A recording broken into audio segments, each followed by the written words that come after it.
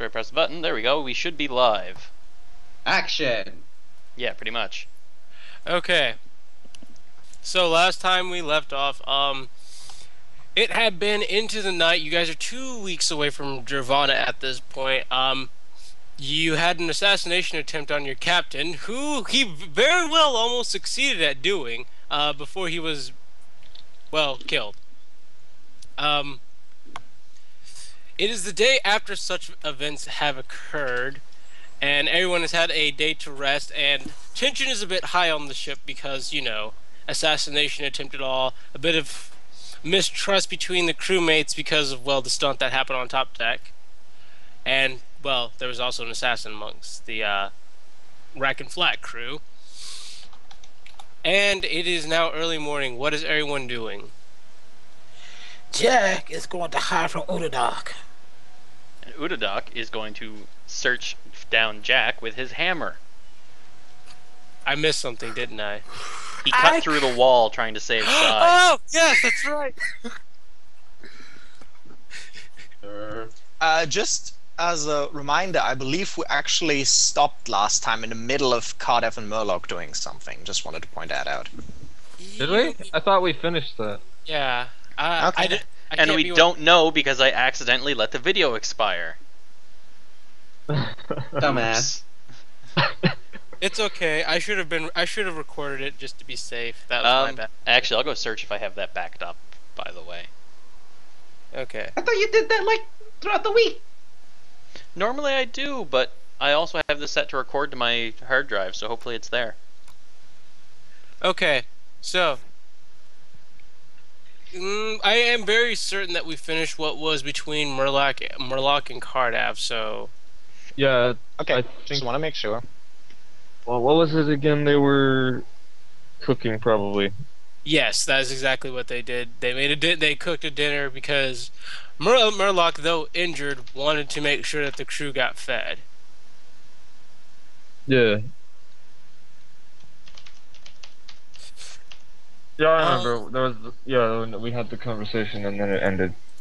Okay. Yes. Alrighty. So it is It is essentially the next day. So, what is everyone doing at this moment? I am going to hide in a crate away from Udadoc. Okay, Metal so Gear Solid now. ha. Alright, so Jack is hiding inside of a crate. Josh, what is Belcar and Mr. Scruffy doing? Are you guys in your room early morning, asleep in the bed? Because I assume that's what you guys do. Because you guys you and Mr. Scruffy usually sleep in. We are trying to connect to the server and spamming Twitch chat. Ha! Scooby, please.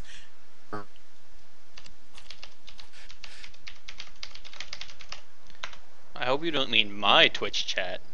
Yes, I do. Even better. That means I get to ban you. Yeah, for some reason ham and cheese isn't working for me, so I'm trying to fix that. Alrighty. So for now we're asleep, yeah. Alright. Donna's in her room. Udadoc, where are you? Looking for Jack, I'm assuming? Mm-hmm. Alrighty, I'll allow you to roll a perception check, and Jack, you need to roll me a hide check.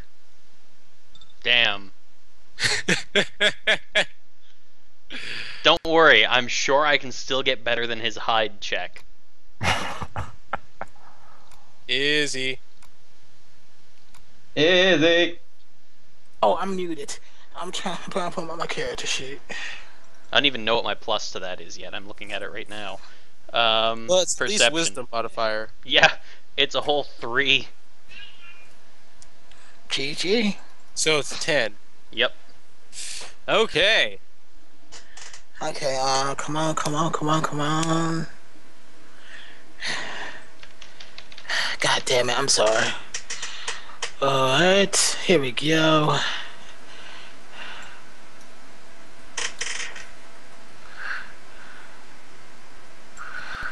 Hide. I want to see hide. Being stealth? Yes. Okay, that's a -3.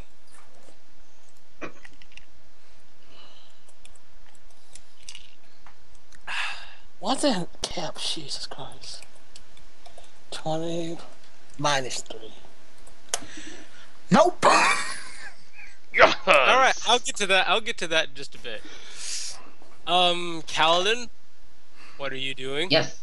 I'm just looking through a list of stuff I'm gonna, well, going to make today. So, talk to me later. Okay, so so I'm guessing you've already prepared your spells and such for the day then. Yes, I have. Can you guys Okay. hear that? Yeah, Yes, I know what that quite is. loudly. Okay. I think my headset's dying here. I think I'm gonna have to restart my computer. I will be back briefly. All right. Good way to start session. Yeah. Yep. Well, I mean, just ham and cheese for some reason refuses to work. So. What is Hammond? Never mind. I was gonna say I'm not entirely sure what he's talking about, but anyway. Let's see. Shade is piloting the ship as per usual. Enoch, what are you doing? I would visit the ladies in the med bay, actually. Which is what I was about to do before I nearly got killed multiple times, really. Okay. Let's see. Let's see who is still left. Oh yes. Before we do your part, I must also ask, what is Cardav doing at the moment? What time of day? It is probably now. It's early morning. Let's just go early morning. Has everyone eaten? No, no one's eaten yet. That is something that has not happened. Well then, he'll be doing his job. And of course, Murloc will be assisting you. So that's what he does. Alright, so because I got to them first. Ooh, wow, that's really good. You mean bad? It's good because I have a bonus. That's the Oh bonus. well, yeah. Murloc is on his. Murloc apparently getting stabbed puts him on his A game. Yeah. Damn. It's like a saying. Alrighty, so we'll get to Udadok first. So Udadok, having already prepared his spells for the day, remembers what happened to his ship the other day, and begins looking for Jack, who he finds is not in his room. You begin your search for him for a while, and as you are searching for him, not really aware to where he is, you notice that the warg puppies are hanging around a specific crate. Excellent. They snitched Excellent. me out. They snitched So, do me you out. have like a trick box spell or something? You know, bag of snakes? Oh. Feral monk! Oh, don't worry. I have the perfect plan. I really do. Please. I'm really Do glad I something. prepared everything I need for it. First things first, I'm going to find said box. Alright, so you can definitely hear someone is breathing inside that box. Perfect. I'm going to animate rope and tie up the box.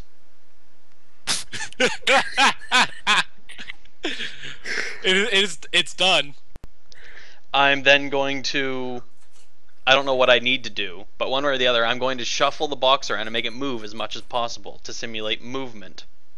Levitate. Good enough. Well, I don't have that, but I could... I don't know. I can enlarge person myself and move it around as much as I can. Next thing, I'm going to cast Mirage Arcana. Alright. This floor of the ship is now a desert island. Does he get a willpower save to avoid this? Well, not until he sees it. Ah, good point. And then I'm going to leave.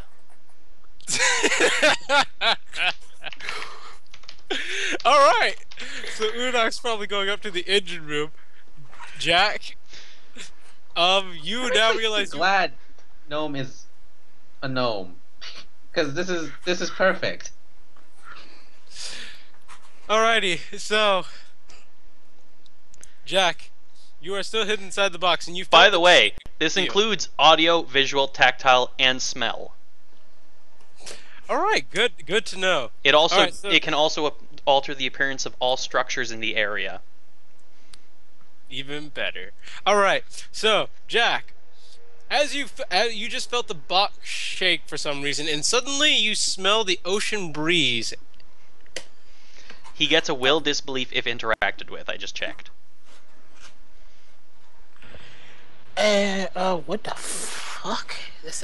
Why do I smell the ocean? Okay, I try getting out the box to take a peek. All right, as you try and get out of the box is tied up. Are you fucking serious? I pull out my sword and slice through the roof of the box. All right.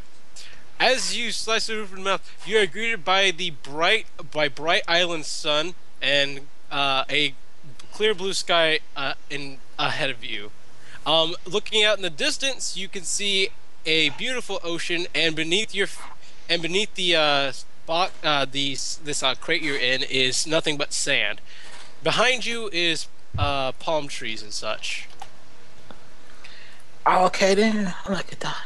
When did I? The hell did I fall asleep? I could have sworn I was in the box for like an hour. The fuck? I get out the box and try to view my new surroundings. All right. Give me a willpower. A will save. Gladly. Please, please, please fail. What that roll to beat it? Let's see. It's 10 plus the spell level plus Udadok's int modifier plus it's an illusion spell, so another +2. So, yeah, it's a lot. My int modifier being 4, spell level being, that is a 5th level spell. So that's 19, 21. So I'll go 21. Okay. Good thing he's a gnome and an illusion specialist, getting that extra +2 to his illusion spells. Which counteracts Banner. Yep. And he doesn't disbelieve it. As you touch one of the palm trees. Wait. It ain't over yet. Resolve. Yes.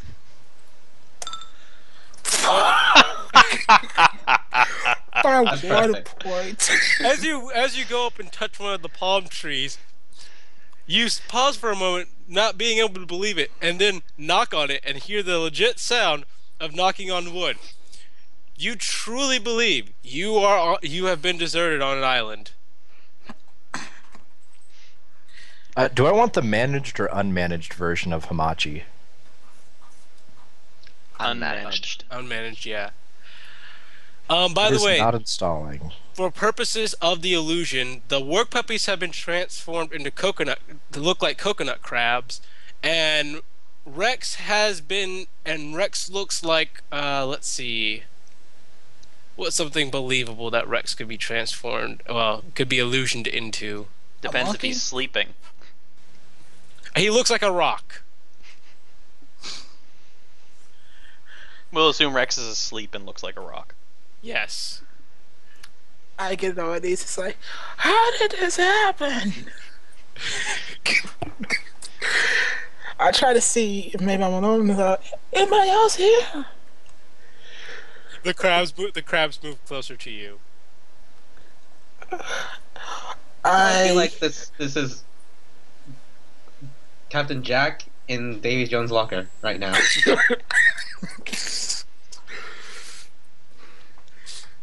Hello. No, nothing. I will calm the rest of the crew and let them know that Jack is currently stranded on a desert island in the bottom of the ship, and they should probably check on him in an hour or two.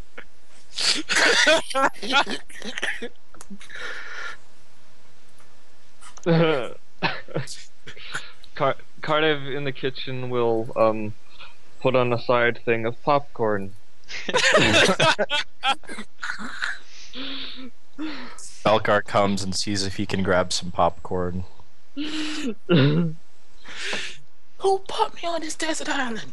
And Cardiff, of course, will give Belcar popcorn. Sweet. By this point, the only all right, so Ultras has come to watch too because she thinks this is absolutely hilarious. Belcar offers Ultras popcorn. She accepts not knowing what popcorn is, but enjoys the taste of it. I will go try to swim it out. I will go to try to go to the sea. I will try to find inhabitants. All right, so you venture deeper into the island and you find an impassable barrier of trees. I'll pull out my sword. Oh no! This can only end in two ways. One of which is him slicing through the ship and falling. The other is you notice what he's doing before he does it and just kill him outright. A possibility, but we'll see. Hey, it's your fault. All right, so you take out your sword. I touch it slightly. The trees do not ignite. The hell? What kind of trees don't ignite? These Belcar are- walks down and says, "Hey Jack, what's going on?" Do I see- What you see instead of Belcar is another coconut crab, except this one's chirping and squeaking at you. Belcar, I think, also has to make a will save, doesn't he? So what now? Does Belcar not have to make a will save as well? Oh god damn it! Actually, you're no, I right. told him, so no, he doesn't. Yeah. Yeah. Otherwise, he would. The real question is, would I get the banner?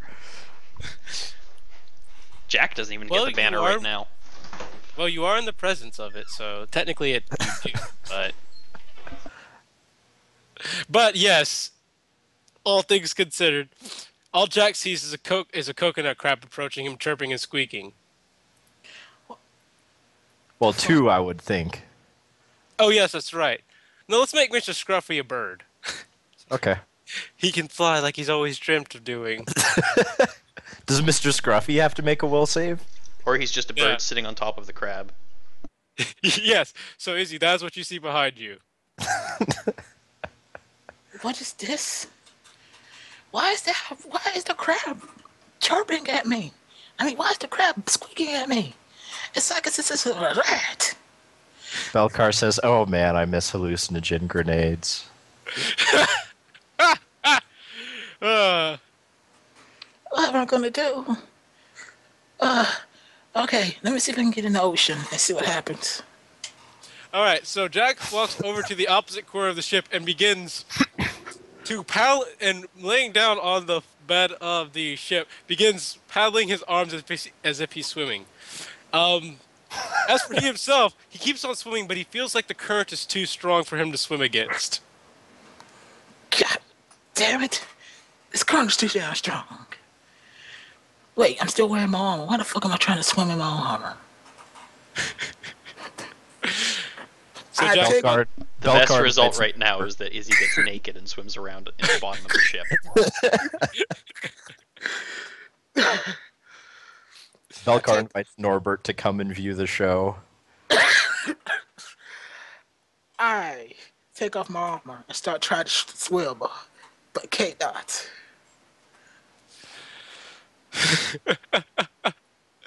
alrighty.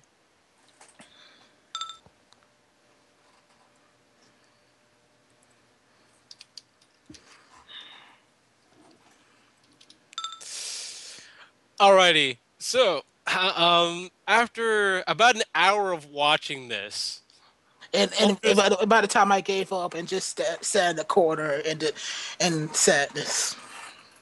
alright, Ultras come, rings Udadok. She goes, "Alright, it's been an hour. I think he's learned his lesson." Are you sure? Not entirely, but I believe the captain wouldn't want him tortured any more than this. Are you sure? I can't exactly be sure. Come ring the captain, actually. Is she going to, or should I? No, you do it. Okay. And I shall message the Capitan and ask. Who has been having a Capital. conversation with the lovely ladies inside the med bay, but we'll get to what he was talking with them about later. Yes. So, I don't know if I told you, but I may have played a small trick on Jack, and he may or may not be swimming in nothingness in the cargo bay for an hour. Why? He cut my ship.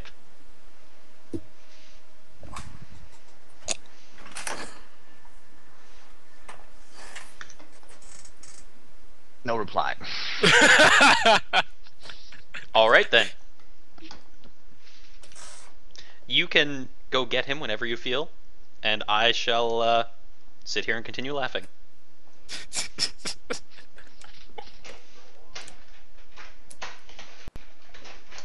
And I do All right. so.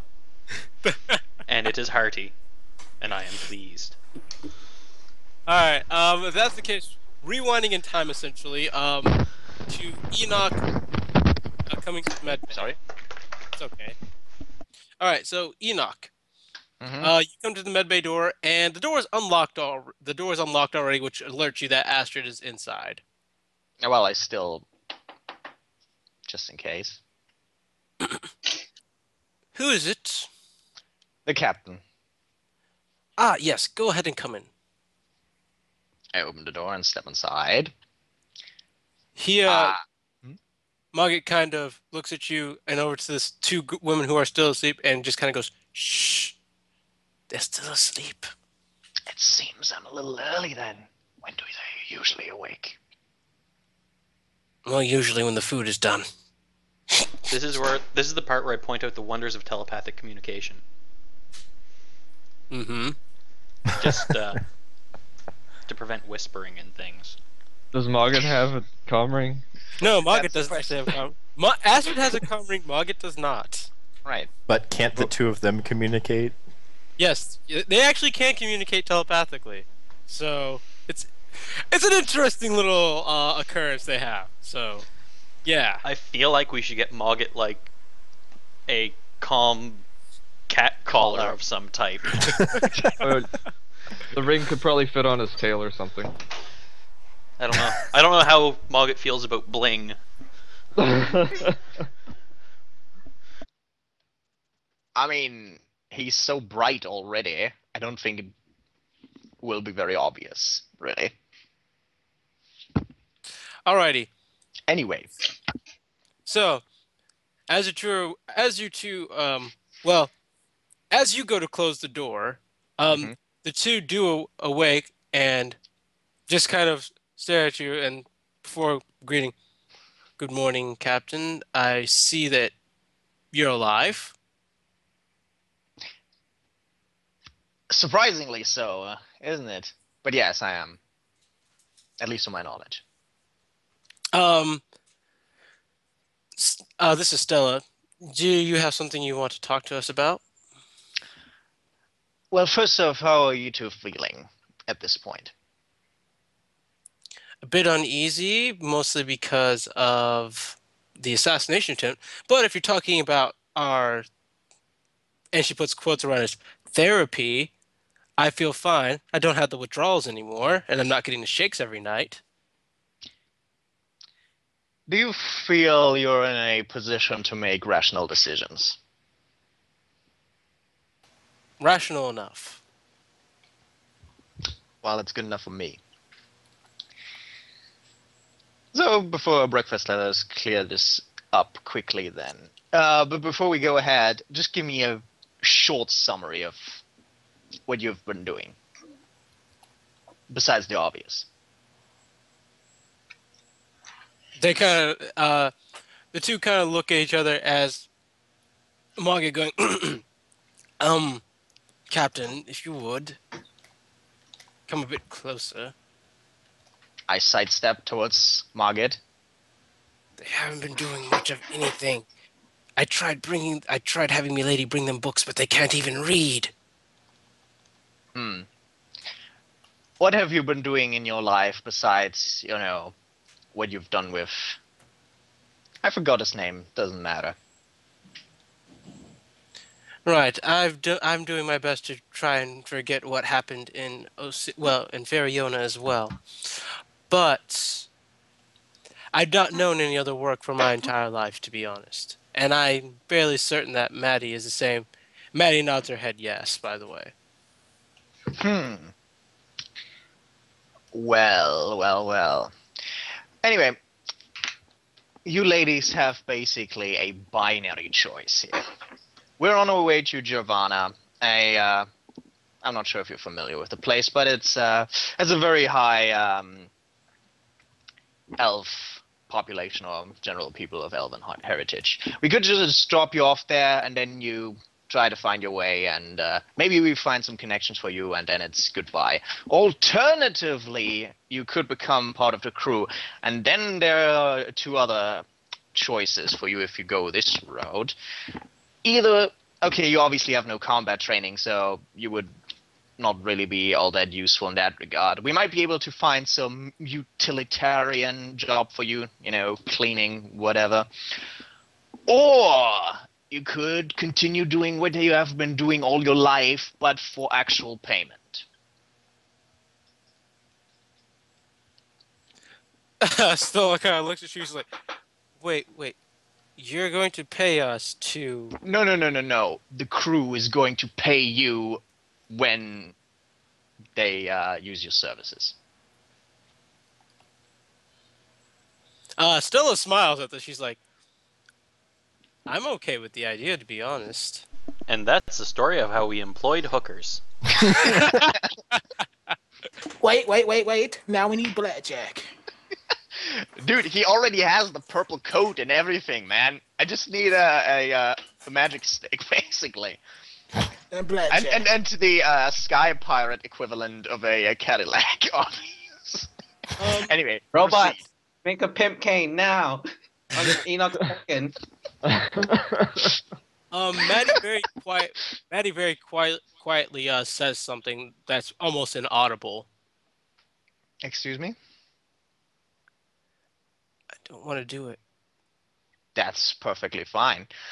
She's like, I don't mind staying on the ship, but I don't want to do that work anymore. I only got into that when I was 14. It was because our family was in debt. I don't want to do it if I don't have to. That's perfectly okay. We will find some other employment for you, and then you will just paid like the regular rate of the crew. Obviously, Yes. your basic needs like food and sleep are already covered anyway. Maddie simply just nods her head. As Stella just kind of rolls her eyes, she goes, "You're being a hard ass about this, really. It's all fun and games in the end." Maddie simply just kind of shrugs her shoulders at the comment. At this point, this is where you get the comm ring by Uderdok. And they will see that I will just blankly stare at the wall in a mixture of disgust and just lack of belief, really. And the Not kind of even a face hint of amusement. Well, it's not The my kind of- fault. He did it. the kind of face that you make when you wonder why the hell you're even here. Well, sorry. God. Excuse me. All right, so, at the very least, Stella takes notice of this, as she goes, "Are you okay?"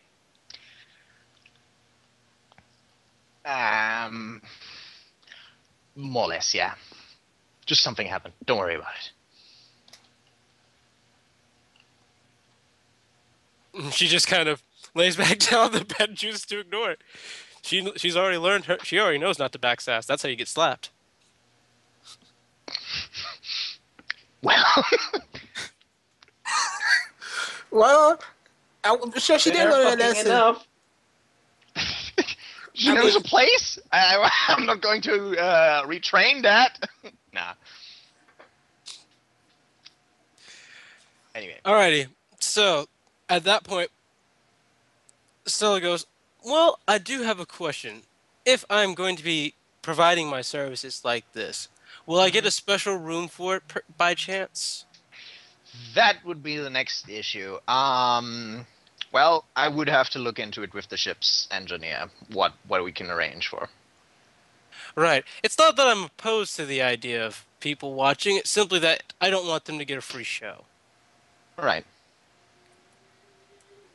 Maddie looks disgusted, and you could tell Mogget's kind of got a bit of a ugh face on his little kitty face. On his kitty face. Yes. Disgusted kitty. They have another look? It's like I'm too prim and proper for this shit, motherfucker. Astrid is vomiting in her armor. Yeah, Astrid is abnormally still and silent. Well, you were trying to rehabilitate them from being addicted to drugs. Right, that we were successful in. Anyway, I turn to Margaret. Is there a problem? No, no, I'm just not used to openly dealing with Well, stuff. your help in this matter will come to an end soon enough anyway, so don't worry about too much about it. Stella points at Muggy. She goes, "That's another thing. I was very certain that that talking cat was hallucination. Where the hell did you pick that thing up?" Actually, that's not really something you need to worry about. I'm sorry. I was just curious because this is the first time I've ever seen a cat that talks so proficiently well. Well, it's a strange world. In any case, respect the cat as you would respect me. Oh God! Why? Why would you leak that? That's horrible. Well, you laughed. So I mission know. accomplished. Good enough. Good enough.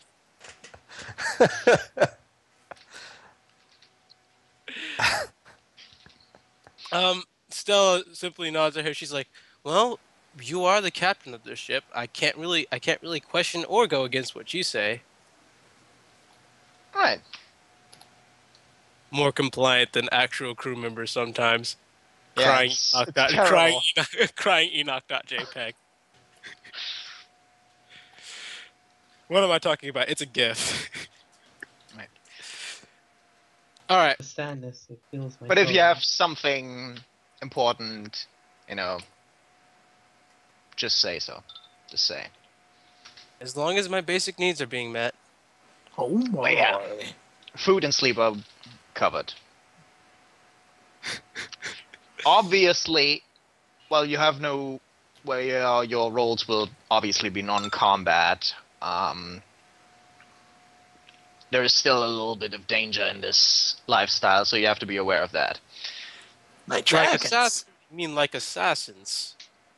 For example, or other ships blowing our ship up, which obviously our very competent crew will not let happen, but it's still a thing that should be kept in mind. Maddie looks unnerved by that statement, by the way.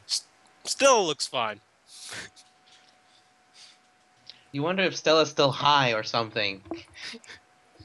Well, Midnight, again, I very much recommend, if you're unsure about this, to just start a new life in Javana. Thoughts crossing my mind. She says once again very quietly. Are you okay? Don't speak up too often. It's not a good thing to do. Mm-hmm. Well, you don't have to be that quiet, but it's okay. Anyway, ladies, anything else we need to talk about here? When's breakfast? It should be soon enough. I'm sure Cardiff is working on it. Actually, I will leave you some time to think over my proposal. It will take a few more weeks until we're in Javana anyway, so don't worry about that too much. By the way, when you say Cardav, Do you? I haven't learned the names of everyone on the ship yet. I apologize. I He's know a- your name. Yes, the dwarf. Wait, the dwarf is the cook? Yes. I Well, thought and he the was- fishman. Wait, the They have fishman's been. real? The fishman is real. Yes. I thought that was just like a costume. He raises his finger, and it looks like he's about to say something, but just waves it off. No, he isn't. It's like I ain't got time for this shit. She thinks about it for a moment. Well, I've never done it with a fishman before. Oh, fuck off! Really? Oh. I regret to inform you that from past experience, he doesn't really seem to be all that interested in landlubbers. I was just saying. Yeah. It'd be a story to tell. Hey, I how about guess that so. time? Girl, I let me wasn't tell involved. you. Girl, let me tell you. Man, I fucked the fish, man. Oh my god, he was the best. It- Well, it's Shut gotta up! be Don't like describe it, please. it'd be like that episode of Futurama where Fry tries to date the mermaid. Yep. Well, that's the thing. We know Murloc is sexually mature, but is it like mammalian reproduction? Or actually more like fish reproduction, which then obviously would be extremely odd. Time to As ask. Robot No, pointed I've out. already asked this question and I know the answer. Shut the fuck up. You have to ask Let Astrid. us proceed anyway. But yes, proceeding forward. So at this point, Cardav and Murloc have finished making breakfast. Murloc in the kitchen has been on his A game, using a correct. Well, actually, I'm just gonna role play this out a little bit. Murloc mixes a blend of Osivian spices together and passes it over to Cardav. As he goes, Cardav, will you taste really quickly? I'm not sure if Murloc got this blend correctly, but Murloc want to start using this more often. Aye, alright. I'll have this. He gets a spoon that they're not using for storing or whatever and tastes. Cardav, all right, Cardav's senses are overwhelmed. He has, in fact, nearly perfected exactly what you guys were tasting in Osivia with this particular blend of spices. Tell Murloc, me we this get is- curry now. This is perfect. Almost. I mean, this is amazing. Well, Murloc only just was kind of guessing. Murloc noticed that blend of spices we kept on using, or that the book kept on saying, felt a little off. So Murloc might view adjustments too. Well, those adjustments were certainly worth it. Hopefully the crew feels the same way. Murloc shakes his head yes as he goes. So what do we put this on? Murloc not 100% certain. You could pretty much put this spice on anything, by the way. You could put it It on. is curry. Well, I don't think anything that we have would suffer from it. Hold on a moment. I'm getting asked a question that I must answer.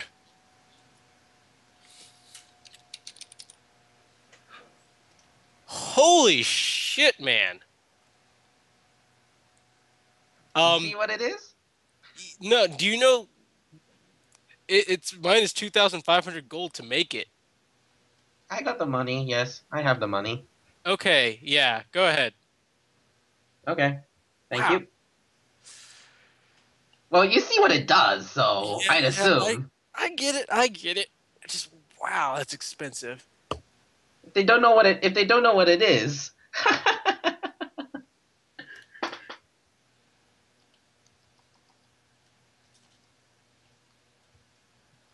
Anyway, continue. Sorry. I know. I'm just reading this stuff. This stuff is amazing. Okay, my bad. So right now you guys are still making things like fish and roasted pheasant and eggs and fruit and stuff for breakfast from your cash stash from Osivia, essentially. And Murloc suggests an interesting idea. Spice fruit? Well, why not? The crew thinks we're doing all this fancy Osivian stuff. We can just pass it off as that. Murloc shrugs his shoulders. Works for Murloc.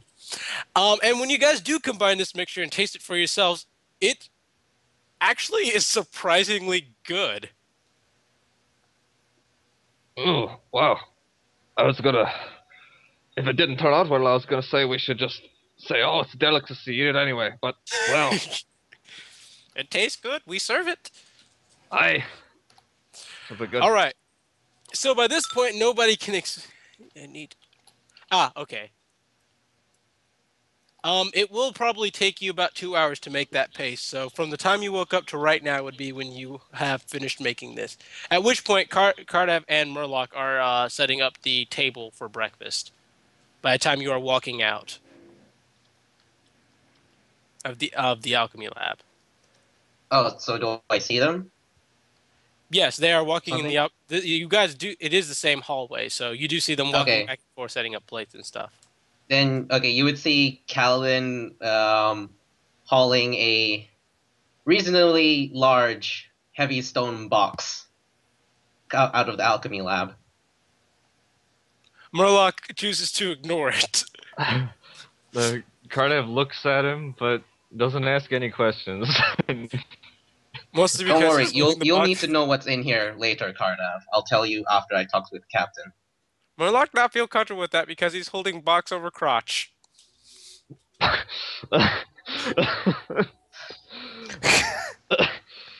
Kaladin just does a heavy sigh and walks on. Remember to wash your hands. Definitely. Where be the captain at this time of day, though? All right, when you check Enoch's room, you knock on the door and you are met with Isis holding book in hand, and she goes, "Oh, Kaladin, how are you?" Morning. Have you seen Enoch? He went to go check on the two ladies up in the med bay. To climb up the stairs again. What's Thanks. in the box? Don't open it. I don't like where you're holding that box. I really just don't. It's heavy. Anyway. Don't open the box. Holding box. Because he's not a manly man. It's my dick in a box. I just feel the need. I don't get why. Whatever. Alright.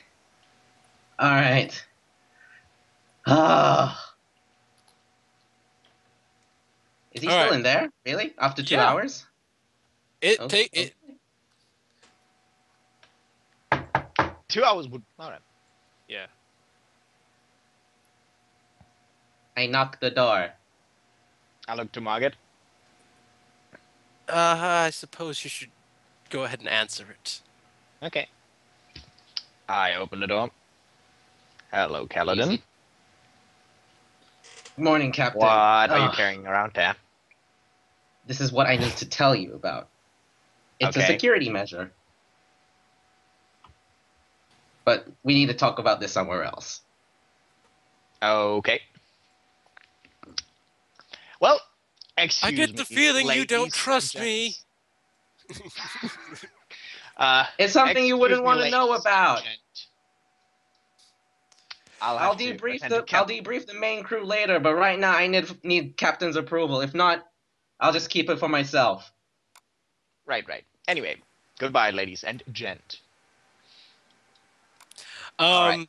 Most Lead of the them way, say goodbye, but mostly because I have to just. Stella does an extra special friendly wave to Kaladin. Kaladin's like, huh? He just raises an bitch. eyebrow. Random good news, everyone. I believe What? I have found last session's video. Wonderful. Yes. Hey. That is all. Alrighty. All right.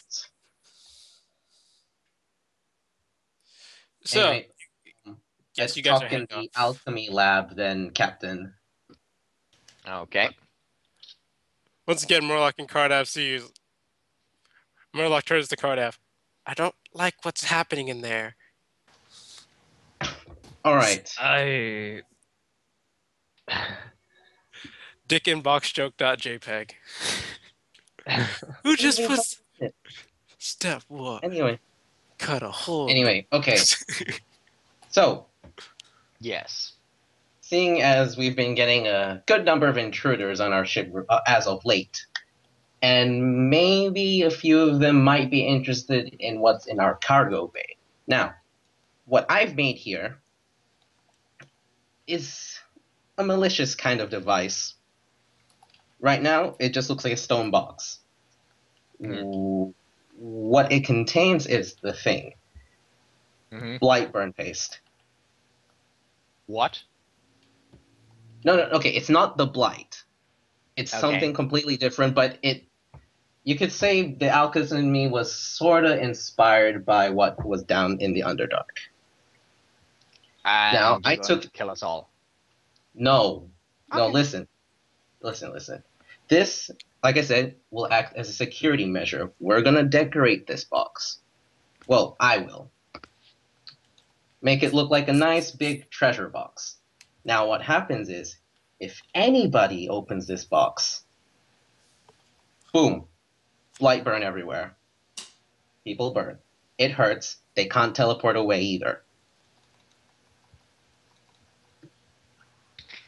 That would protect us against robbers, but what about, assassins, for example? Well, assassins, no, but this is against any people who would probably want to go into the cargo bay and take a few things without permission. Now, how do we keep Jack from killing himself with it, though? That's why I'm going to tell. I'd be more the concerned rest of about Belcar. Yep, that's what I was about to say. Yeah, Fine, Enoch would Fair. Like I said, I'll be informing the rest of the crew, but I want your approval whether this should be employed or do I keep this for maybe some other day where we can maybe trick a noble or so offering a chest of gold where when he opens it, boom. I like both ideas, but go ahead and inform the others of it. I But will make do. sure you all know. Also the normal crew, correct? Yes. Will do. Probably will call to a meeting after breakfast then. Or should I just do it individually? I think after breakfast there will be a good opportunity for you to announce this. You'll see. All right. Very well. So now in it the is. meantime, I will hold on to this box, because I don't want it in the cargo bay right now. All right. So now it is officially breakfast time. Hold on one moment. I have a question that I forgot to ask last session.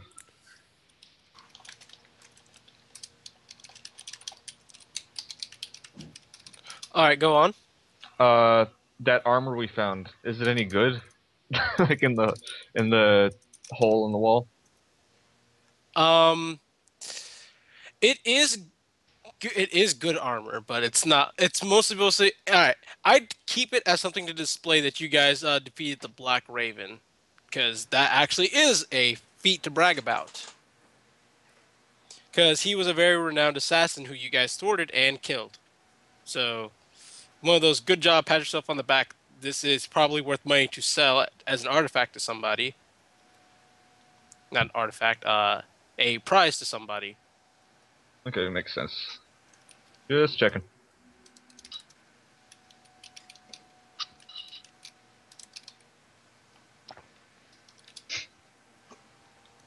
Alrighty.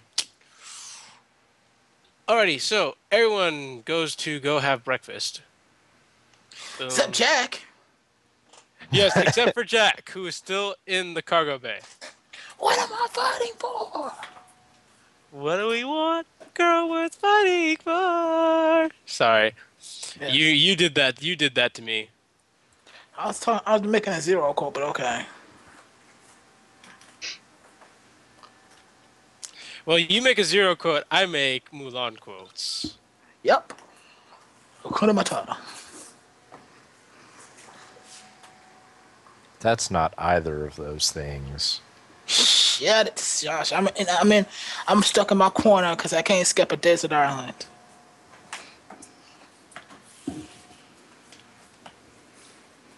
Man, I threw it on the ground. What, you think I'm stupid? Actually, no. Kaladin. Okay, no. The box will be left in the alchemy lab, so no one can actually see it. The only person who has seen it is Captain And Cardive and Murloc. and Cardiff and Murloc, but they don't know I'm gonna disguise it later. So anyway, So probably the only how person many? I'll actually tell about the full details of the box is Cardav and Enoch, because Cardav is quartermaster, so he has to know which box not to open.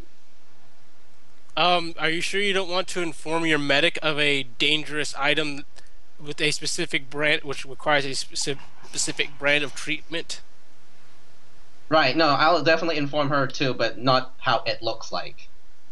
Well, actually, no, I probably have to do that as well, but we'll get there when we get there. So, I guess the question is, how long do we leave Jack down there before he tries to kill one of the warg puppies and eat it?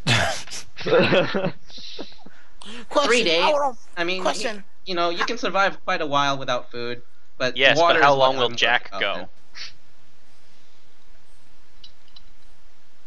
Question. Can I just? Well, how often can I roll a save on that? You only get once. You only live once. You only get it once. You only live once. You know what the best part is? It's concentration. So as long as he's concentrating on it, which you know he is. Mm-hmm. Can Nope. you concentrate while eating? No, the second best part? Oh yeah. I have effortless trickery. Yeah, that illusion's not going down anytime soon. I'll just put it that way. Well, Jack was still sitting in his corner, his armor back on, wondering how the hell he got here. Alrighty. So it is breakfast time, and everyone is present except for Jack.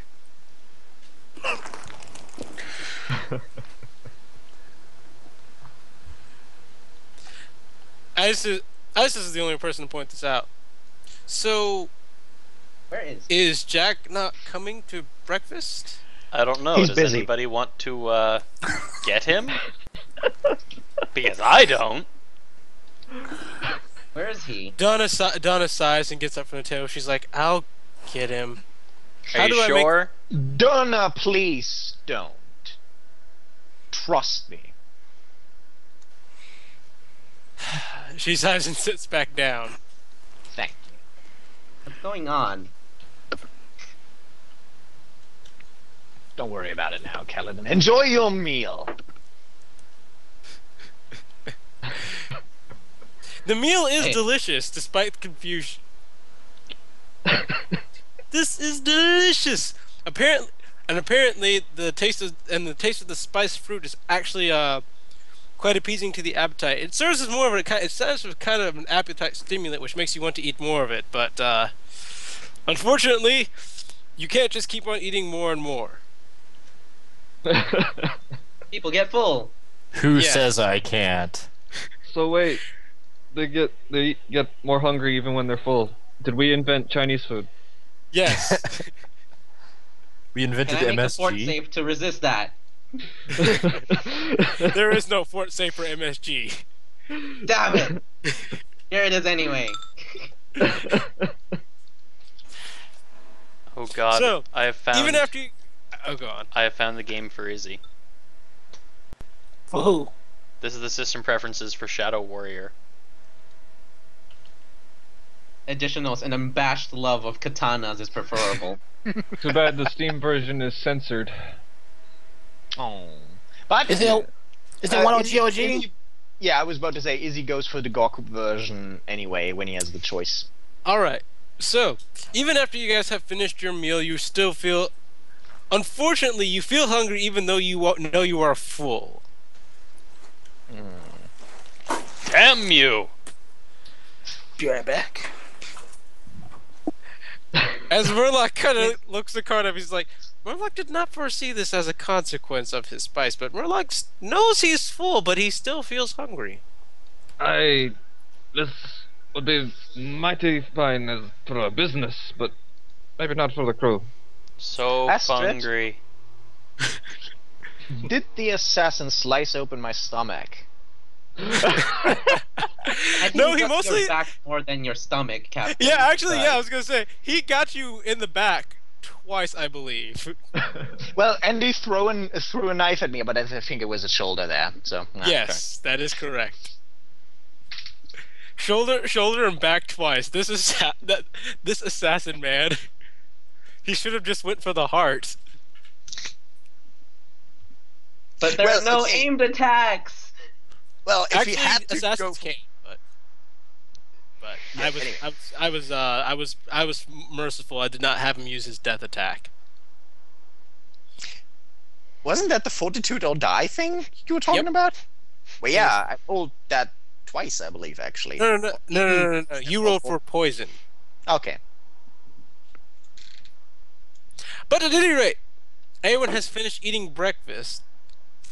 And Murloc, realizing that everyone probably still feels full, still feels hungry even though they're quite full, goes off and grabs something into the kitchen and grabs something a bit lighter, some bread, and passes it around as Murloc goes to rescue.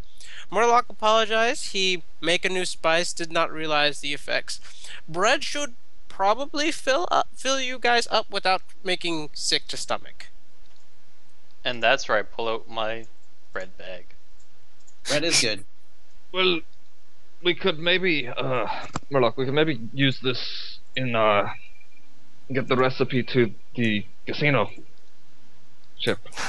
Murloc, notice he's like, Murloc think that a brilliant idea.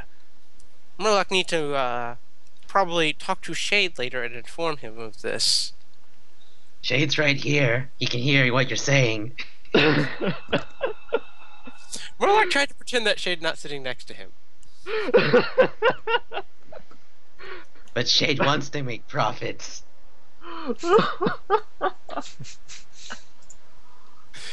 But at any rate, yes, I realized that, but UA not being here, I couldn't actually, I know. Sorry. That's the only reason I did. That's the only reason I didn't. After everyone's finished is gnawing on the bread, Ultras goes, "So, Captain, just a curiosity, what is on the agenda today?" Well, for the most part, it will be a day like every other, really.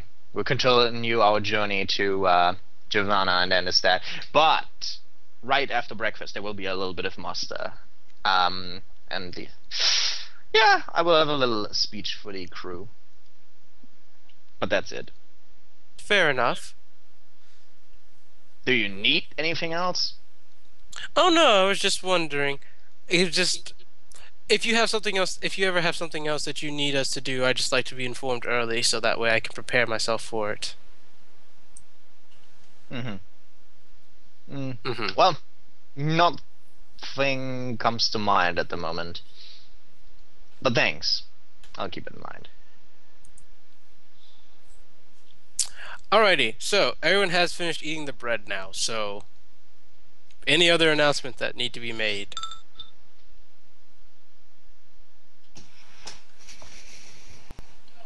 I can't bring to Kaladin that I will leave that in his hands, but it's probably best to just store it in a cargo bay in a obvious spot. And then I also tell Kaladin, since we're communicating already anyway, that he will alert the crew that there is going to be muster very soon. What? Oh, Muster. a meeting.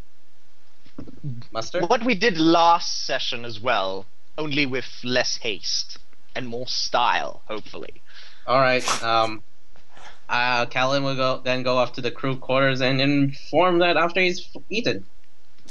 Oh wait, so on the deck, right? Yes, by the way, the crew members have also eaten this pretty much the same meal that you guys have eaten, except they have not been received the bread.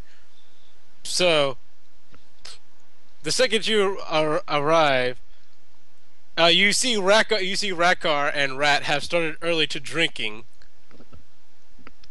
Uh, As hmm. Fezra kind of just looks at you, she's like, "I'm curious. You talk to the cooks more than we do. Did they try something new today?" Yes, they did. You should probably come upstairs and grab some bread. It'll help appease the stomach. But for now, I have to inform you guys we're going to have another muster on deck after we've eaten, so gather up within the hour. But yes, grab some. Get the cooks to prepare some bread for you. It should help with the...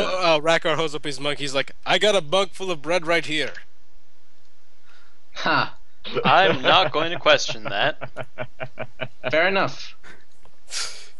But yes, again, Rakar, within the hour, muster up on deck. Aye.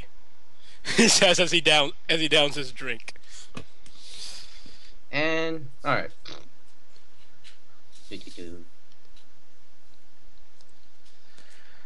All right. The crew has been informed, Captain. Good.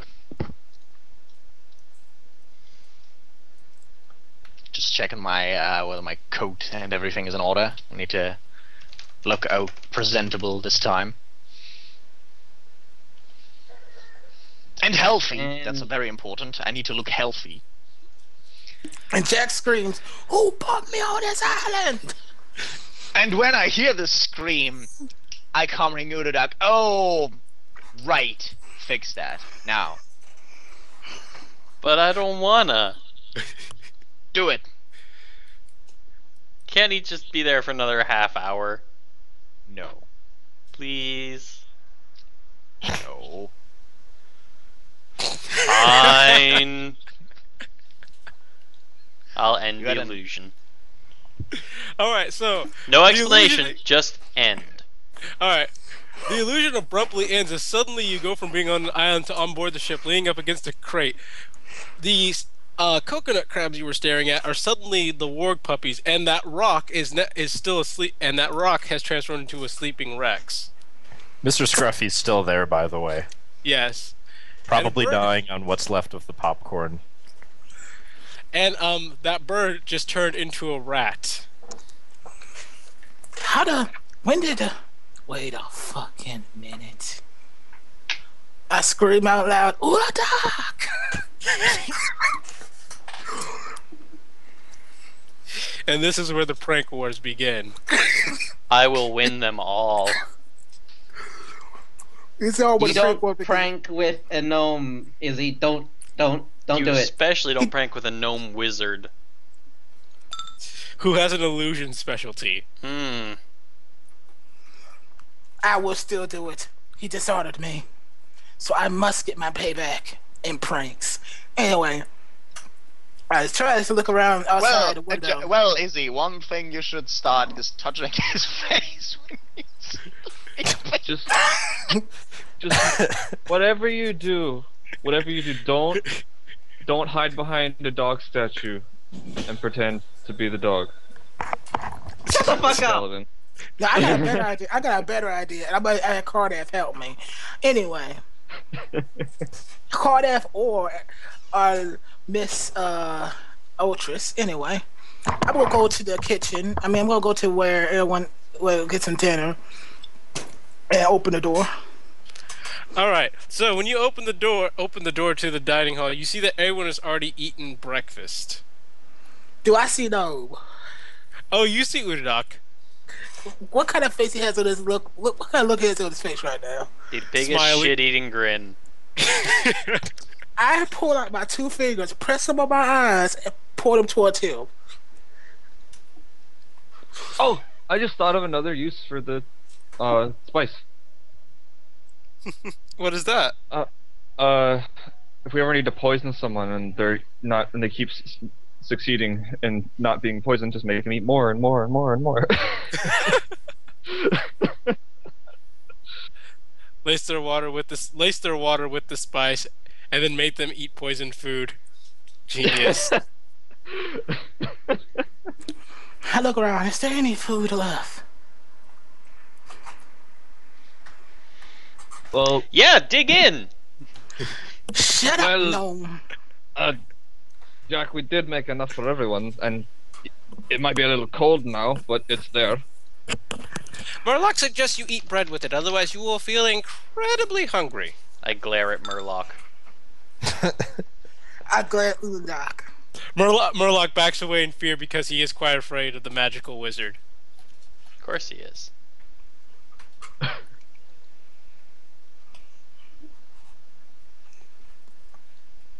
I'll stop glaring, by the I'll way. go ahead and sit down. I actually go ahead, grab some food, and stand near the captain and eat it while standing up. I'm pretty sure the captain doesn't appreciate you eating over his shoulder, but it's whatever.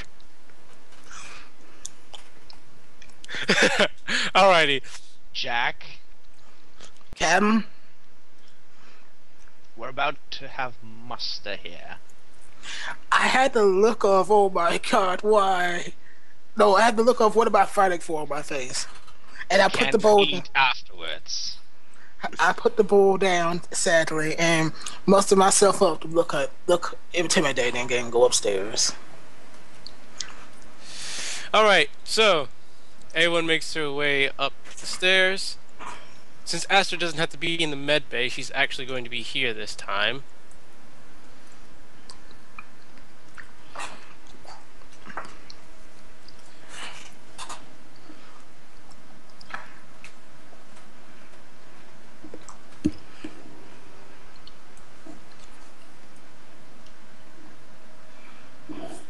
And now I'm gonna think of hideous ideas to do to you now. Mm-hmm. Does it involve banners in weird places? Of course not. Okay. Maybe foot's in weird places. I mean, feet. Maybe books will disappear. Ooh. This is gonna get us killed. You could ask Belcar if he wants to get in on the fun. So now we're gonna be doing pranks to everybody. Alright, so all of the crew is arranged on the deck except for Shade, who is piloting the ship. Well, he's excused. First off, do they look presentable given the circumstances? What about the two Um, ladies? Aren't That was in fact done on purpose. No one told them, and Yeah. they technically are not members of the crew. Yeah.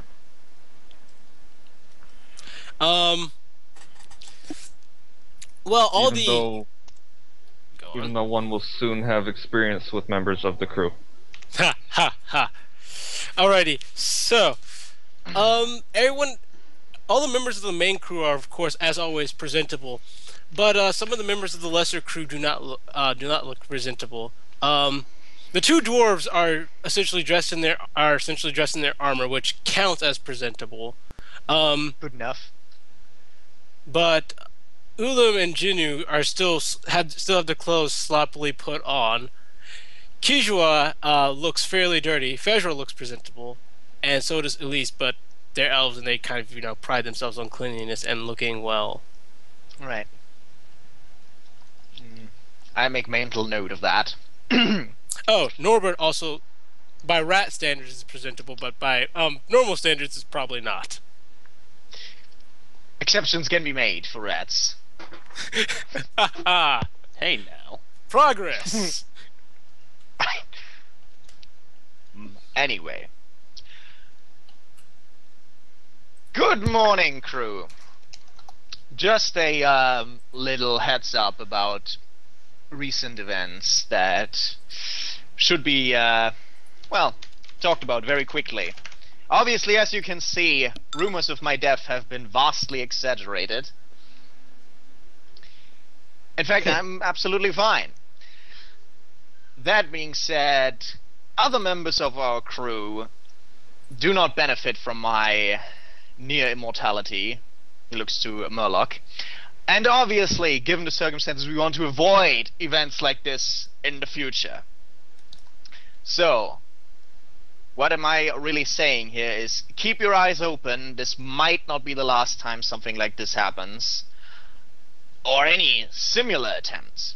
So always be watchful and vigilant. Because if someone you're very valuable, like dear Murloc, dies, then it's you people that are going to miss out on good food, for one thing. Not to mention, you don't want to die either. So, keep that in mind. Alright, that out of the way. Just as a general, just for general information, we're on our way to Giovanna. There isn't, at least at the moment, we cannot predict any sort of, we will not attack any Javanan ships, but if we happen to find other ships, we might. But apart from just general vigilance, there's nothing to be antsy about at the moment. They Well, all seem incredibly quiet. However, after Giovanna, you will have to prepare for quite a campaign, as we will go... Well, actually, I will surprise you, but yes, there's going to be a lots of plundering and pillaging in our future. I shiver a little. Belkar smiles and looks excited. Yes. As a matter of fact, this is the exact same that you get that exact same expression on Donna, Norbert, Murloc, and Ultras's face. Now, since the crew is assembled already anyway, it's still a few weeks, but given Giovanna's particular policies, when we will allow you to leave the ship once we have made landfall in Giovanna, you will have to organize into groups, all led by someone of Elven heritage, and these groups will not separate under any circumstances. This applies to both our, well, let us say lesser crew as well as the crew that is in positions of authority. And, yes, apart from that, anything you would like to bring to my attention, speak up now. Junior raises his hand. Yes. What happened to the two lovely ladies that were with us? They're still here. They are in the process of making important decisions. Raises his hand again. Yes. When will they be made available to us? Captain looks. That is not yours to decide. I think that's why he asked. Yeah.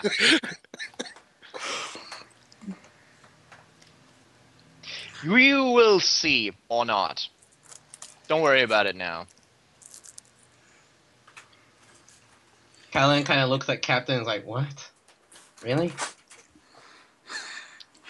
Also, I just look halfway, look at Kaladin and just shake my head. So shouldn't worry about it.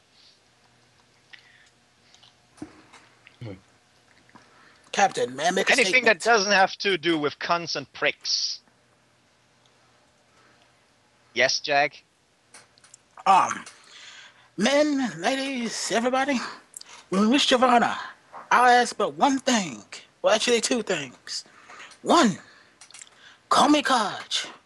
Two, do not mention the raptor in the lower decks. They all kind of look at you and just like, this is a rat. Can we not get some explanation for it? I look at the captain. Does it matter? Well, It's kind Your of hard master at to arms has given you an order, Yes, sir. and it would do Sorry, sir. well to follow it. Yes, Do sir. well. Sorry, sir. Yeah. Belkar is going to speak up and ask exactly what our business in Gervana is.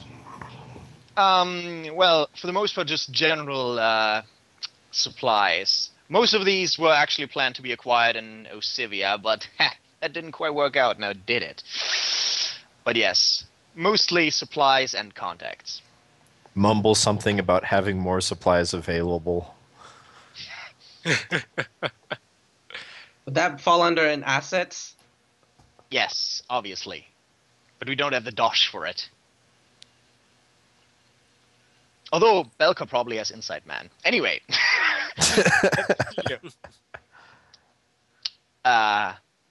Anything else?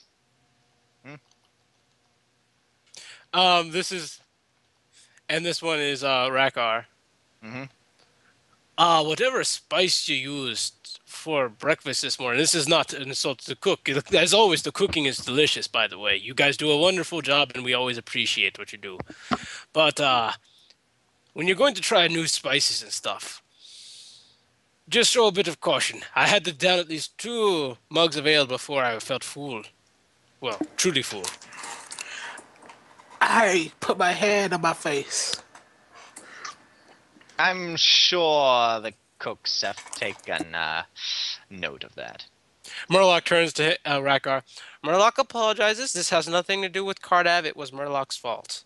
Murloc takes full fault for this, and he promises he will never do something like this again. Karlev pokes his head out the line to add to that. And while it may have made you hungry, Murloc's going to make us a lot of profit with it. Actually, if you sell that shit in Dravana, that's bank. I'm almost guaranteeing. Yeah. But that's just a side note. Gentlemen. Alright. So Well- this is Kishiwa this time.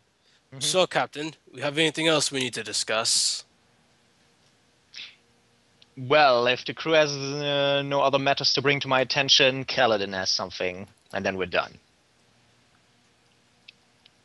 Kaladin? Alright.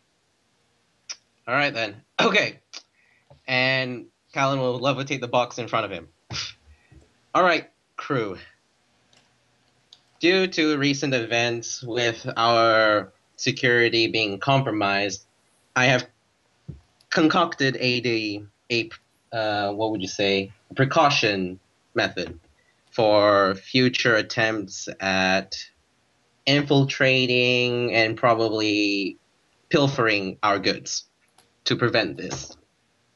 What you see in this box before you is essentially a trap box. But It looks like a in- box made out of rocks, says Yes. Junu. Yes, let me explain.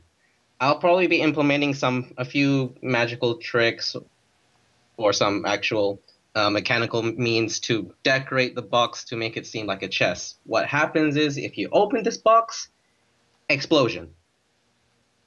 Nothing that'll harm the ship though, but it'll hurt the hell out of any living thing near it. So, don't open the box. 2, it will What's be in the the cargo bay. box? Explosions. How do you contain explosions in boxes? But what if Bitch, we I'm an like alchemist. explosions? Magic. Anyway, I'm an alchemist. I can do this. Anyway, I don't gotta explain I shit. warn every It's magic. I warn everybody to take precaution. Do not open this box. I'll probably inform what it will look like in the future when I've completed it.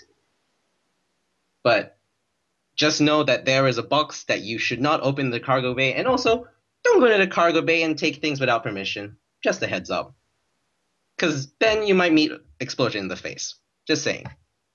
Why else would I have a ring of invisibility? That's just a joke. I don't actually say that. Okay.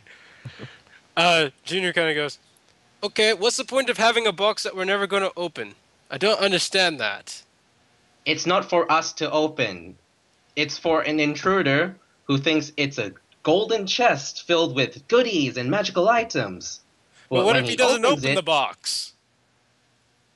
well, I'm gonna need to talk with our local wizard here to do something about that.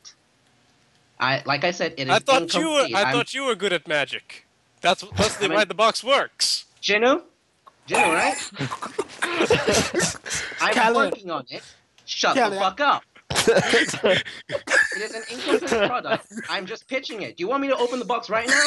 It can kill every single one of you guys, no problem. I guarantee that. His brother slaps him as he goes, "Shut up." Thank you. God damn Both it, of you? Jinu. Both of you? You two. Ulim, Jinu? Right now? You're on my shit list. Let's be honest. Oh, just like, I didn't even do anything. No, Ulim. I remember the other day. When you were with the lady. Back in the crew chambers. Alright? You were making a stink eye at me. Don't think I'm oblivious to that. I give the stink eye to everybody. No. This was you wanted me out of there kind of stink eye. Oh Sure, I my was interrupting, but goodness. it's not your place to say anything. Anyway.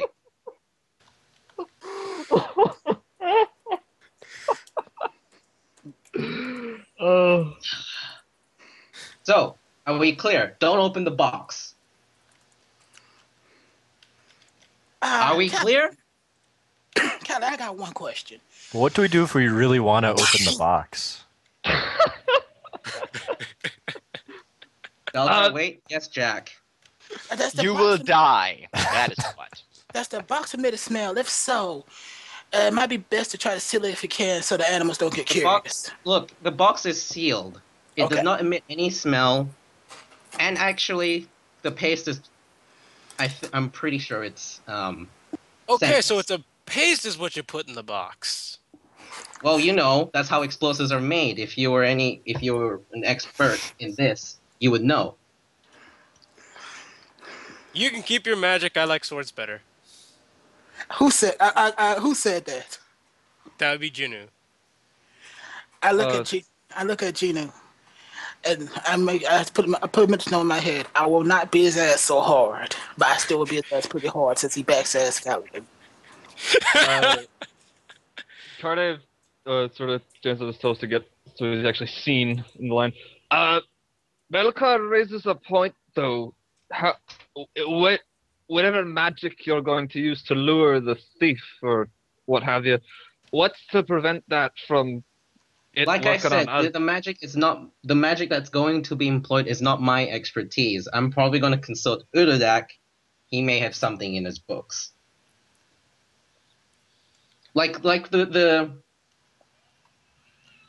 how do I explain? Like with the specified symbols of striking, things like that. You can like set them up as security triggers where it won't trigger on members of your allies, but it could trigger on strangers, things like that. So we So like can't a open the rune. box? Belcar, I just said, don't open the box. Rekar is he's like, How is this like sick are you runes? Huh? Is this like runes? With the magic to attract the person or the explosion? Yes. Who knows? The wizard's going to Don't handle worry the... about it. Right now, you don't have to worry about... All you need to worry about, don't open the fucking box. Simple as that. But it looks like a really cool box. Do you want to die? Ask yourself that before you open the box. If it's yes, by all fucking means. Oh. Captain, never make me do this again. Shit. No, I will make you do this often now. Now you can see what I deal with every day. Rekar, I was he's like, Astrid, Jack has a Urudak, point. He'll talk to you after. This is Rekar. He's like, you know, Jack has a point. He deals with us every single day. I barely even know you. But you will treat him with the same respect as you treated me. Oh yes, if not more. I'm treating him with respect. I'm just saying he doesn't want to deal with us. I feel insulted. Well, It's not his main duty. yeah, exactly. I don't do this often. I'm not good at it, as you can obviously tell. He's not good with a lot of people, but he's a nice guy. I don't know. You're giving off quite an air of authority right now. I'm kind of wondering if this is how you got that reputation as being a fierce freedom fighter or whatever. Who said that? I You can bust out say it's laughing. coming back up.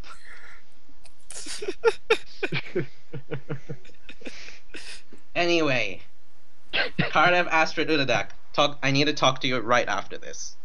That is all. Ugh, freaking. I calmly and Kaladin. Point out the ones who had backslashed you, and I'll make sure they get extra tough training. At Cogring Jack, you know the guys on my shit list. Go fucking ahead. Those two, gotcha. They get to fight. They get to fight Rex and me. At the same time. After Kaladin has stepped back, you can hear there is a bit of chuckling amongst the regular crew members. I stomp very hard. And they stand straight back up. Belcar joined in the chuckling, but as soon as Jack starts going all authoritarian, he's going to use his invisibility ring and run away.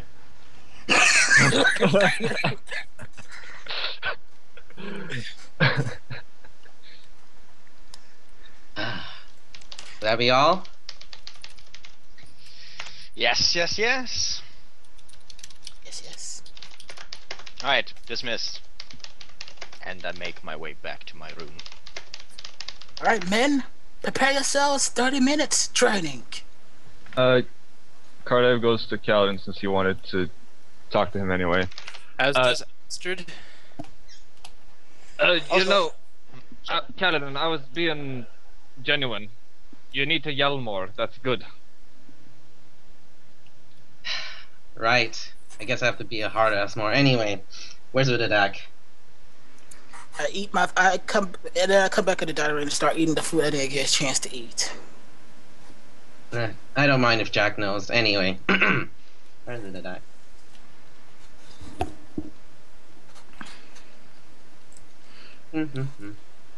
I'll just assume Gnome is here. He's probably. I would still be on the deck, as you would see for the time being. By the way, Jack, as you are trying to move, roll me a acrobatics check.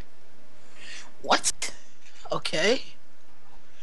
Oh, come on, fuck me. Not today. Ha ha ha. Not today, Lucy. All right, you fall flat on your face. You look and see that your sandal. You see that your sandal straps in your shoes have somehow come loose, and the regular crew members can't even contain their laughter. They just. Oh God! Hold on, just a sec, see? Just hold on a second. Okay, I look towards them and do it. Okay, I'm doing an intimidate check.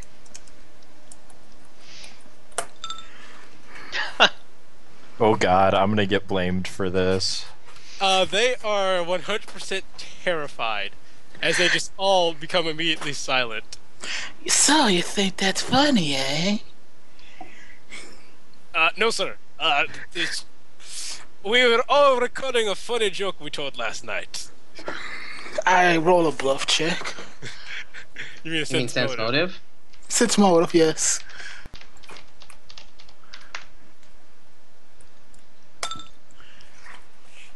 Well, clearly they're lying.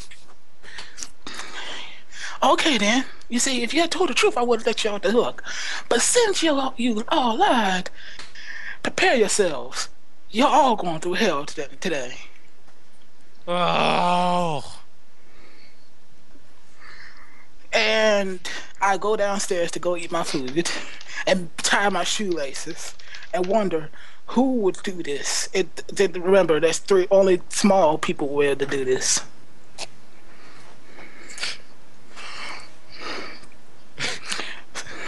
Anyway, And I know it Why wasn't did it- Udadoc. So it had to be the rats. I knew I that was not- gonna get blamed. You didn't go invisible.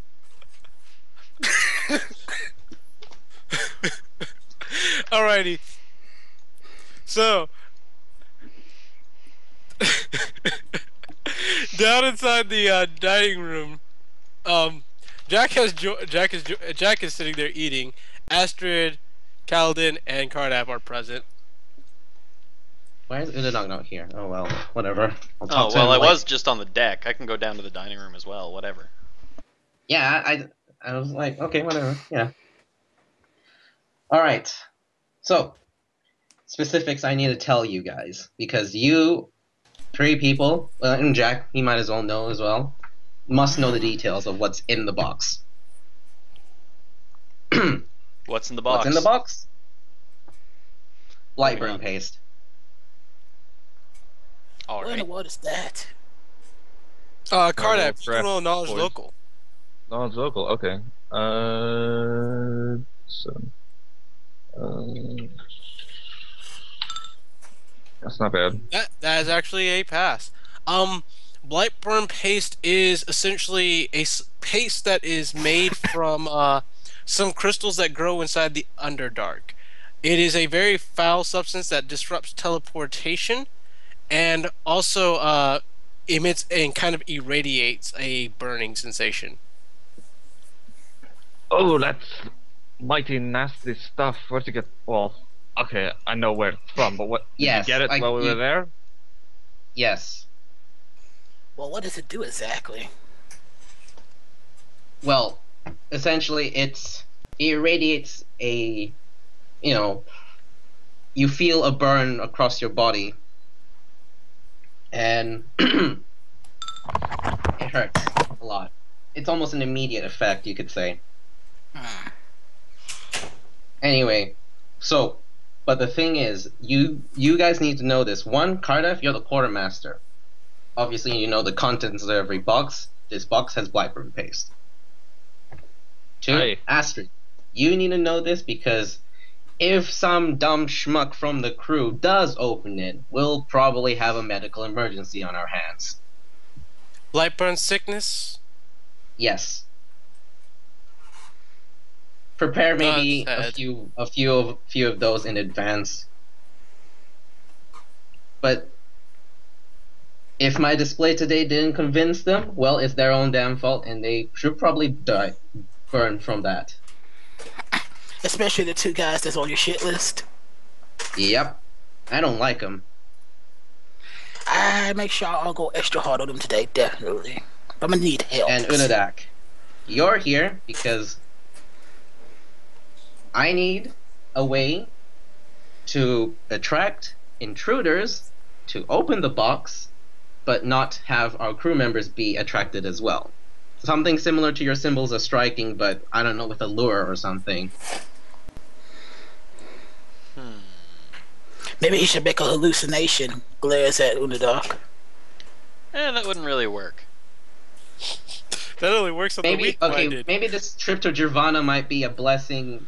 Might be a blessing for we could try to look for something that can do that while we're there. I may have something, but I'll need to wait a little while on that. Well, please look into it. I will. All right. Thank you. So, any questions about the box at all? What does it? Can it prevent you from doing anything? Like what? Can it prevent you to do anything? What? Oh yeah. Cardiff didn't explain. He just knows what it is. The Blightburn paste. It disables any form of teleportation within a certain area. It's like a an area of denial. Can So it if deny visibility? No, but by then that'd be burning. Yeah. Either way, if some moron tries to open the box by teleporting in, opens the shiniest box he sees, can't get away, and now he's hurting real bad. Simple as that. Interesting. Anyway, if that is all, and I will get to work on making the box look pretty, I guess. You could have Donna help you with that. She's a tailor. I'm not sure she's a metal worker. I think Jack. Actually, you have a reason to be here. Metalworking. Yes. You can help me make some metal decorations for the chest. All right, I could easily do that for you. When it comes to But special after you metals, give Jindu and Uim a hard time. Something prettiest girl at the ball.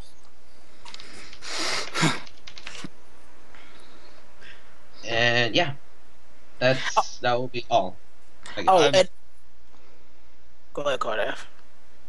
I don't get it, Bug. Are you asking for a makeover? No, I'm just thinking the box is getting a makeover though. That's pretty. Ah, right. You see, actually, I'm not. If you're curious about why is it in this stone box, then ask me later. Right now, it's irrelevant. All right, and Kaladin, later on in about an hour or 30 minutes, come up to the deck. You might get a nice show for yourself. Should I be invisible or should I be seen? Either way you want. You just say that the two guys who shitless might be having a hard time against 2 or 3 people. Well, 2 people at a raptor. Sounds like fun. Anyway, I'll see you this Alrighty. afternoon for the metalworking. Alright, so As a side note, sorry for the interruption. As a side note, I would tell Isis at some point that if there's ever going to be another master in the future, she doesn't have to show up. And doesn't have to sort in with the rank and file. raises an eyebrow and questions why, if the engineer has to do so, shouldn't the assistant engineer have to do so too? You will be kept informed by me personally. Don't worry about it. She nods her head, and I understand. Alright. So, the only thing relevant I really think I need to roleplay out for today is Izzy training these people. Then afterwards, I'll ask if anyone has anything important they want to do for the next 2 weeks, so think about that now while I roleplay this out with Izzy. Before that, I'd like to see one, if Donna would like to help me educate these fellows and go very hard on them, and 2, to let her know the reason why I don't want the information I've said about the call me Kaj and don't mention Rex. Alright. So Donna is downstairs in the cargo bay, essentially petting the warg puppies at that moment. Okay. Yo, Donna. She turns back to you. Good morning, Jack. How are you? I'm down on a desert island no more. That's for sure.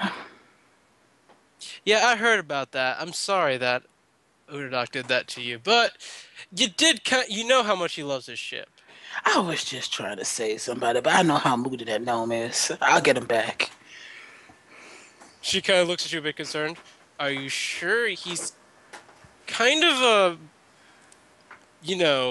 Wizard, yes. wizard? Doesn't hurt a butt to try. It's worth a try. Remember, you can only make one object a day. Oh no, this is for the 2 weeks, over the course of 2 weeks, dude. Ah, okay. I'm just getting this out of the way, and then you'll know I've been making these over the 2 weeks. I'm just telling you now so I can make the rolls now before I have to go send my brother. Alright. That is a pass. Okay. I have a few more things, but keep going. I'll just text you over Skype. Alright. Moving along. He goes, no, just be careful. You shouldn't really mess with the wizard. They're a bit smarter than we are. At least he can't fireball me. She puts her hand on his shoulder. You think he can't fireball you? I tap my Masamune. I know he can't fireball me. Right. I keep on forgetting about that sword. It's very nice. But two things I wanted to ask you. One, why not ask? One thing to tell you, one thing to ask you. One, would you like to help me educate these men and women? Sure. Two, the reason why everybody call me Culture, not Mr. Rest, is I might be wanted in Giovanna. I figured as much. What'd you do? I have a raptor. And raptors are illegal, kind of illegal to steal. And I might have spied on the country when I was younger. You realize that was stupid to do, right? I was young and I had to. Father and all. Part of the army and everything. Want to show me, because he wanted me to take his position one day, but that's another story. Well, hopefully they won't kill you for it. Well, assuming that no one on our crew opens their big fat gob and mentions your actual name or the Rex.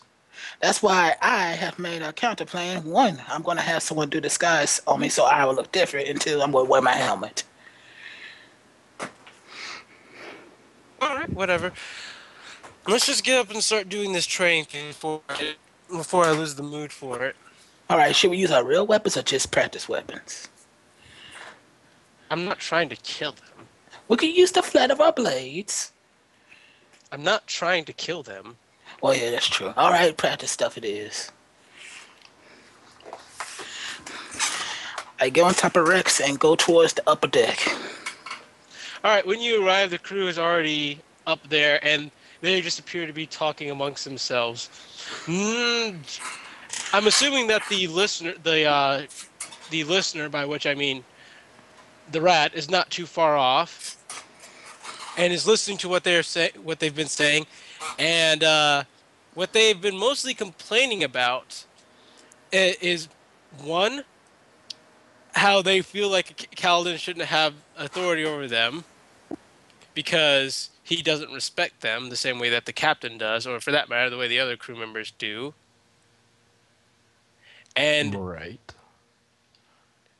two, general complaints about their own specific people on the ship. Well, you do hear very specific complaints from Jinu and Ulim concerning Kaladin, how he singled them out, and that made them feel not comfortable, and it kind of pissed them off. Noted. Let's see.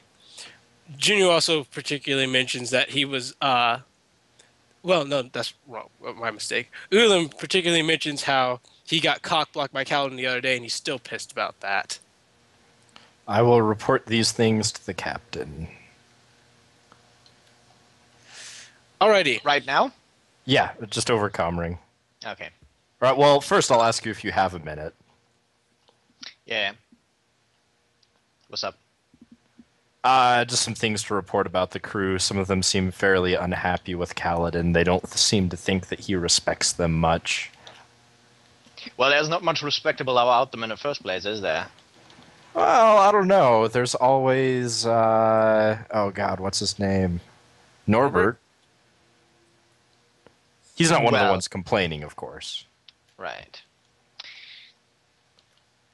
Well, they better learn how to respect their first mate. I agree. Just wanted to make sure that you knew. Thanks. Well done, Red. Shret's a dwarf. Just kidding.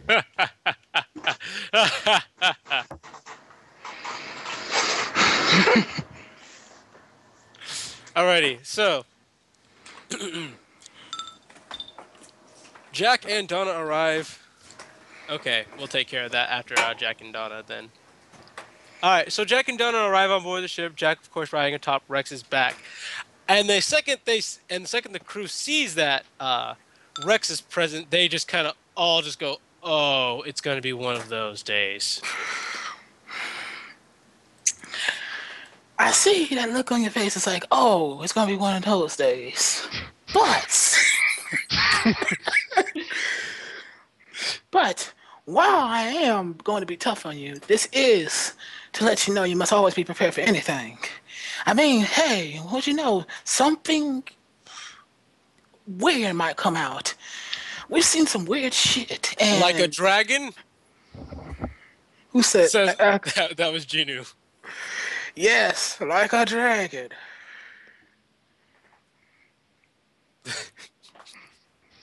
You know, yeah, that's part of the top things of my list. Yes, dragons. Anyway, this is to prepare you for that. To prepare so you can be stronger and prepare for certain things like that. To make sure you do not run away and fight to the end. Unless the captain tells you otherwise, then you can run. But 9 times out of 10, the captain's not gonna tell you to run. If I see the captain running, can I run? If it's obvious he's trying to get the fuck out of there, ask him or yell at him.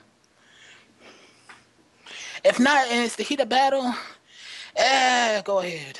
But make sure you run towards him so you can protect him. Just a question.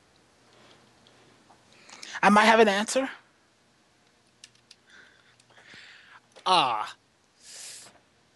Just in general, if the captain happens to be deathly injured and is incapable of running, are we allowed to leave at that point? If you leave him behind, I will make sure you regret it. You will grab him and get him the hell out of there. Or grab him and bring him near Astrid. If that's not an option, grab him, get him the hell out of there, and give him some potions. This one comes from one of the dwarves, them still being particularly new. Astrid is the cat, right? I facepalm myself very hard. Astrid's the woman in the armor. Wait, there's a woman in that armor? No. That is from go ahead. that is from Genu. No, that's a soul bound to a piece of armor. There's no body inside that armor. It's a soul of a woman. There's a brief pause. Is that true? Damn it, Izzy! Now I have Led Zeppelin stuck in my head. Yeah, what? Led Zeppelin stuck in my head. You're welcome. All Anyway, right. I got something way different about here. No, that's not true. I'm being sarcastic. This time it's Genu again. So, would we be allowed to bone the woman inside the suit of armor? I charge at Gino with my practice Naginata. Frankly, I just let him try. What'd you say, CA? He holds up his hand and goes, "I'm not trying to disrespect you. I just want to know." Unless you want to be murdered by a cat, don't ask that question again. Come again? Okay, I got a better way. Unless, trust me, you don't want to do it. You don't want to do it. You don't want to think about it. Oh, by the way, to- Izzy, did you want me to work on like flanking and team fighting with these guys? Sure, you can. Oh yeah, you might as well come too. Okay. So it'll be a 4. Are you there yet? So I could just go. Yes. Sure, I'll be there. Bell card, just in time. All right. First, we're going to work on teamwork exercises, and that's enough for the questions right now, because that's all left. Be here forever trying to answer every single one of your questions. You can ask all the questions. This time it's Genu. How many questions are we allowed to ask? One less now. As many as possible after we're done, but by that point you're probably knocked unconscious. How can I ask you questions if I'm unconscious? And that's the point. I feel this is counterproductive. Yeah. Bless you. Men, stand in arms and get ready. Alright. The doors kind of lean more towards the side where Donna is as they go, I am, Can we receive our training from Donna as per before? It's just, it's preferred. You're going to receive your training from all of us at the same time. Me, Donna, Rex, and Belcar. And his lovely rat. Norbert pipes up, Mr. Scruffy, he has a name. Yes, yes. Belcar Okay. agrees and looks somewhat offended. I'm sorry, Mr. Scruffy. He has feelings too, you know. I'm sorry, Mr. Scruffy. Anyway.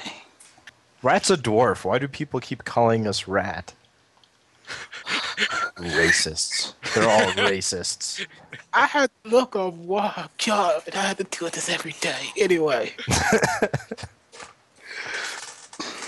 Welcome to Kaladin's life and Enoch's life. Anyway, prepare yourselves. Is Kaladin coming, though, is the question. That's out of character.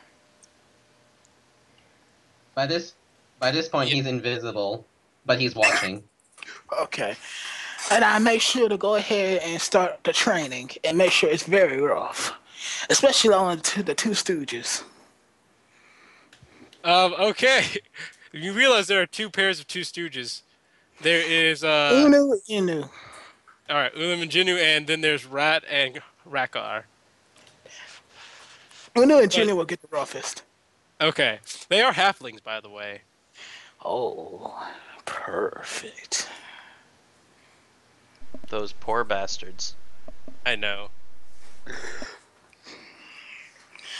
So, Alrighty. So, the training commences, and it is, as one would expect, quite brutal. The dwarves inevitably do what they always try to do when Donna is around. They try and show off by trying to appear tougher than the rest of the regular crew members. But they do have impressive teamwork. Jinu and Ulam also have impressive teamwork and are surprisingly good with their swords, but that doesn't change the fact that they're generally trying to find the easiest way to slack off. and I'll make sure Rex pounces on the doors to break up their teamwork, of course. But not hurt them, We will not hurt them lethally. All right. I was waiting for that comment. Alrighty. All the other members of your crew perform well solo and otherwise, and generally comply with your orders. But all in all, you beat and train them until the point where they are exhausted. All right. Did y'all... Okay, guys, you did well today. You did well. You're getting better. I hope Rex wasn't too tough on you, right, Rex? Rex kind of just does a raptor smile, essentially. Somebody tells me he enjoyed this very much and he wants to do this more, but yeah. Rakar and Rat, having been first-hand experienced that, kind of go, can we leave the dinosaur out of it? He's kind of big. Hey, it could be worse. It could be a dragon. Jinu and Ulam kind of look at each other. Yeah, I think we'd prefer Rex over a dragon any day. Indeed. All right, so disperse, and now Kaladin, to the two lovely ladies inside the med bay. Well, there are three lovely ladies in the med bay, but only two you need to talk to. I guess it's like one of the checkups I'd have to be doing throughout the course. All right. You enter La Med Bay. I'd assume it's the afternoon, so good afternoon. The two look at you and just kind of nod their head, then go back to what they were doing. They are actually playing cards at the moment. Oh, cool. Where'd you learn to play cards? Stella turns to you. Oh, when I was writing some half-orc bareback. Stop. Don't even know. Right. Anyway, I'm just here to check up on you. Is everything okay?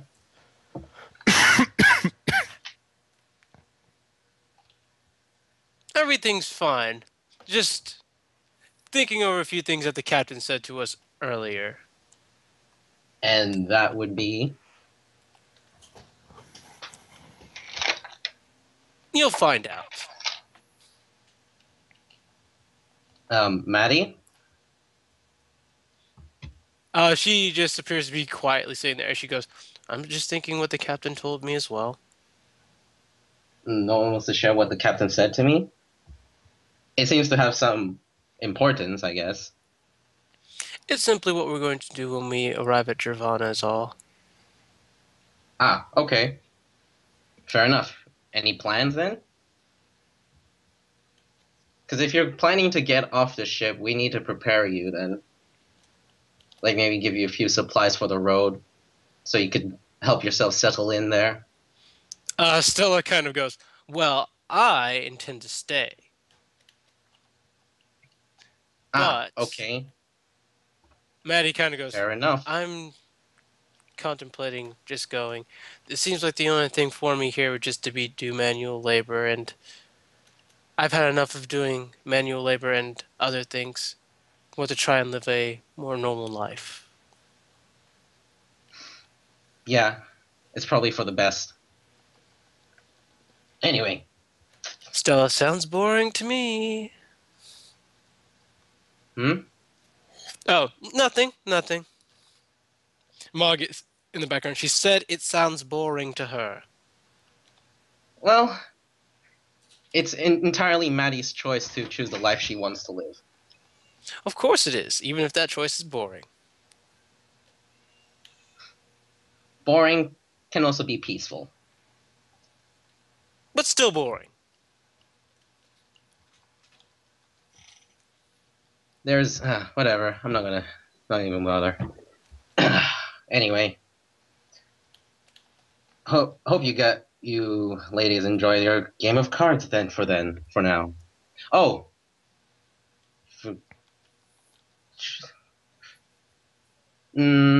actually, yeah, you weren't there. Be right back in 2 minutes. And Kaladin goes, gets the stone box again, and brings it back to the med bay. This box. Do not open. Stella kind of Under- laughs. She's just like, are you really about to try that old trick? It's levitating. I'm not carrying it. Nigga, your levitate wore off long ago. Okay, fine. He's carrying it then. No, he puts it down. Under no circumstances, this box shall be opened. Understand? But what have you put in the box? Dangerous things. Explosions, really. It'll hurt. How do you put No, this is not a sexual metaphor. No, I was going to ask how you put explosions in this box. Why don't you get sex I'm off an your mind, you alchemist. dirty man? Whatever. I'm an alchemist. There is dangerous, so do not open this. The last really thing like I need these is two. people getting hurt because they didn't know what's in this box. Okay? Okay? So, what you're saying is you're going to open the box. No one will. Only someone who intruders. I'm working on that. Bad people. Well, I can be bad too. Ah!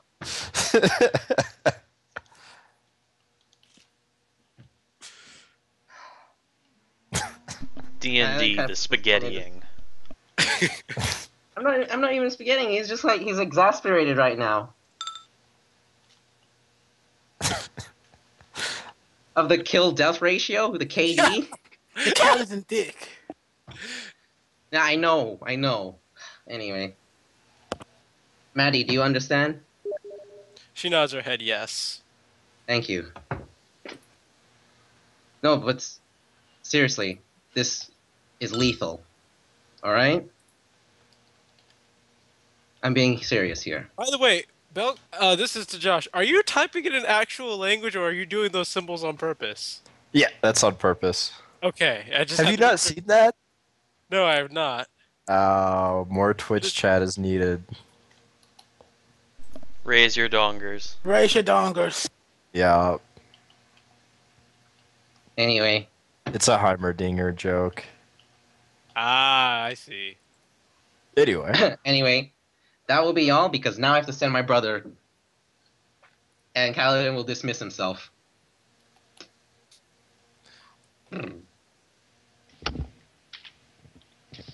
Just a small thing, doesn't really need to be played out, but I need a scroll of Bear's endurance from Astrid. All right. You make the request, and she only asks that you compensate her for the cost it will have. How much are we talking about? Let's see. A scroll of bear strength, you say? No, wait. Okay, what's the Constitution Razor then? Maybe I mixed it up. +4. Because I thought it was Bull Strength and Bear's Endurance. yeah. All right, it's bull strength, bear endurance. So you're correct. Right. So what was the number you said? I completely forgot what I was thinking about. God damn it. The compensation. What does he get from me? Right. It is a 3rd level spell.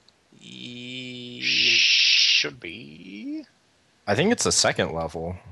I think Josh is actually right. I know I can Let's- get this 1st level as a ranger. Okay. Well, I don't know what it's for clerics really, but I think it's 2nd level for magi and wizards. I think too. I'm on the spell right now, and it is 2nd level. Yeah. So yeah. she would require. See, she has to pay half the price to make it, so it would normally cost her 150. So that would be 75 gold piece. Alrighty, and she'll get that. Alrighty. And when that's done, I had with that. Oh wait, what was the test for making a scroll yourself again? For making a scroll yourself. I thought it was a spellcraft check, but I might be wrong here. I think you. To activate a scroll, a spellcaster must read the spell written on it. This involves several steps and conditions. Decipher the writing. You need Not guys- activating it, creating one of my own. Like I want to create a cat's grace scroll here. I get that. I think you have to spend experience to do that. At least you did in 3.5. Yeah, they got rid of that. That's nice. I think it's just material cost all the time now. Yeah. You can create a scroll of any spell you know. Scribing a scroll takes 2 hours. If its base price is 250 GP or less. Otherwise, scribing a scroll takes 1 day for each. Blah, blah, blah. You must use up raw materials costing half its base price. There is really no penalty for it as long as you know scribe scroll. Can you only make 1 per day? 1 per day is the limit for making magical items. Okay, because otherwise that's really okay. broken. Well, making items in general, to be honest. Okay, quick question. Gnome, does Udaduck have cat's grace and scribe scroll? I'm pretty sure he has, but Scribe scroll, I believe I have. That should be an obvious thing. do we have cat's grace? Because otherwise I have to ask Astrid for that as well. Cat's Grace. What level spell is that? Level 2 should be for you as well. I do not see it. Alright. Wait, is it You an want to know enchantment? you want to know who has Cat's Grace and can scribe scrolls? I would hazard the guess that Isis probably. I mean, she Yep. definitely has cat's grace. But I wasn't aware she could scribe scrolls. Okay, then I'm going to talk to her instead. All wizards can scribe scrolls. Mm-hmm. Alright. Alrighty. So, after making your request to Astrid, you make your request to Isis, who doesn't even ask for monetary compensation for such. She will just do it. How sweet. Alright. And then I had to Udaduck and tell him to, well, make up some, take some free time during our journey and create a belt of physical might. I suppose I can do that. I just need the, well, the price of Scrolls. the ingredients. And the Oh, scrolls, yes. of course. I am almost certain it was wait, no, 6,000 actually. But just to make sure.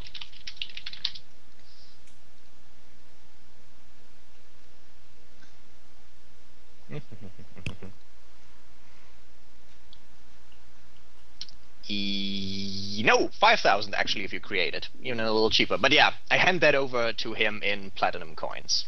Glorious. All right. And let's see.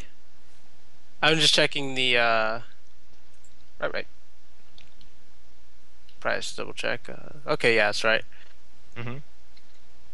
I think for magical item creation, it takes. What you say the price was? When it's created, 5,000 for a +2 anyway. What's and bought the? is 10,000. It should take it. All right, and having looked this up, it's not the half price that you use. It's the actual price of the item that you use to determine the amount of days it would take. So it's going to take him 10 days. Okay. But you will have the item. Right. Alrighty.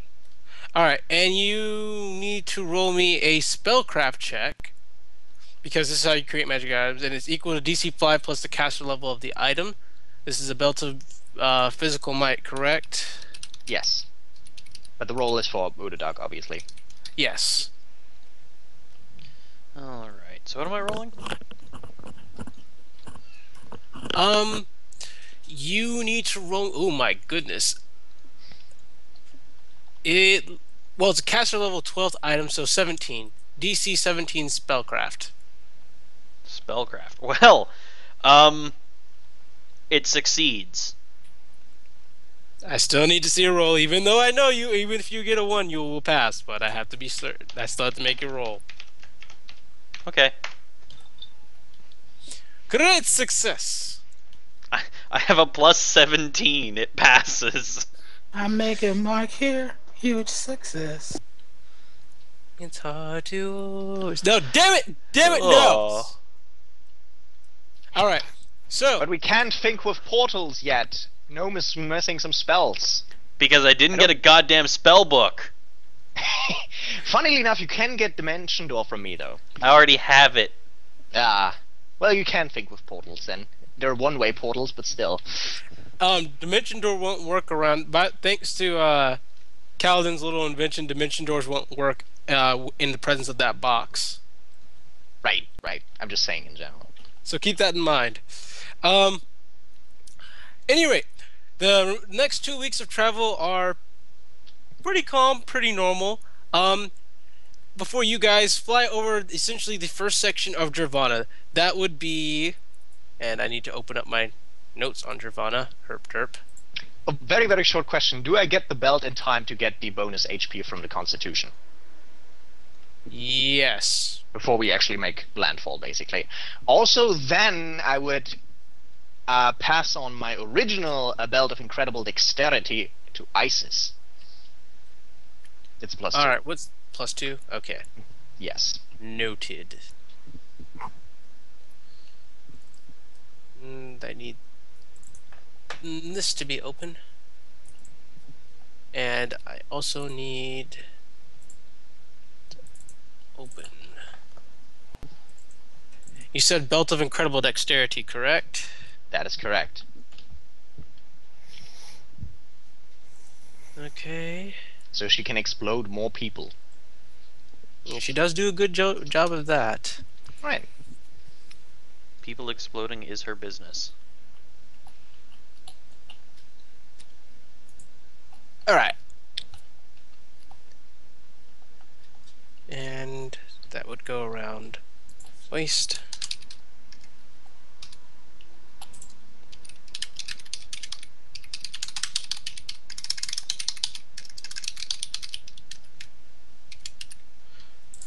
Alright. So, currently you guys are flying over the part of Nirvana known as Neowin. This is the part of Nirvana that is submerged, and is essentially the... How do I explain this?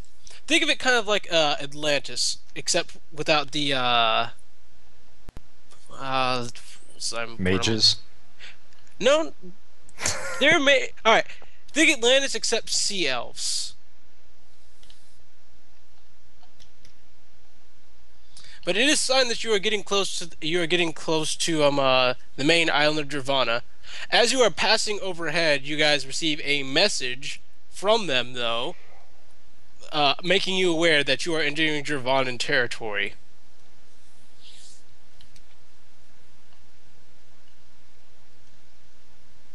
Are you going to respond back? Well, yeah, I was waiting for Shade, but obviously Shade isn't here. Herp, derp, derp. Shadecom rings you and lets you know that they're trying to make contact with you and have told him Right. that he needs to slow his pursuit for or they'll shoot you down. Well, tell him to slow down for now, and I will be there in a second. Alright. So Shade goes ahead and slows down the speed of the ship. Alright, then make my way to the deck and talk to the gentleman. The message goes, alright, is your captain present now? Yes, I am. You are currently passing into Dravanan airspace. You are aware of the implications of such a thing, correct? Well, we're only here for peaceful reasons. We're only visiting. What is the purpose of your visiting? Getting supplies and making, meeting old friends. There is a brief pause. You are sworn hereby that by entering our airspace and by being allowed to continue forward, that you are going to uphold the responsibilities of Dravanan law, and that if should you not comply with Dravanan laws, you will be met with penalty of death. Correct? I swear. You may proceed forward. Thank you. Shade goes back and takes the ship to full speed until you guys make it to the actual island section of Dravana, stopping in the subcontinental section of Sorona, which is where you guys need to be. As you guys come into port, you guys can see another non-Dravanan ship is already perched there, and appears to be loading up supplies. As you guys make touchdown, you guys are quickly surrounded by Dravanan knights, by which I mean elves riding raptors. And I hope during this time we did the disguise thing. Now would be the time to do it. They haven't boarded your ship yet. I run towards Calvin and say, "Disguise check. I need disguise, please." Well, he's not here, but everything was discussed last time. But give me a second, and I might be able to pull up his sheet and do the roll for him.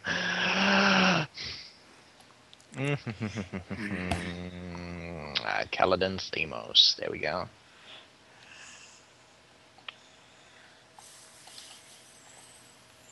I leave the description of the actual changes to you, given the circumstances. So.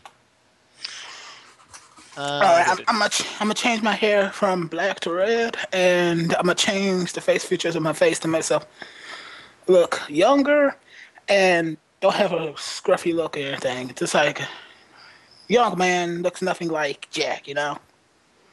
Make him look like. So short interruption here. I am stupid, probably, but on his character sheet it says his disguise bonus is 0. That can't be right. Disguise self spell. Ah. Do I need to roll anything for that then?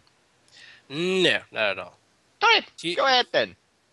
Alright, Izzy, make the disguise check now. Who, me? Yes, you. Okay. Okay, hold on. Okay, what do I have to roll for the disguise check? It is 1d20 plus your. Hold on, let me open up how disguise person works. Disguise. I think it was a little plus 20. It was pretty It's ridiculous actually for a based. spell. Yes, it is pretty ridiculous. It is in fact a plus. It is a plus 10. Okay, so I decided to Um, roll one. Go ahead. I would also like to point out that this only will last for 11 hours. No, wait, no, 110 minutes. So keep that in mind. You do get a plus. It's based on charisma, by the way. Okay. I get plus 12 there. Different age category -2. Minor details only. All right, yeah. So it's going to be at a -2 penalty. So -8. 10. Would you? Yeah. All right, that's a great success. All right, I put my helmet on. Alrighty, and essentially, they begin knocking on your ship as you guys have made port, as you guys have made port. Well, my August self, Jack, and that's actually enough for now. We'll leave the ship them to greet them. Okay, I'm coming with the cabin. Gotcha. But obviously, after you've done your little Yeah, magic. makeover.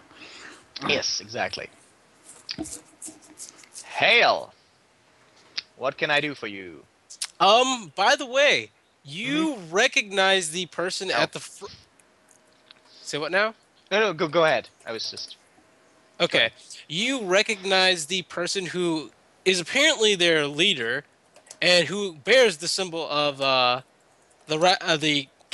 captain rank of the Raptor Knight. So this is the captain of the Raptor Knights greeting you as a former acquaintance of yours. His name is Elgor Melfk.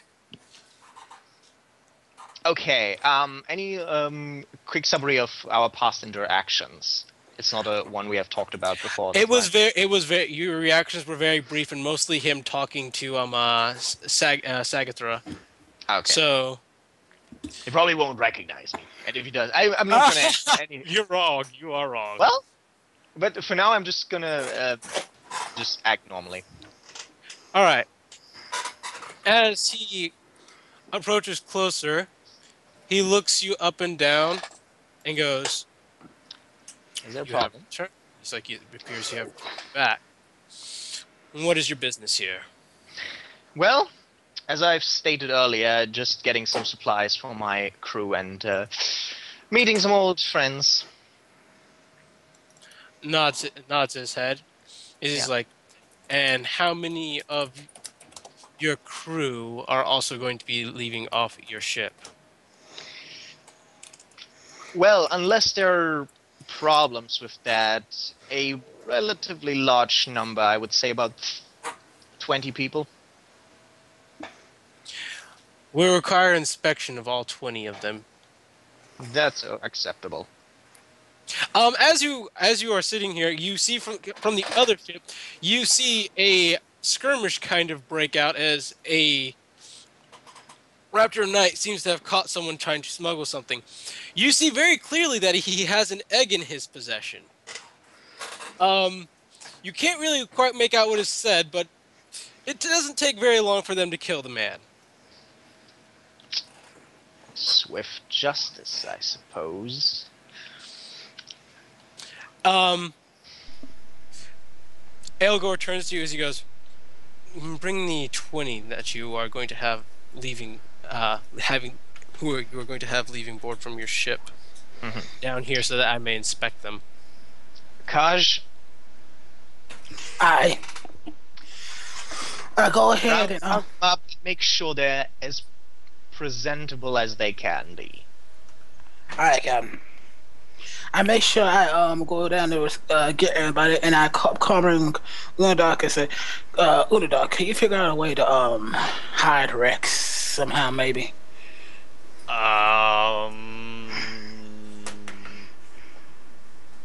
Give me a few minutes. Be quick about it, because they are very antsy. Gah.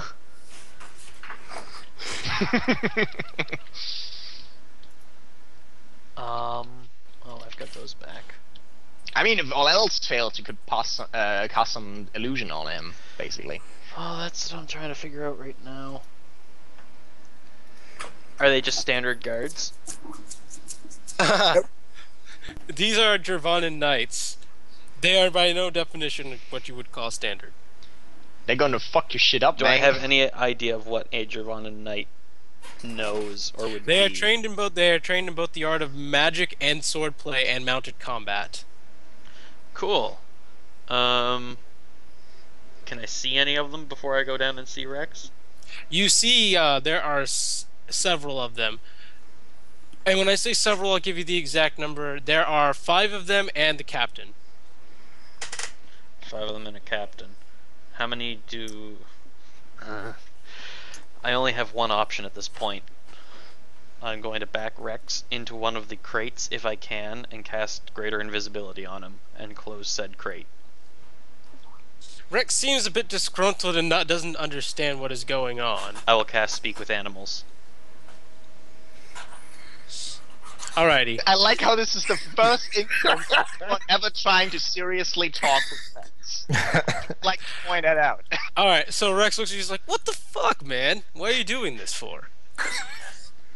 Okay, so this is weird, but if you don't stay in the crate and make no noise, you and Jack are both going to get murdered. I seem to remember Rex being a lot more gentlemanly than that. That is the difference between Enoch's hallucinations and the reality. As he goes, Rex kind of pauses for a moment. He goes, "They'll kill Jack." Okay, they can't- might I kill. can't- They might not kill you. No, if they kill Jack, that'd be horrible. Where do I need to be so they don't kill him? In the crate, don't make any noise. Be quiet. We'll come back to you later this afternoon, if they don't leave sooner. Rex crawls inside the crate and curls up. Good work. I'll cast greater invisibility on him just to be sure, and then close the crate. Alrighty, so who are all the people who you are going to have leave your ship?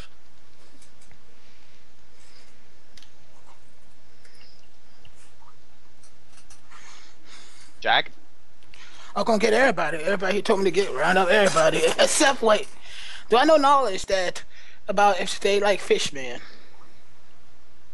You would have no such knowledge. Even though I spotted on the country before? Well, things change over the course of a few years. You know for a fact sea elves don't like him, but these aren't sea elves.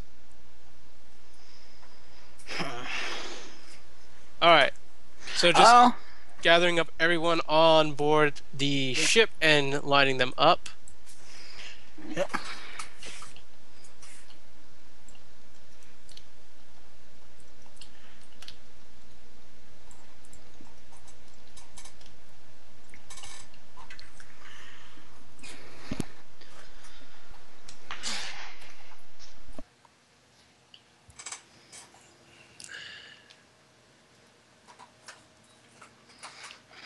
Takes a small while just to get everyone lined up like this. Alright, that is everybody on board the ship, correct? Except, where's Murloc? Oh, there he is.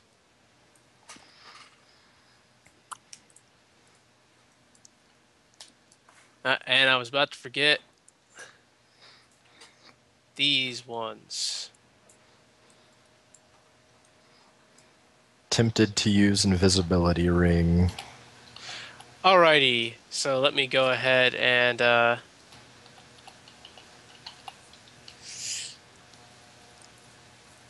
where is the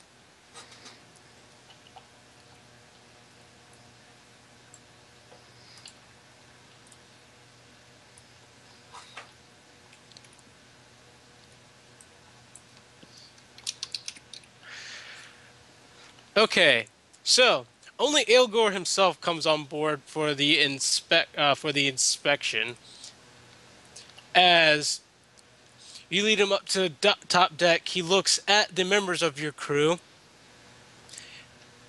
as he goes, "You know, Enoch, when you left, we all expected you to do great things. Not impressed." He just shrugs. I'm working on it. Elgor steps in front of Jack as he goes, "All right, what is your name? What is your business here? And what is your profession?" Name is Kaj. I work here for Enoch, and I do whatever he needs me to do. Roll me a bluff. At a +5 because of your disguise check.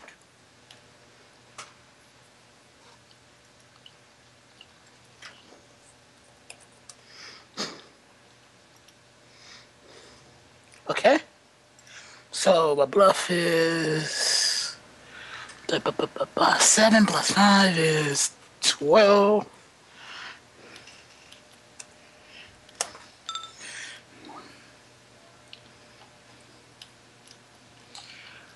All right, that is a pass. He kind of looks you up and down as he goes, "Clearly a ruffian, and clearly not a spellcaster, also not an elf." Moves on. You pass. He's like, "You pass, but you may not move." He's like, "But you may not move around without an escort. You understand this?" I understand. Next, he looks down at Kardav, and we have a hairy-knuckled dwarf. Aye. State your name. State why you're here. My name's Kardev, and I'm here to work for the captain. I'm the head chef. Ship. You know how to cook? Aye. He turns to Enoch as he goes, "This guy cook any good?" Surprisingly so. You wouldn't expect a dwarf to cook as excellent food as he does, but yeah, outstanding. You'd be surprised. Perhaps later on we can see if he can't make a meal or something for some of my knights. They are always interested in trying some exotic cuisine. Some Thohiran cuisine might throw them for a hook. Maybe?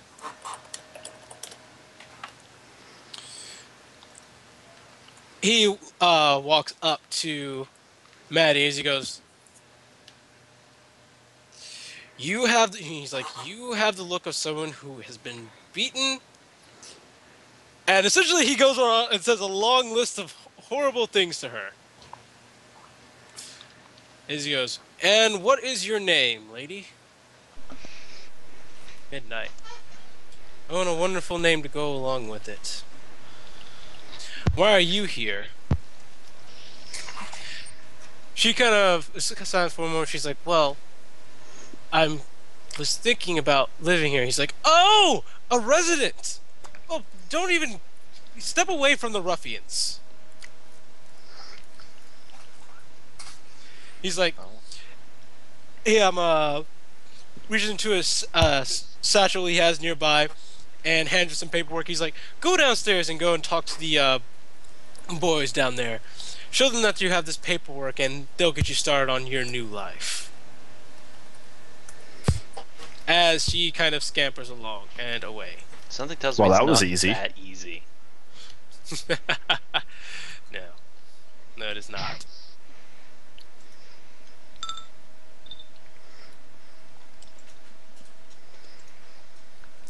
Right. So, move along. Pretty much the same as his reaction to Kardav is about the same as similar to his reaction to Rat and Rakar, except thinks of them a little bit less because their only talent is fighting. They don't really take well to Kijwa, and he really does not like Norbert at all. Then he comes to Donna. Looks back to Enoch. "Really? She's quite talented. Yeah, I'm fairly certain she's probably really talented with the axe. Donna kind of glares at him. I'm also a very good seamstress. Seamstress. What does that word mean? Someone who makes clothes. I wouldn't imagine that'd be an easy task with your huge orc hands. Donna breathes in heavily. Why, thank you for the compliment. Right. Elgo, but- I thought you knew how to treat a lady. Oh, I know how to treat all the elven ladies.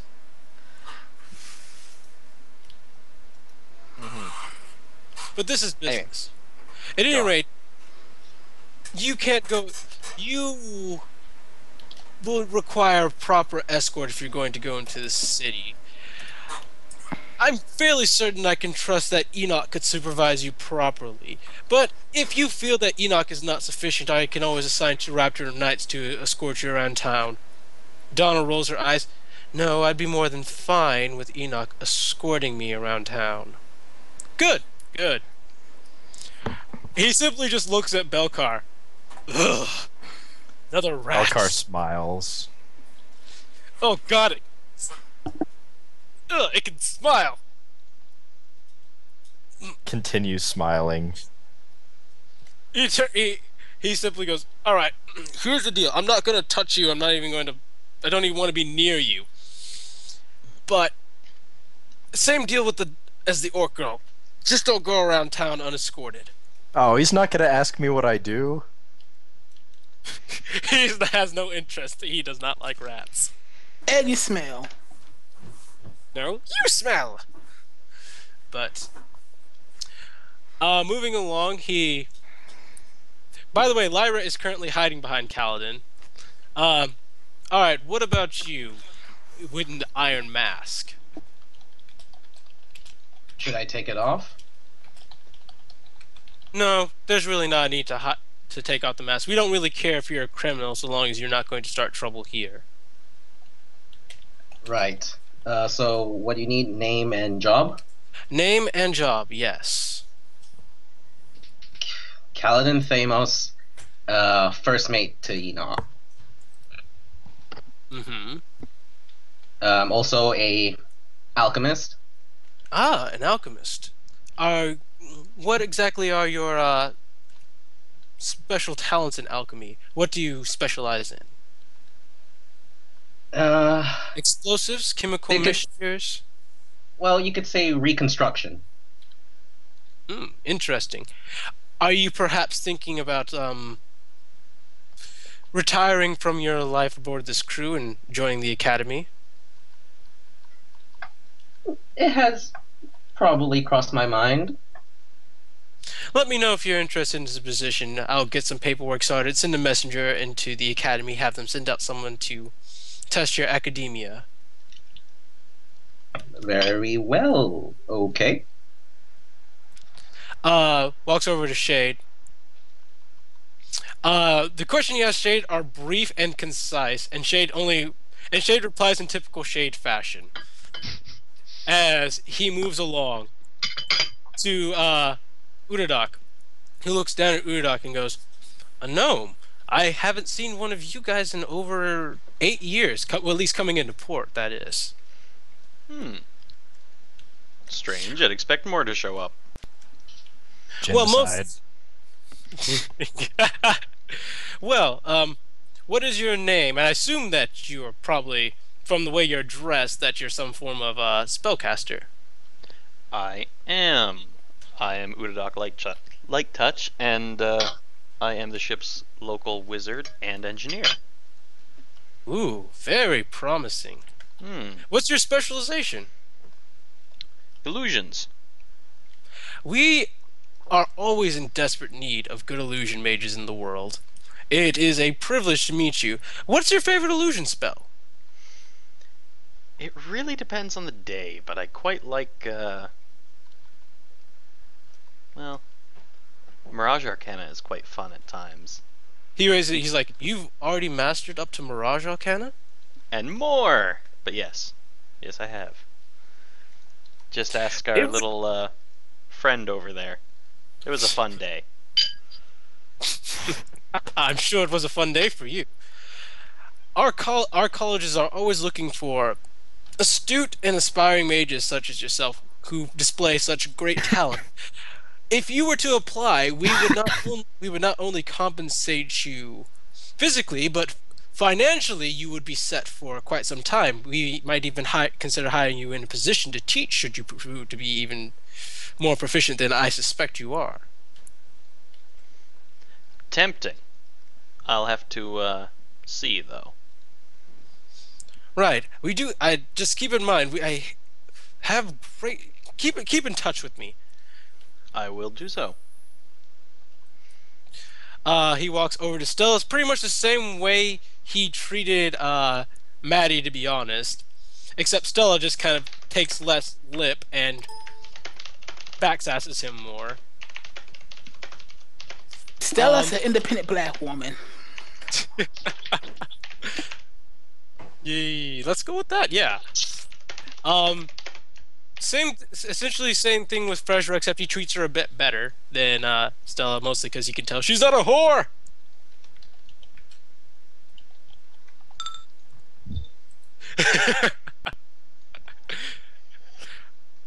All right. Elgor looks at Astrid and Mogget. Raises an eyebrow. Lady, I'm not sure if you're a lady. Is there any way that I can get you to take off the helmet? Mogget perks up. No, she's not going to take off the helmet. He looks down at Mogget. And we have a curious creature here. Animal companion? Says looking up at Astrid. No, I'm not an animal companion. Thank you, and I would frankly feel insulted if you keep on looking at me as such. Okay, what exactly is your name, then? Not animal companion. My name is Mogget. Mogget, why does that name sound so familiar? Mogget kind of looks at him unimpressed as he goes. I'm sure that in your long spans of infinite knowledge that you've acquired over the years, the name Mogget has crossed across you sometime. It's not an uncommon name. Elor shakes. He's like, well, seeing as you have some sort of magical creature with you, I can only assume that you're not all bad. So, I don't think you'll need an escort. Just don't go around poking around your nose around any places they don't belong. He sits there waiting for a response. Hello? Can you hear me? Margaret She is is sitting there being mute. Mute. Moot. Only you can hear me, summoner. Margaret was sitting there just not saying anything, silently chucking to himself. As he goes, you employ a mute under your She's very services? capable. What exactly is it that she does aboard this ship? She's our healer. And a general good soul. How does she cast spells to heal you if she can't speak?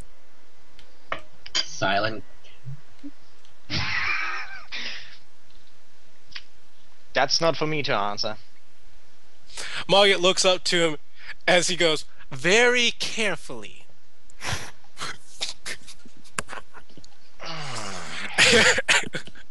Elgor just kind of shakes his head. He's like, you know what? Forget it.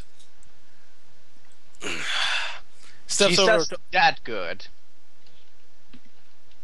Steps over to Ultras. Ultras kind of stands in a semi-aggressive stance against him as he goes, I don't like drow. What a coincidence, I don't like assholes. Belcar chuckles.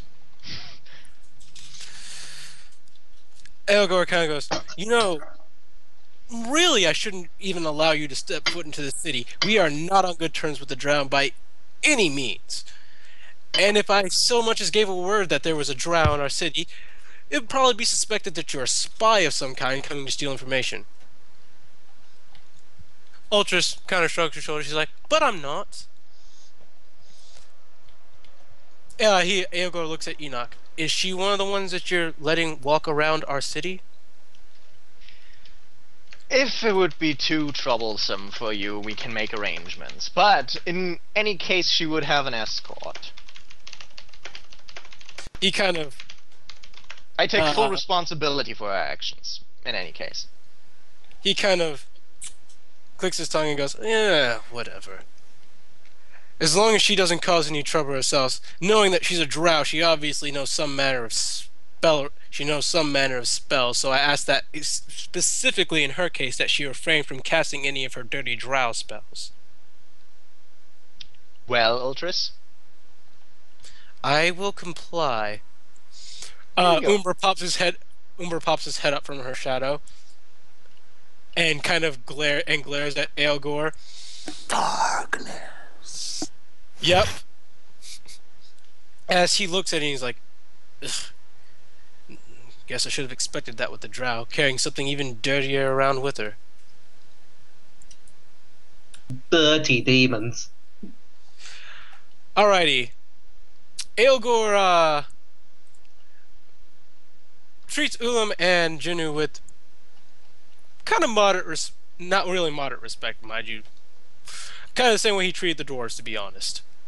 And then moves along to Murloc. Really? A Sahagwin?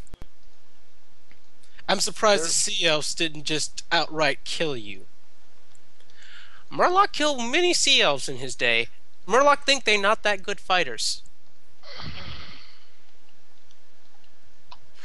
Aelgor looks very unimpressed with that statement as he goes, "Oh, so you like killing Sea Elves?" No, no, no. Murloc no like doing it. Murloc used to do it. Murloc could do better things now. Commit his life to doing stuff. Like cooking. Murloc can cook. He can. Aelgor looks unimpressed. He's like, "I'm sure that your ability to cook raw meat and turn it into cooked meat is unsurpassed." Murloc kind of glares as he goes, "Murloc know better how to cook than that. I'm sure with your Sahagwin intelligence you have many things that you can cook." I calm ring more like I say, you ought to cook for his ass to show what he's missing. No, what we ought to do is have oh god, why can I not think of his name? Have Cardav pretend to cook something, but have Murloc actually cook it. Wahaha, we tricked them. Alrighty. He's like, "Right. The Sahagwin is not allowed in the city, by the way." That's okay. Murloc kind of looks a bit offended as Murloc calm rings Enoch. "Murloc didn't do anything wrong. What the hell?" That's not how the world works. Just play along this time, Murloc. Fine, Murloc, comply. Aelgor, well, Lyra runs and hides behind Kaladin again. As Aelgor just kind of, seeing Kaladin, shakes his head and moves over to Isis.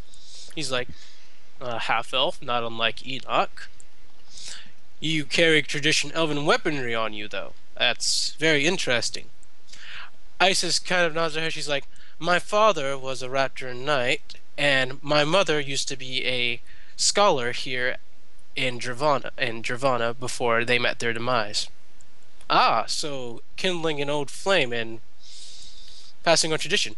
Are you interested in joining the Raptor Knights or becoming a member of the college?" "I was thinking about about learning a few new spells at the college." "So you wish to enroll, then?" "The idea crossed my mind, yes." "Keep in contact with me."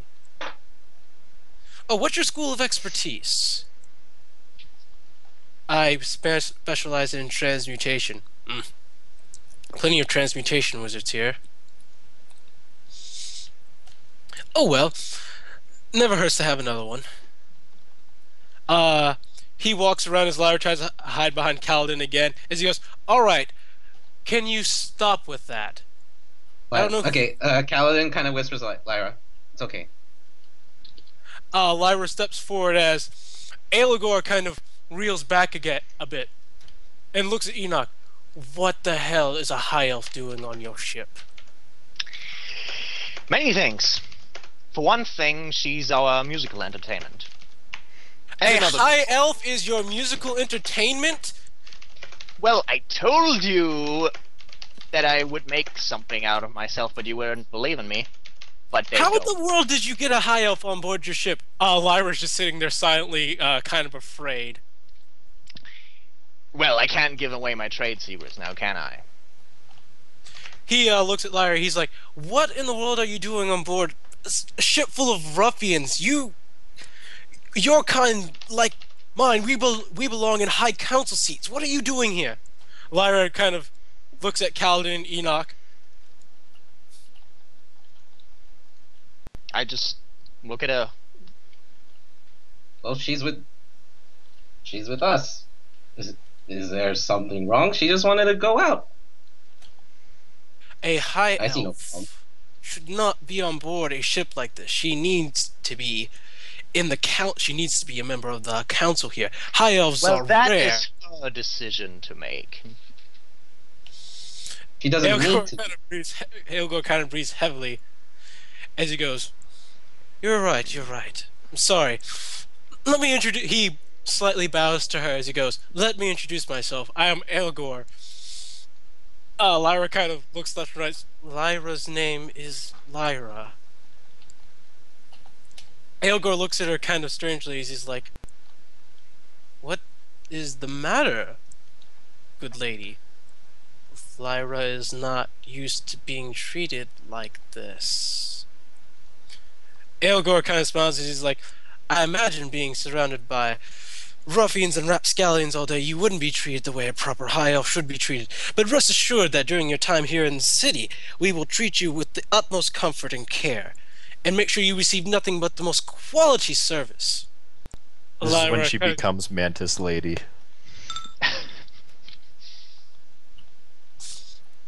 Lyra kind of goes, "Okay."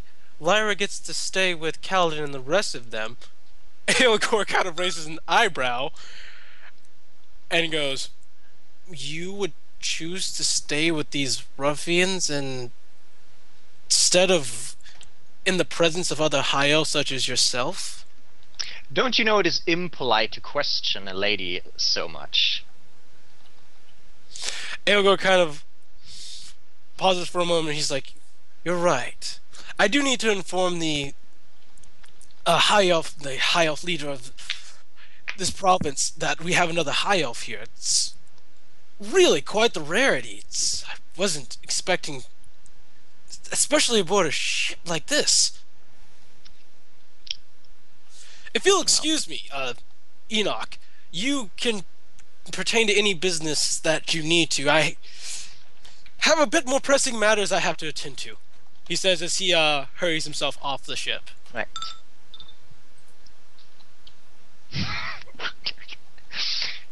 Uh-oh. They're gonna take her away. Alright, Murloc goes, "Okay, Murloc gonna be the only one to say it. Fuckers!" I agree, Murloc. This is ridiculous. I'm just as dangerous and probably far more unstable than anyone else on this crew, and I just get looked over? Who do they think they are? I look at Belcar. It Really? doesn't seem. Silence! Anyway, as It we've seems too discussed a far. few weeks ago, you're going to sort yourself into nice little groups, all led by an elf. Or, well, Ududak is an exception, he can lead a group too. I'm staying on the ship. I'm gonna go to the canteen. I'm quite... Oh, I find it quite agreeable. Go ahead. Assists. Alright, there is a brief moment before someone else comes on board your ship. Sorry, I need to put his name on there. Boop. Oh, hang on.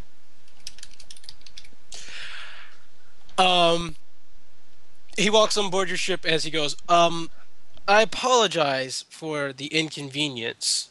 I know that it's typically rude to walk on board a person's ship without being invited, but it was insisted that I supervise you uh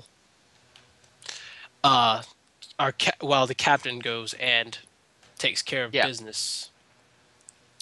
Okay. He goes up and offers his hand to Enoch.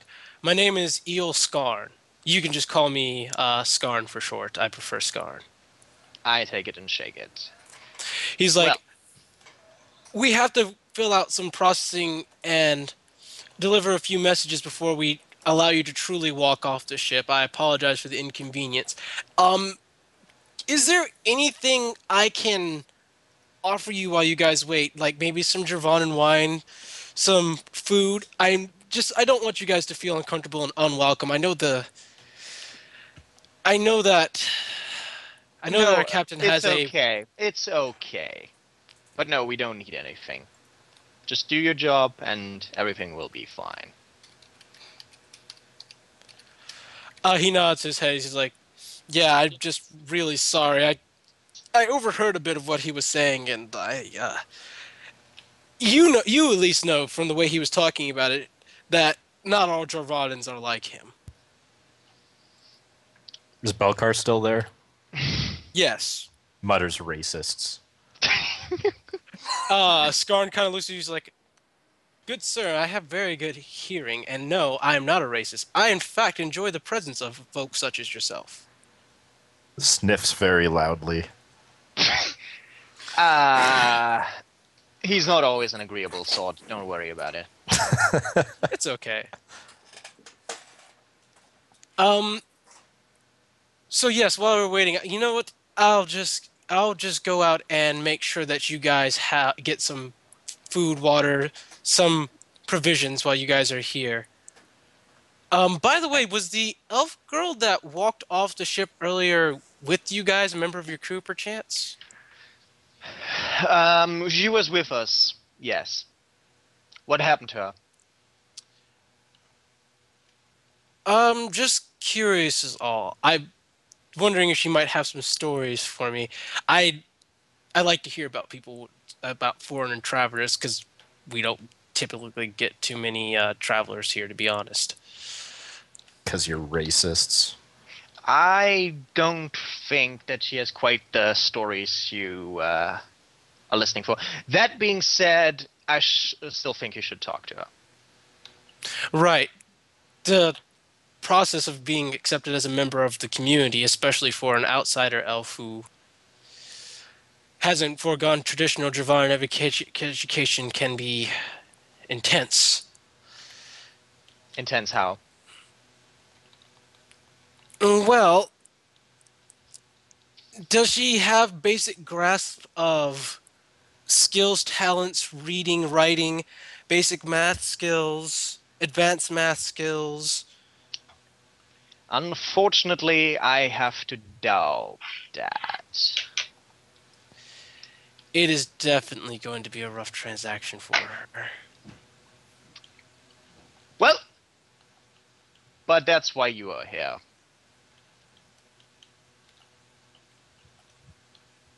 You can help her, I'm sure. He nods his head. He's like, right. I'm curious, why are you guys here in Dravana? We don't often get travelers outside of traders, and you guys don't look like you're here to do trading, to be honest. Just getting some supplies and meeting old acquaintances. Right. I'll try and see if I can't hasten the process a bit, see if I can't get them to let you off the ship a bit earlier, seeing as, well, I count at least 5 elves here. Well, we are actually already in the process of creating our little groups just to make sure everything is going according to law.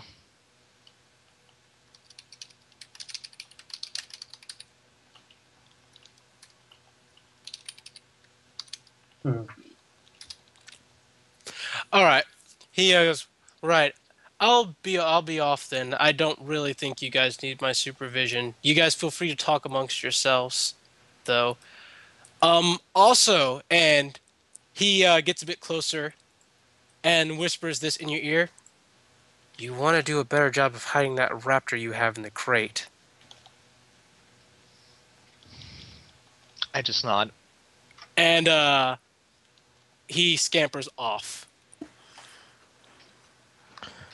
Belkar says, well, I'm going to go grab a drink with the dwarfs. The dwarves nod their heads like, I could use a drink after that. That wasn't pleasant. Donna We've looks at had worse, Cardiff, haven't we? Well, yeah, but we can usually at least say something clever back.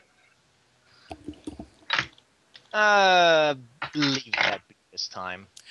Donna has been standing straight up and she's like, Captain, do I have permission to leave to my own quarters yet? Go ahead. Thank you, Captain. You can always grab a drink with us, says Belkar. Donna's like, oh, no, I don't want you guys to see what I'm about to do. Implications. Jack remembers what happened. Jack probably imagines she's probably going to smash her room up and then go. That's actually pretty accurate. I'll be right back real quick. Jack is now considering should he go in there and face the wrath of the beast or should he just mind his own damn business? Which do you think is safer?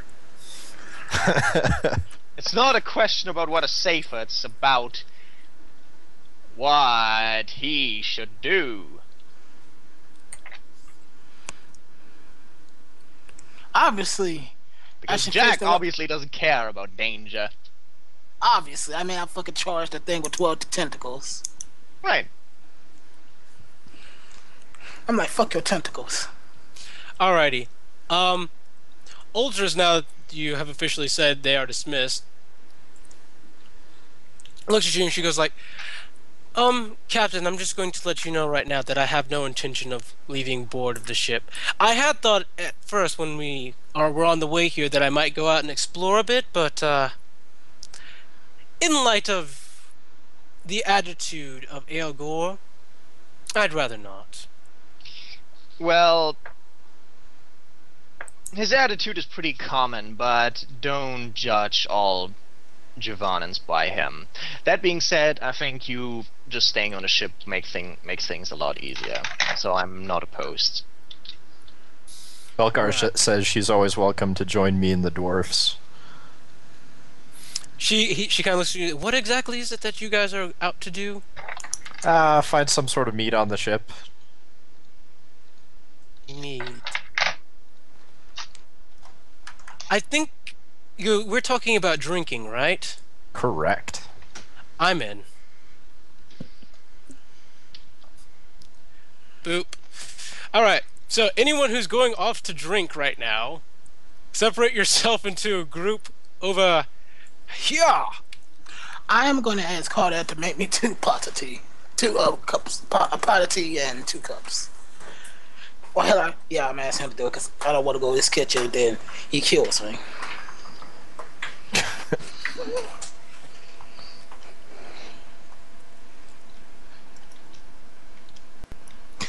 They make the ultimate tag team, Murloc and Cardaff. They kind of do, actually. They're like a more sophisticated version of the Dudley brothers. You do have to wait for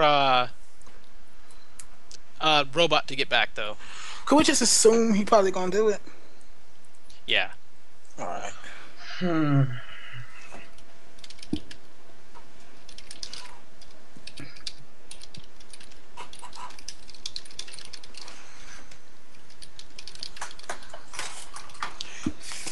I'm back. Alright. By this point, Lyra has turned to Kaladin. They've been communicating by comring right now. She goes, Lyra still doesn't understand what is a high elf and why is this important. Do I know this or do I have to roll a knowledge check? You would have to roll a knowledge check. Enoch knows the difference between an elf and a high elf, though. What knowledge do I have to I've never roll? explicitly told you, have I? Not for this particular setting, so please go ahead. All right. One in about every million elves that are born are high elves. There is a distinctly higher population of high elves inside of Dravana. They are highly respected, considered to be a great deal more powerful than the average elf and a great deal more intelligent. Um, in Dravanan society, they are treated as essentially demigods. Hmm.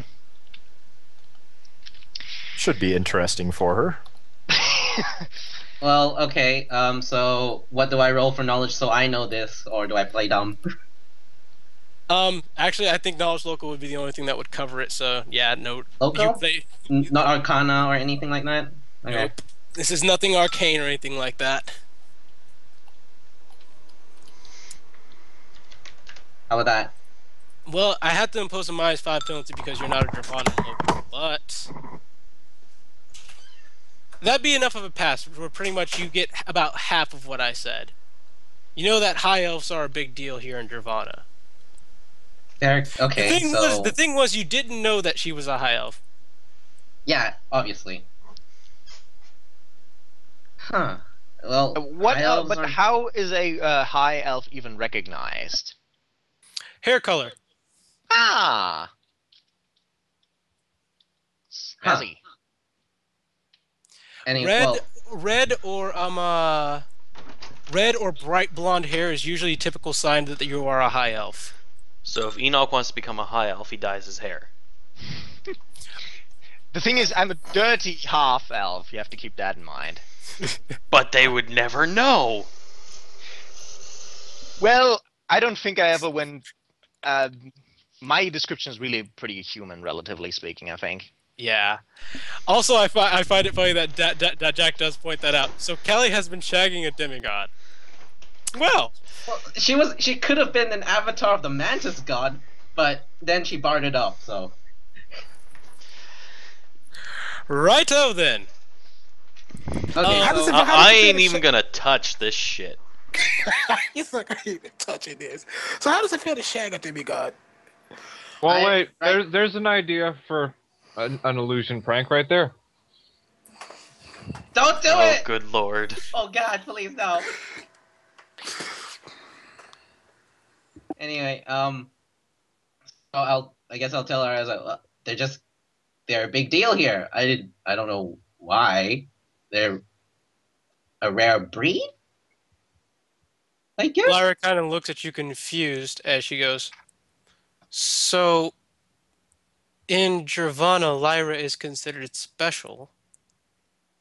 More or less, yes. Lyra kind of shakes her I head. She's mean- like, Lyra does not really like this. It's not to say you weren't special to me in the first without that, but Well, apparently was- to What's them- important, Lyra? You're very important for us here, so I will have to ask that you suffer through it this time. Lyra just nods her head. As a few hours pass, we'll say about 3. Most of the members of your crew begin to drink or consume some amount of alcohol, and talks of who's going to stay on board the ship and who is going to leave are quite evident. Most of the non-elf members of your ship have decided that they are going to stay because, frankly, they don't want to go into a place where they're going to be so unwelcome. Understandably. And that applies to Ulim and Jinu, Kijwa, the 2 dwarves,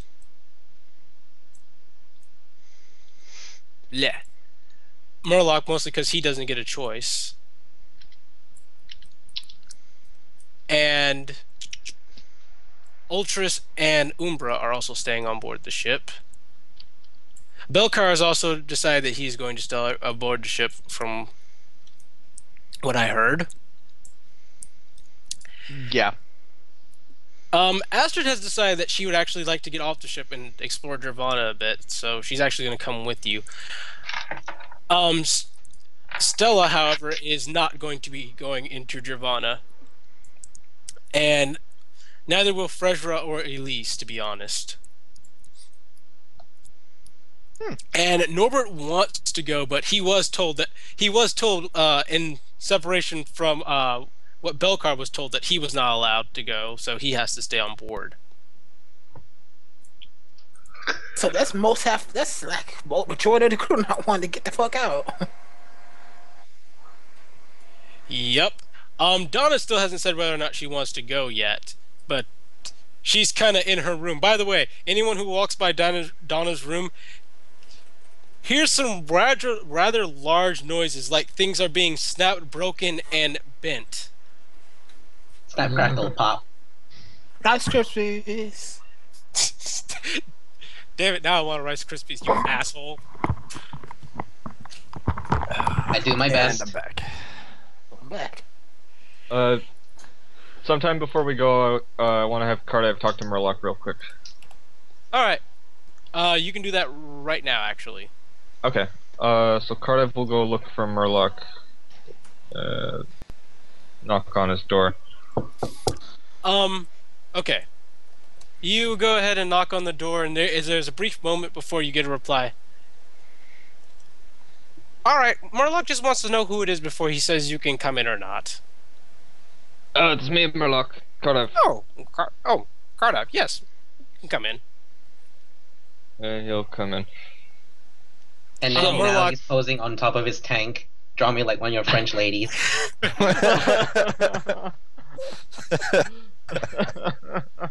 That's why he asked. He was like, "Oh, it's Cardiff. Are we just ready? Yeah, come in." Alright.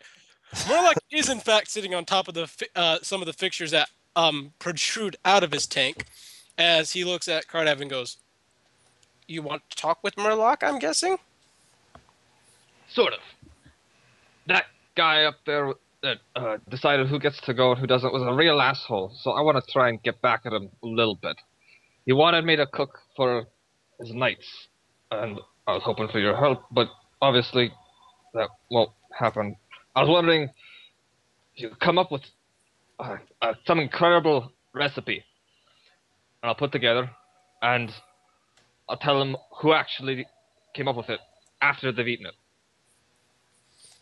Murloc thinks about it for a moment as Murloc says, "This will take Murloc a little bit of time. He's not a master chef like you do. It took him forever to figure out that spice blend, to be honest. But Murloc will come up with something, and when he has solidified a plan, he will come ring you." Alright. Sounds good. So, how you Also, doing? Cardiff, thank you. Murloc was a bit upset with Jackass. I think most of us were, but yeah. But yes, Murloc will get to thinking about recipe blend.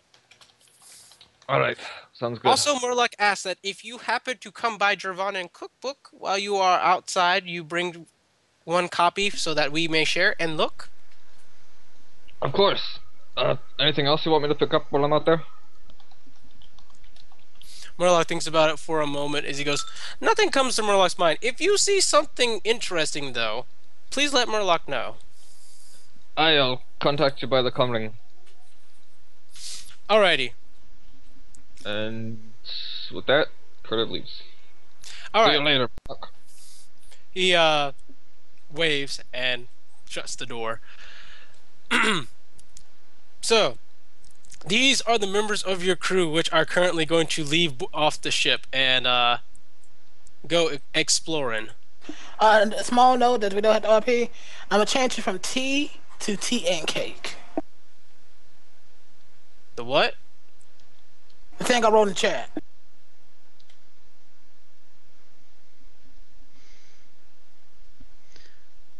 She does like cake. Oh, yes! Yes, okay. I hadn't read that yet. I'm sorry. Alright, so, you come to Donna's room and you still hear the sounds of things being broken and Crush. Umbra is poking his head from outside the door, and even though the most of his face is expressionless, he looks scared. Know the stuff in my head. Umbra scared. I should be wary. I knock on the door lightly, and stepping back away from the door. There's a brief pause in the sound of breaking things before. Who is it? It's me.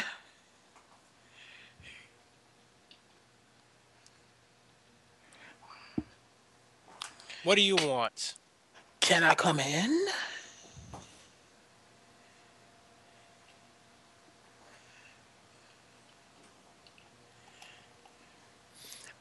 She eventually comes and opens the door, standing in front of your view of the inside of the room. And she goes, "What?" Well, I'd like to see we could talk and express how Raptor and Knights are assholes. And I thought to help lighten the mood in the situation, I'll bring some tea and cake.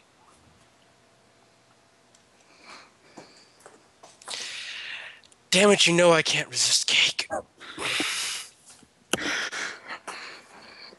Says in my head, works every time. His plan for sex put cake on his penis. God, what? Yes, because of course you'd take that. I tell you. That just gets so hot. Let me tell you. Cake or penis. Implying it's not a sushi roll down there.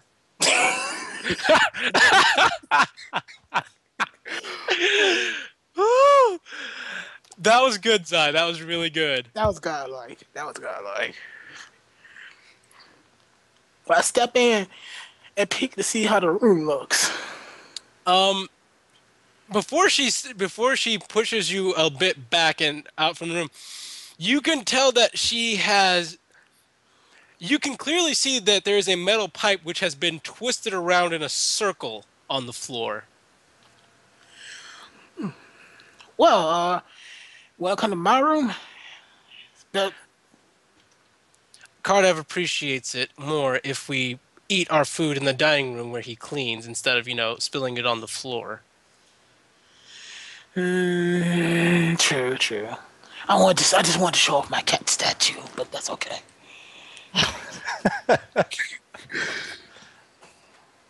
Hey, Let's go. Cardiff makes the food. He doesn't clean the floor. Who cares? She's lying to him because she doesn't want to go into his room. I know. That's why I'm. Oh well, the cat statue can wait for it. Let's go ahead to the dining room then.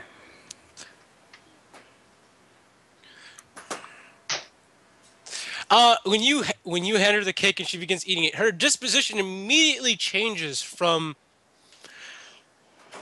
being somewhat tense and angry to being calm and happy.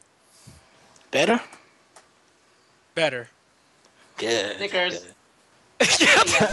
Damn it, Zai. Sorry. Zai's on a roll tonight. Yeah, he is. Damn, Zai. No, he just got it before I could unmute my mic.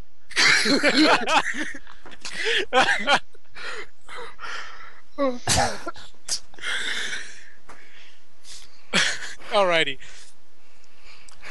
So she looks at you, she goes, "Thanks." No problem. I know how it is dealing with Raptor Knights. If it don't, this is my first one meeting one face to face. When I was younger, I kind of avoided them, but from a distance, I could see some of them are kind of assholes, but not all of them. He just seems like a super authoritarian asshole with a stick up his ass. Kind of, she's like, it's not even about the Raptor Knight thing. It's just what he said was freaking rude. She hits the table and ends up breaking the plate by accident, and she goes, "Oh, damn it."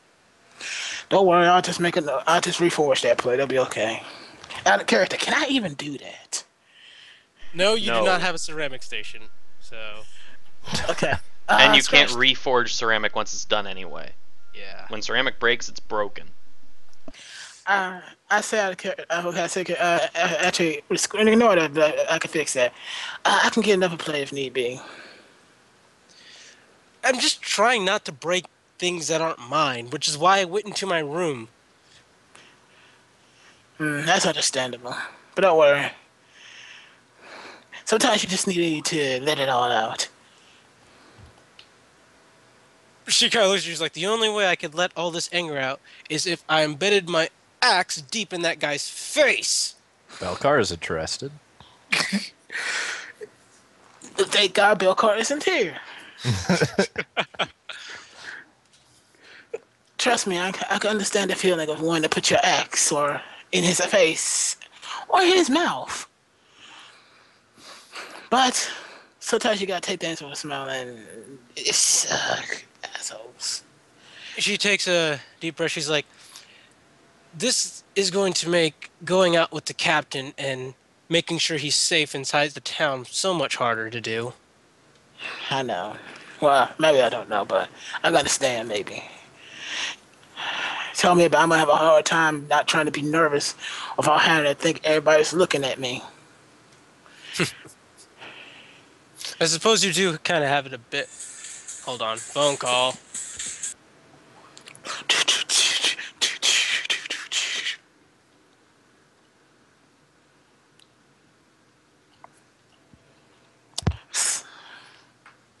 Sure, it's quiet.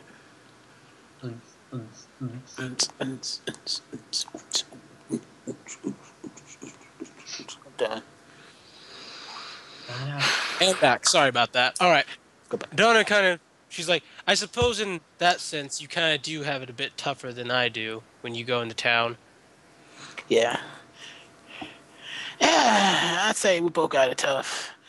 I just hope. And apparently, out of character, did I hear him whisper about the raptor? No, you didn't. Only Enoch knows that that one guy, at the very least, knows about the raptor. Tell me about it. And I had to figure out a way to hide Rex, and hopefully they don't have to. I mean, have to hide it. Oh, in the ship, they probably don't care. Actually, that's scratch Rex. I had to figure out how to deal with that, But it's all better now. Well, somewhat. She nods her head. She's like, right. Well, I'm gonna go back to my room and pack up my stuff for the journey. All right. It was nice talking to you, and thanks for trying to make me feel better. I appreciate it. Here's my job. I hate to see a good friend sad and depressed and angry. Anger doesn't do well. Clouds. She just kind of nods her. She's like, no, I understand. And walks off.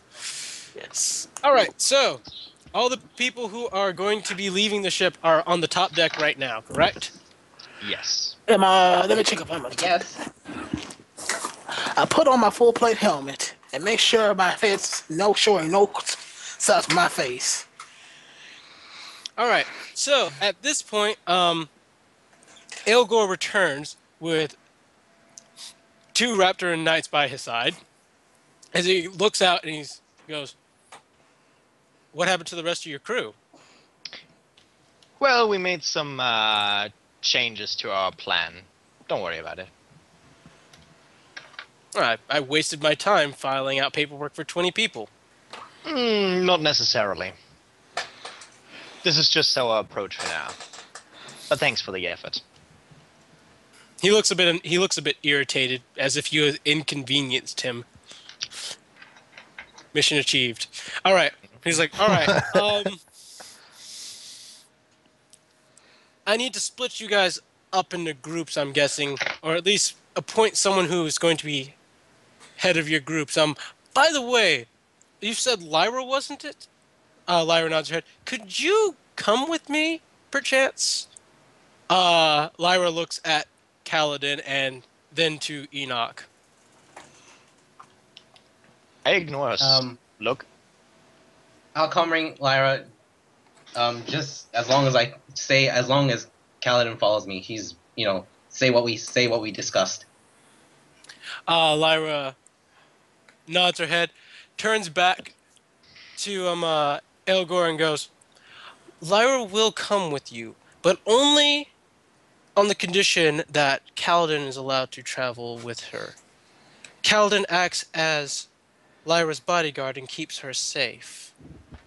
Aelgor kind of raises his eyebrows. He goes, "You rely on one skinny alchemist man to keep you safe? You could run a sword Remember straight what I through the said. I guy and he'd specialize die." in construction. He kind of shrugs his shoulders. He's like, "Listen, listen to me when I say that.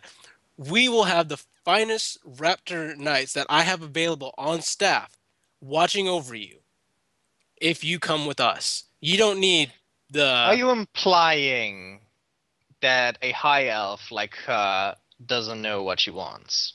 Or is too stupid to make a good decision? He kind of bites his lip a bit as he goes, "No, I'm not." He turns to Lyra. "Sorry, ma'am. I didn't mean to question your judgment." Lyra smiles at Enoch. As she turns back to him, she's like, "Apology is accepted. When would you need Lyra to leave?" The Aelgor perks back up as he goes, "Oh, as soon as possible. We already have the finest raptors we have available set up for your travels." Lyra looks back to Enoch as she goes, "Lyra will try and meet back up with you later after you've most likely attended with your own business. That's Kaladin okay. will be with me." Take your time. All right. So Kaladin and Lyra are off on their own little thing. As he turns back to you guys after watching those two leave, he goes, "All right. As for the rest of you, from now, I ask that you stay within the stay within the limits of this province. I can't have you go into the actual province of Dravana, at least until I got some confirmation that you want to join the academy. I do have a scholar from the academy on call who's in town, who's more than willing to give you a proficiency test if you wish to, well, test your skills at magic and see if you might be able to get into the college." Um, Isis is a bit hesitant for a moment before she turns to Enoch and says, "I have to at least try. If I don't, Go ahead. and if I don't like it, if I don't like it, Go ahead. I'll be right back." She steps forward. She goes, "Yes, I'm interested a bit. I'm a bit more interested in the college." He kind of smiles. He's like, "Very good," and he looks at Udadak. Hmm. "Well, surely with one good mage coming with me, surely there'd be room for another well-skilled and talented mage as well." Yeah, I've got other things in mind for now. I have places to be, things to buy. Aelgor looks more than disappointed with this. He goes, "All right." He turns to one of the raptors and he's like, "Escort Isis to the scholar, if you would." All right, so Isis is off on her own adventure, and he turns, "And as for the rest of you," he looks at Donna and goes, "You already know my deal with you. You can't walk around town without an escort. The um the I gnome there, will Udada, escort her. right? I'm assuming I'm can put you in charge of escorting all of these people in town and making sure they don't get into any trouble." If possible, I would like to allow Udadak his own group if necessary. "Oh no, the Uradak is more than welcome to explore the town as he wishes. And once again, I emphasize that if he ever changes his mind about going to see that scholar and getting his skills tested, I can inform him of the location he could even do such." I meant that if our party were to split up, Udadak should be allowed to lead the second group. That's also Is that okay? acceptable. Yes, Okay. that's fine. Just for the sake of records, who are you having? Well, obviously you're taking the orc with you. Donna once again. Half orc.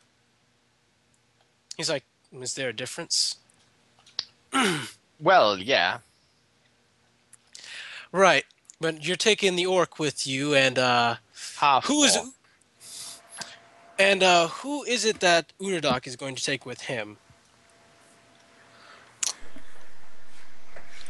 I look to Cardiff. I'll take whoever wishes to go. Wow. All right.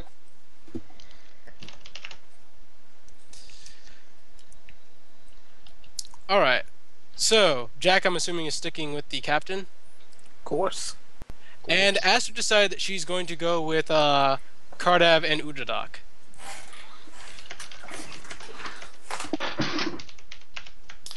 All right. So Aelgor kind of says, "All right, that grouping seems appropriate. People who I've seen who I think could be moderately trusted, and person who carries a great deal of trust with him, escorting two individuals who I really don't think I should be trusting. Yeah, that seems about right. Feel free to explore the town. Just don't get yourself in any trouble," he says We won't. as he walks off.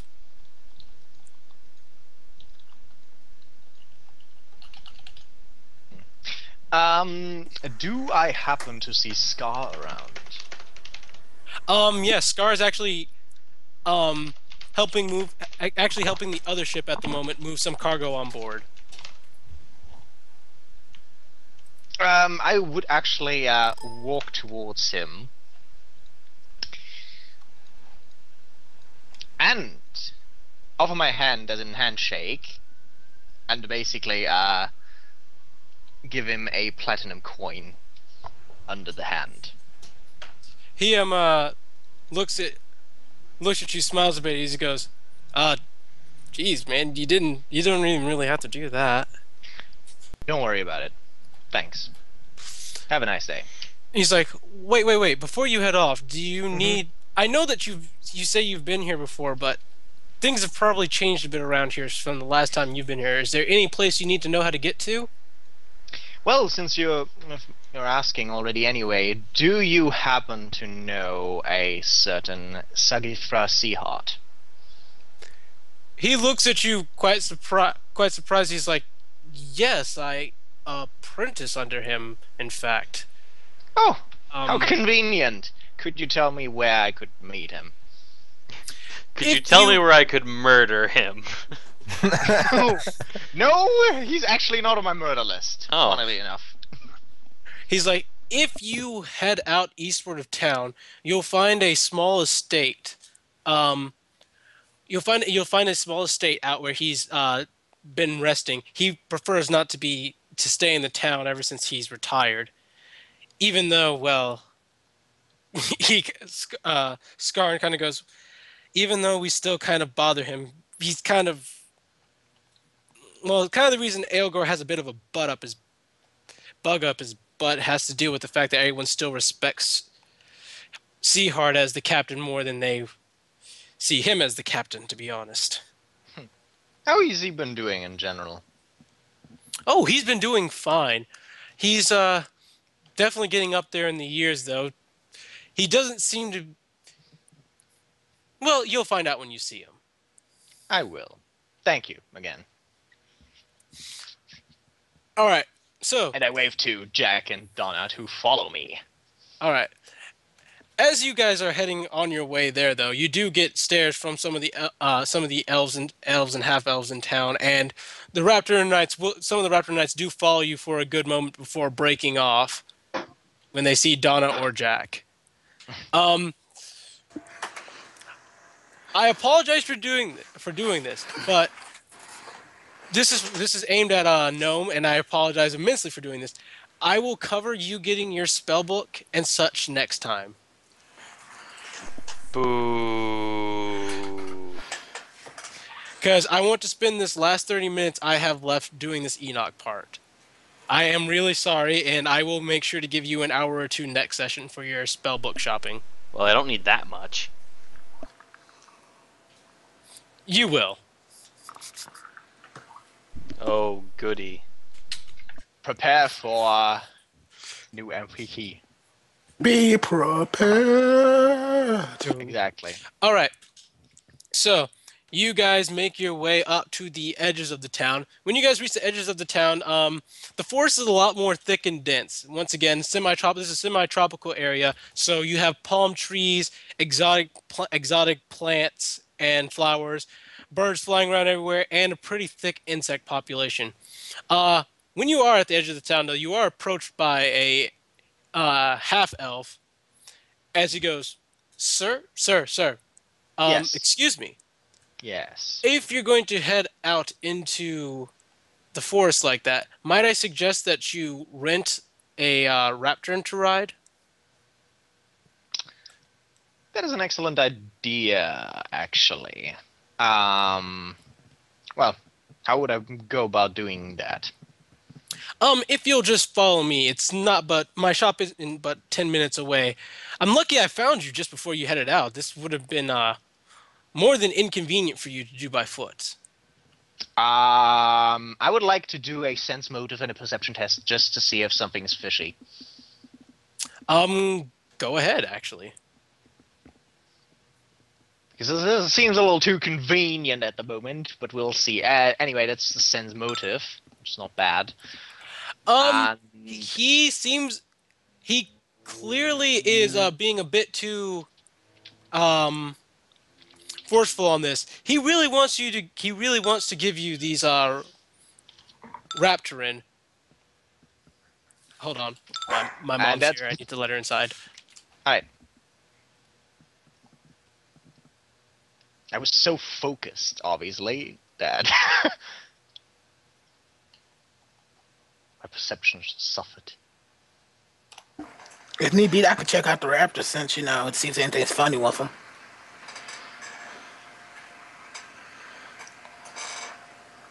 If need be. Let's wait. All right. Hey, I got a random question. Mm-hmm. I said gnome, not Cybot. Oh, sorry. I didn't hear the no bit. It's okay, bro. It's okay. No, blah, blah, blah, blah. Words, Izzy, words. I talked too fast. I'm sorry. No, in Dota, I'm watching Aoi play right now, and I see he has icons showing which heroes are on lanes by their, hero icons on the map. It's a mini map. Yep, it's an option in your settings. You can change it between the X and the hero icon. Okay, what would that be? I have no freaking I clue. apologize for the brief interruption. What was the second roll? Your perception? Yes. All right, that one. The second one's your perception, but the first one was your sense motive, correct? That is correct. All right, your sense motive passed. Something is definitely up here. He seems too eager to pass these raptors to you, and you do recall that there is kind of they usually well, when it comes to getting a raptor typically you have to go through the Dravanan Knights in order to actually rent one, and this guy isn't dressed in a Dravanan Knight uniform.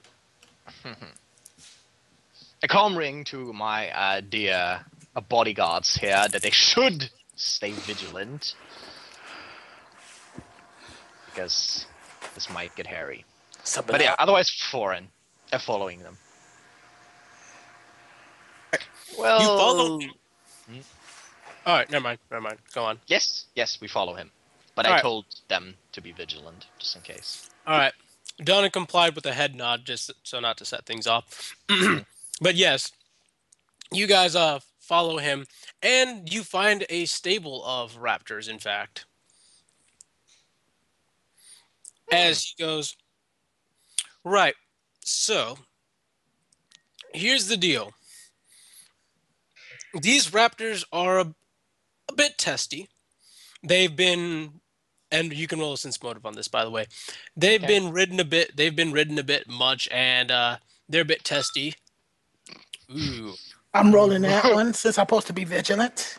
Not only are you vigilant, you ride a raptor, so you will instantly be able to tell. You should instantly be able to tell what is wrong here. Can I get a bonus because of that? Yes, get a +5 bonus. In fact. Okay, for my sense motive or just... Yes, for your sense motive. Okay, that's a plus 19 then. Okay, so as he's talking and saying that they just are tired, blah blah blah, and all these things, you know a wild animal when you see it, and you know what a trained raptor looks like. Those aren't trained raptors. I calmly the cat is like, this nigga's full of shit. These are not trained raptors. These are wild raptors.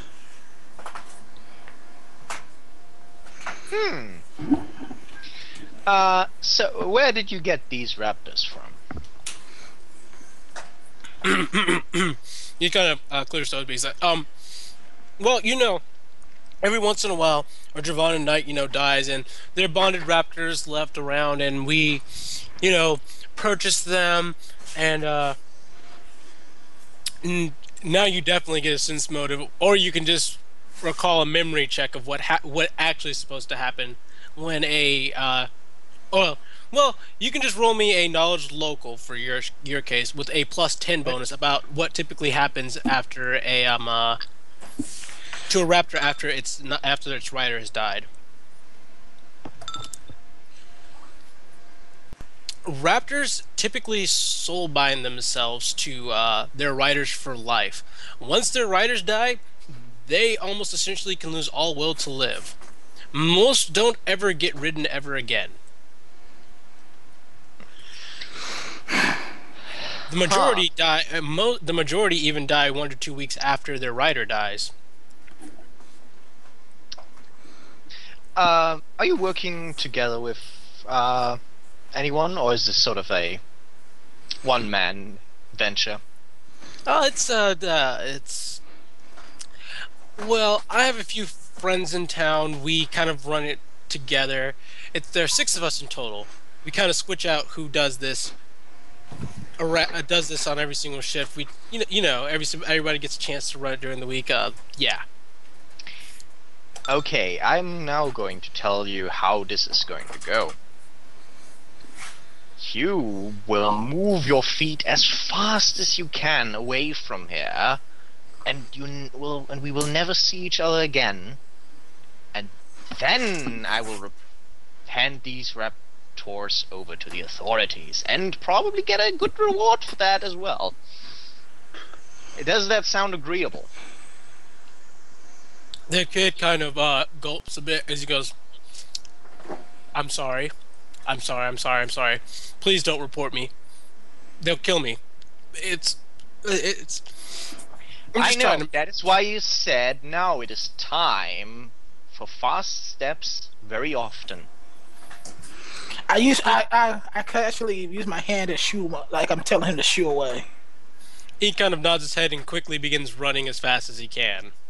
Isn't it strange, Cash, that we find a stable full of wild raptorans just in the middle of nowhere here? That is strange and fishy. Oh well. And see what we can do with that. Exactly. I calm ring Donna, and that's why I tried hiding Rex.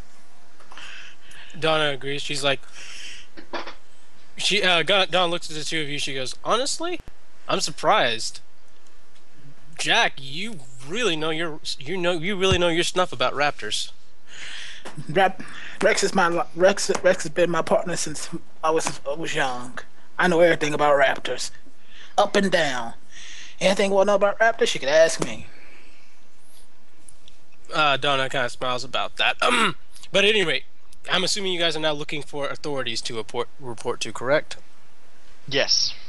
But the thing is, how far away from the nearest city are we by now? Because at some point I would say it's easier to just go to Sagifra and tell him, and then go that way, and Oh, no, you're not too far. You're not too far away. All right. And trust me when I say that there is a officer not too far away from you. Okay. I cry being the inside. No, we have to give these away. All right. So you find an officer, a Raptor Knight, obviously, who is standing vigilant and pretending like he didn't see you coming.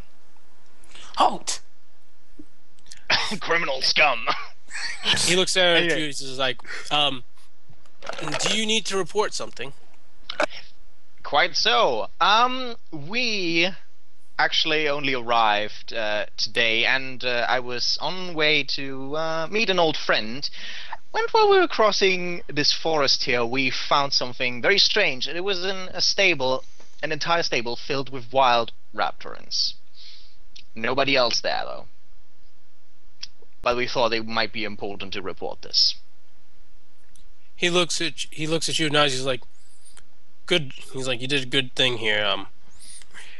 We've actually been trying to find someone who's been selling off these wild raptorins to people, saying that they're rideable for quite some time. He's caused quite a few casualties with this. You know, wild raptorins not exactly being.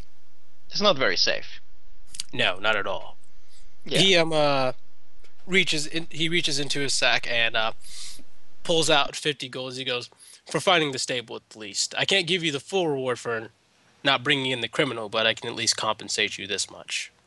Oh well, better than nothing. Thank you. Would you like us to lead you there? No need. I'm assuming it's from the direction you came from. Exactly. All right. So you guys continue on by foot, which means this is going to take a bit longer, unfortunately. Once again, I give 20 to Jack and 20 to Donna. Donna hands you 10 back. I didn't do anything really, so I don't feel I deserve it. It's appreciated though. At any rate, as you guys are on your way, you guys cross over a few things, a few exotic sights, a bridge of sorts that goes over a rather large river range. It's kind of separated by a slight cliff face. So hanging bridge. Until finally you guys reach a house. By the way, I'm going to have to close the server really quickly and then restart it. Okay. Just letting you know that.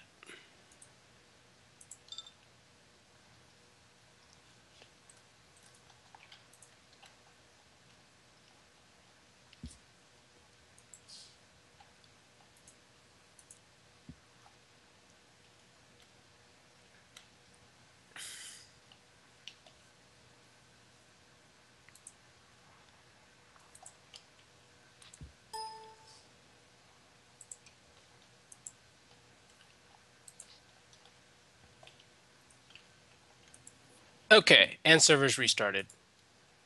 Alrighty. Let me go ahead and make this player visible.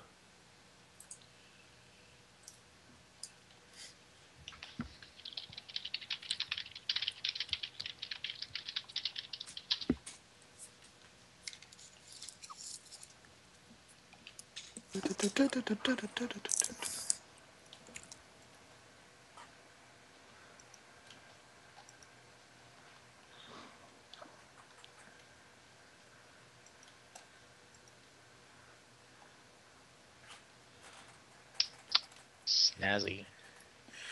Oh, for a minute I thought that looked like someone I thought it was, but it wasn't. For a minute there, zoomed out, he looks like Geralt, but it's not Geralt. I'm like, hey, isn't that Geralt? Nope. He just has the hairstyle and the hair color. That's an elf. For one thing, yes. And now I'm going to have to play Witcher 2 again. And then I might play it on dark mode and cry. Dark mode's fucking brutal, but Josh, you should play The Witcher 2. Why is that? Since you love challenges, if you die on dark mode, you stay dead. And you have to start over. Everyone connected? Yes. Alright, so, as you guys approach the estate, you see sleeping on a somewhat nesty-looking mound a giant raptorin. Enoch, of course, recognizes this raptorin as Seaheart's trusty mount, essentially, Tiamat. Mm-hmm. A raptorin which is a quite bit larger than your average one and displays a different colored plumage. I look shocked like a motherfucker saying my comrade, Enoch, what the fuck is that? That's a Raptoran. How the fuck is that? That thing? That's Rex when he grows up. Holy shit, that thing's huge. Okay, Can I roll any knowledge to know about anything about more about that type of raptor? Yes, I will allow this. Can I roll handle animal? Um, I'll just a general intelligence check. Actually, knowledge nature. Knowledge nature with a +2 modifier. Never mind. You don't have knowledge nature? I don't have knowledge nature. All I have is knowledge local and handle animal. All right. As you guys get closer, the raptor kind of stirs a bit, turns towards you, and kind of coos slightly as boop. Saragrath makes his way out of the estate and looks over at Tiamat. He's like, "Tiamat, girl, what's got you so troubled?" "Oh, we have a guest." Ah, yes. Greetings. Long time no see. "Indeed, it has been a long time. Would you like to come inside?" Well, if you welcome us, "Well, I'm with all are my- welcome at my estate." Ah, perfect. Step inside. I also step inside. I apologize for for not making my presence beforehand, but well, He nods his head as he goes, "I'm a difficult man to get in contact with nowadays. At least I've tried to be. So I hold no fault against you. I do wish I'd had a bit more forewarning that you were coming, because I can't lie, I have nothing prepared for any guest." oh, that's no problem. He raises a hand. No. I'm going to at least make you something to drink. Do you guys drink tea?" Absolutely. He walks over to his kitchen area and puts on a pot of tea. As he walks over to a rug and sits down, and he goes, "I also apologize. I don't typically like chairs. It's always been a thing with me. The only place you can really sit is on the floor here with me, but it does put us on the same level for conversation." Well, I sit down then. Donna sits down as well. Yeah, I sit down. As he goes, "So, Enoch, it's been a while. How have you been?" Huh. Well, many things have happened. "Oh, I I'm can a tell." At least that leader. much." I'm a leader of men now, captain of my own ship. My study of the arts and swordplay are making progress. Oh, I am also a knight now as well. Who would have thought? Sagathur shows a slight smile, but then quickly tries to hide it as he goes, "Ah, you've done well for yourself." Yeah, I tried and it worked out.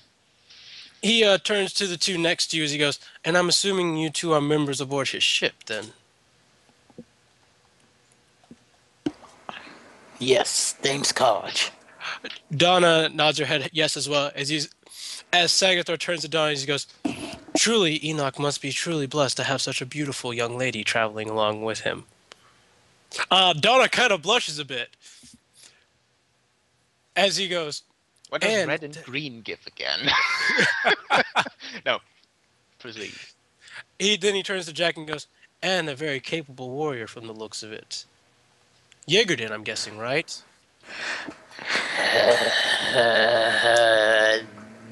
Look towards the captain. I nod. Yes. This is the part where you act like Astrid. Sagathra kind of goes, "Just so you know, I don't particularly mind who you actually are and what you're really doing. By the way, your disguise is shoddy at best." Oh, it's better than nothing. "Also, you've done a poor job of hiding the fact that you own a raptorin. You have fibers on you that are not of the native species color. I'm assuming that you need to start taking a bit better care of your raptorin. Judging from the fibers on you, his feathering is a bit weak and his hairs look Yes. Say that again. Yeah, see, Carter said that. Go ahead. The feathering that the some of the fibers that you have from his feathers are on the outfit you are wearing. They look a bit coarse and a bit brittle. I suggest that you add a bit more fruit to his diet. What kind of fruit? Just any kind? Fruits that are high in vitamin C. Perhaps add some greenage. He points he points to a barrel nearby and opens it. He's like something like this. High in calcium. Interesting. So you're Alright, saying then. that his raptor might have scurvy? Like any good pirate. Yes. Clearly Rex is the best pirate. Clearly. All right. So, Thank Sagathor goes, but he's like, but I apologize. Enoch Enoch isn't the type to just show up here for me to. Well, isn't he's never been the type to just show up. So I'm assuming he has something he wants to talk to me about. Probably something that requires the two of you to leave the room for a moment. Is it okay if I look at the raptor, maybe touch it a bit? He kind of smirks as he goes, I wouldn't get too close to Tiamat. She's a good girl, and she had her clutch, and she laid her last clutch last year, so she's definitely gone down in her temperament, but she's never been much for anyone touching her aside from me. Okay, then no touching. Gotcha.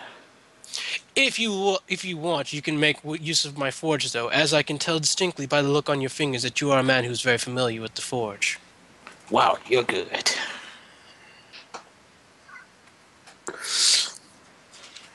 Maybe you could tell me my future too. In the future, fortune teller, I am by no means. And then you I'm simply insulted old. him.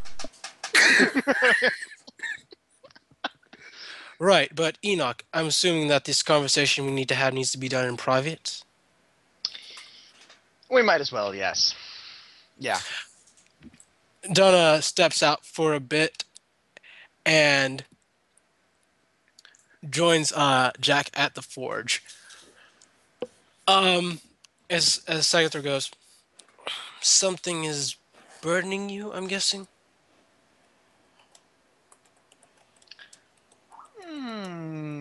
You could say that. But before we get to the really serious stuff, how have you been really? There seems to be like the Raptorinites are pretty much they can't get over you really. He sighs. He's like, when I retired a year ago, wait, was it 2? Yes, 2 years ago, my bad. I thought that my duties as the captain of the Raptor Knights would end. However, it has ceased to be a troubling issue to where I'm continually bombarded with questions, not only by the current captain of the Raptor Knights, but by many young disciples of his who come to me to seek training. No I rest. tried to move out here after a year after I retired to try and get away from it all, but you see how successful that has been, if you were able to find me. Well, actually, I've talked with your disciple Scar, who's a very pleasant sort, really. CR nods and says, like, Skarn is a good kid.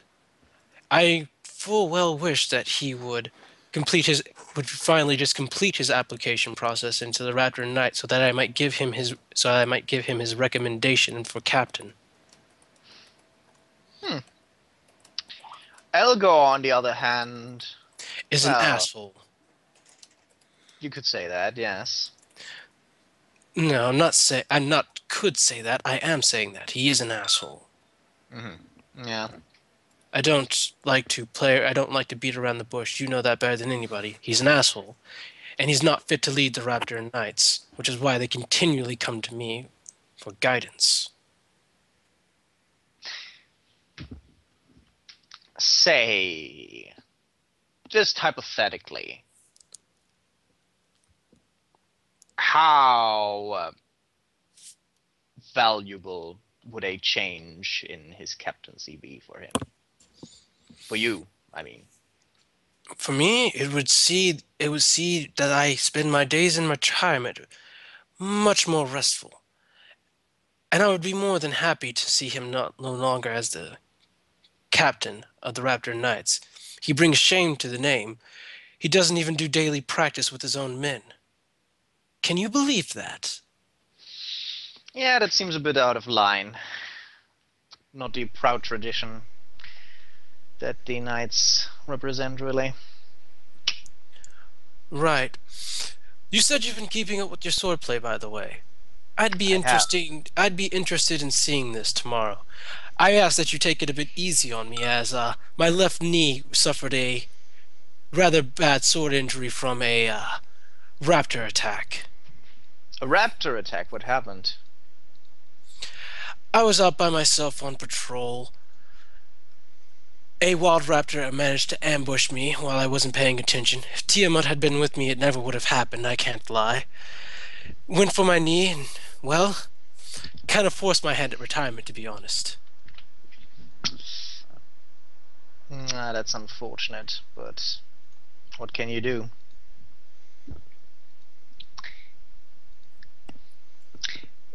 In any case, something else I want to show you. I actually slowly pull out my sword.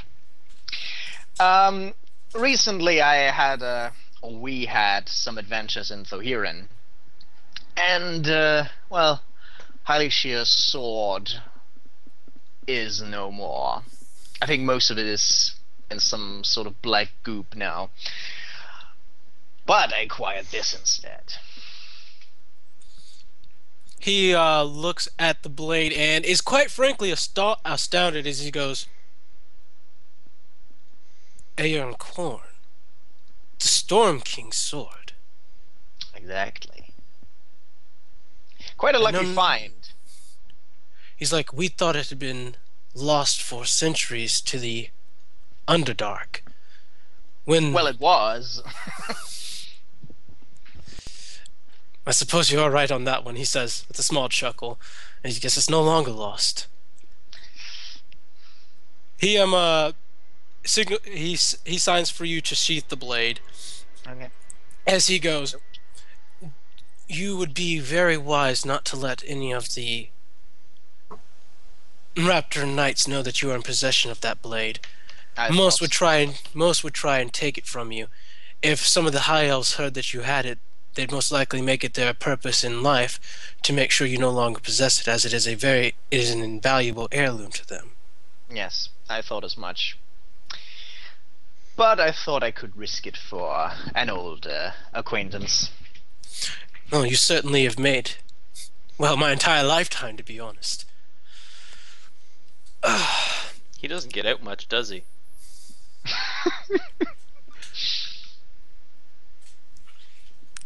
I can't deny it. No, he doesn't. Not anymore. And he was so active when he was younger. Nah. It's true. All right. Go on. He's like, but surely you didn't come all this way just to show me a sword. Though I do appreciate being shown it.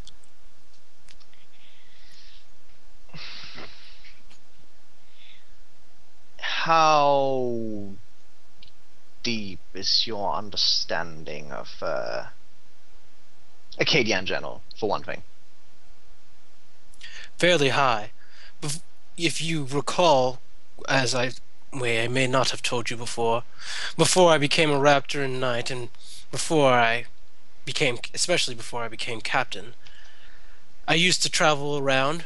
I made a trip to the Wild Continent after the incident that happened in the Wild Continent. I ended up having to go to Acadia for a while, and then to Asivia, then back to Gervana.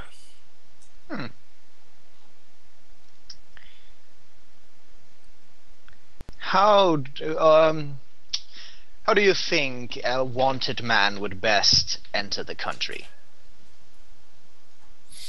Entering Acadia, you say? Yes. It all depends. Are you trying not to be caught? Well, not on the way in, anyway. Alright, that's a bit easier then. I wouldn't take your ship with you. Oh shit. Coming in by ship is a very obvious way and a very easily trackable means of being caught. You'd need to come in most likely by boat. My advice would be to stop on one of the islands nearby, land your ship there, and then travel the rest of the way by boat. There are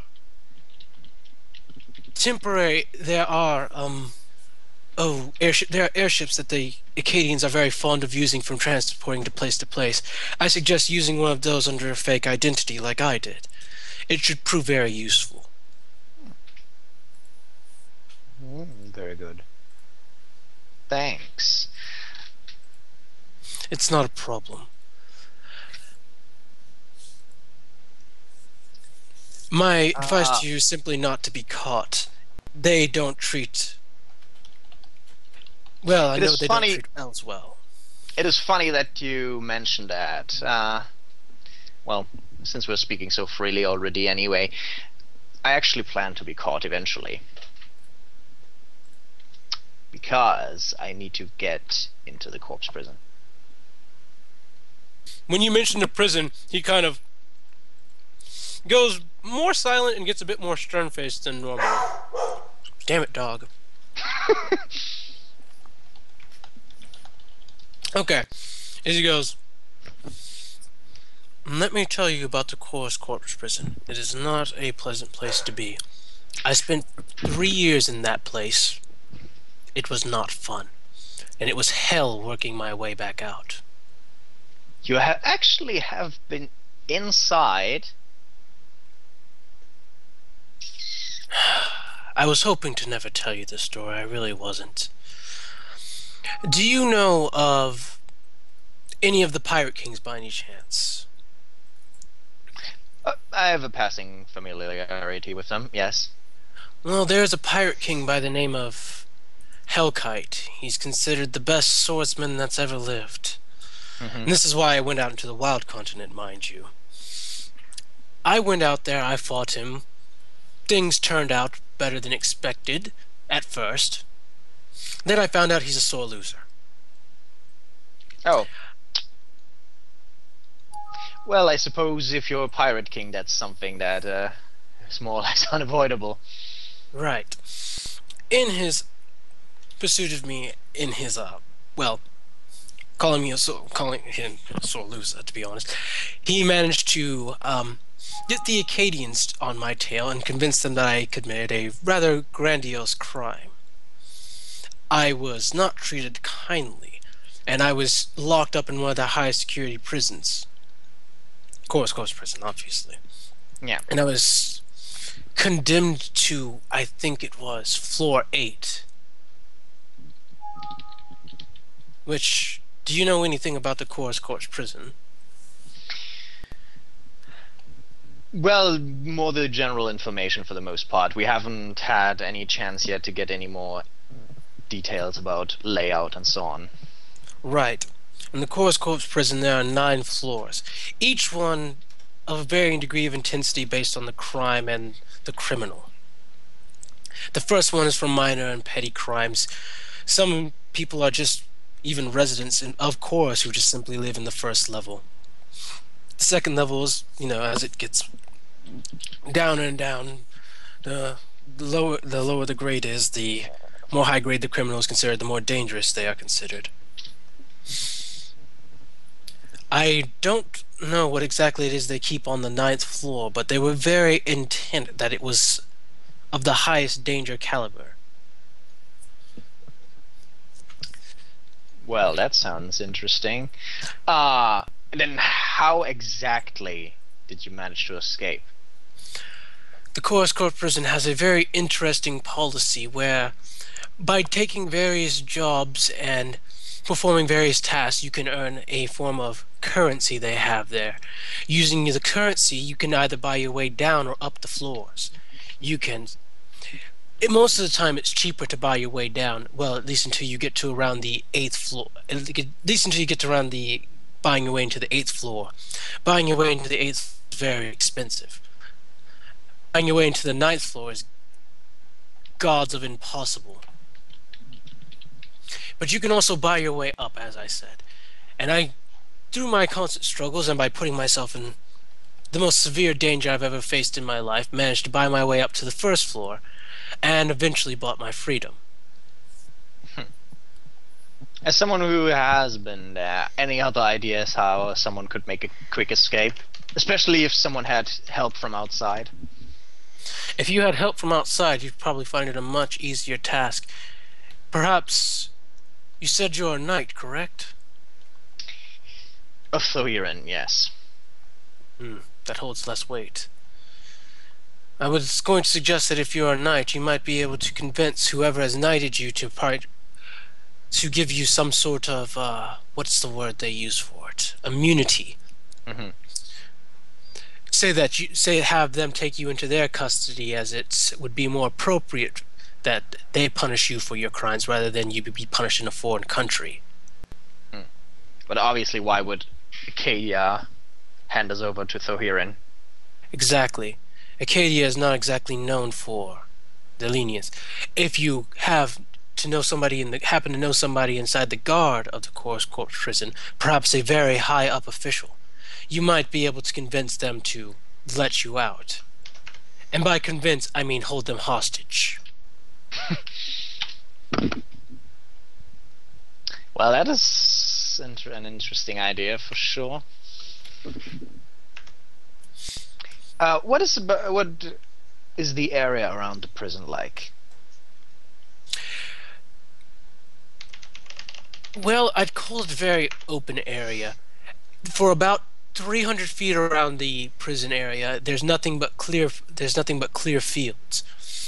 I can explain to you the reason why in simply stating that they have many, many snipers aimed at the wall, aimed to shoot anyone who tries to escape. Mm-hmm. Or anyone trying to help to escape from outside. Correct. After you've reached the 300 feet of plains field, though, in the southward section you'd find some forest. If you travel deep enough into the forest, you can find your way into the dark woods. I don't suggest going there, as I was forewarned when I was in Acadia that it was a dangerous place. I can't speak from personal experience, but I at least take their word for it. Mm-hmm.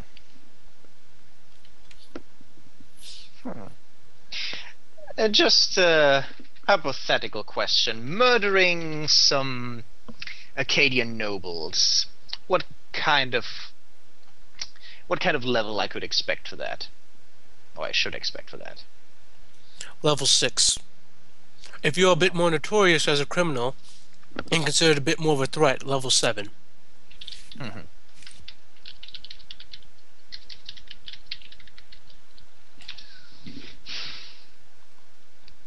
Well, that was very helpful. Anything else you want to add? Nothing comes to mind, to be honest. Well, that was even more fruitful than I expected. I have some totally unrelated things to talk about, though, no? Still. How are your connections to the Academy? My connections to the Academy are quite well. You may have recalled, but, my former wife is a member of the High Elven Council. And she does have a direct say in whether people get into the Academy or not.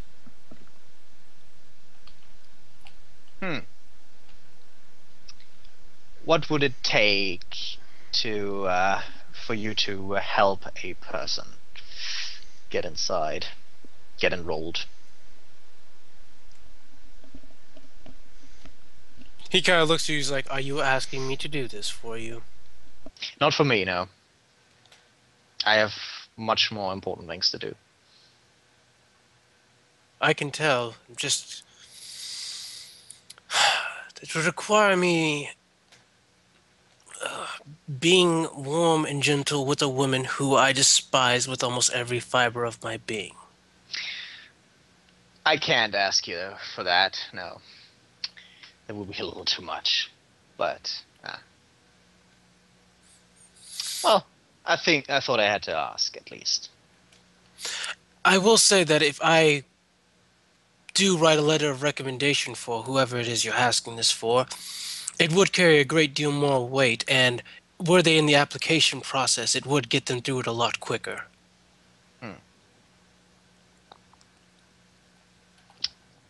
Enoch looks very contemplative for a few seconds there.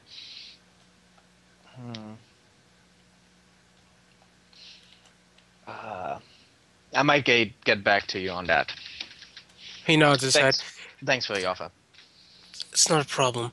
I'm curious, how long are you intending to stay in Dravana? Well, we don't have a set schedule so far, but at least a few days. Would you be willing to stay the week at the very least? Well, unfortunately, some members of my crew haven't gotten a very warm welcome. I'm not sure if... Well, yeah, a week should be possible. You're members of your crew. Mind telling me a bit about them? I might be able to do something about this. Well, Al Gore wasn't on his best behavior when we arrived, and, well, they've rather not have more Javanan hospitality after that. I imagine he was already in the foulest of moods when he saw your half-orc friend. I think she's adorable, to be honest. But... Well, she certainly has a very distinct charm. But Ilgor has a distinct hate of orcs. His family having had fought them, and his dad suffering a very severe injury to an orc once. Well, it's not like our dear Donna has anything to do with that, so... True, but some men hold petty grudges for forever.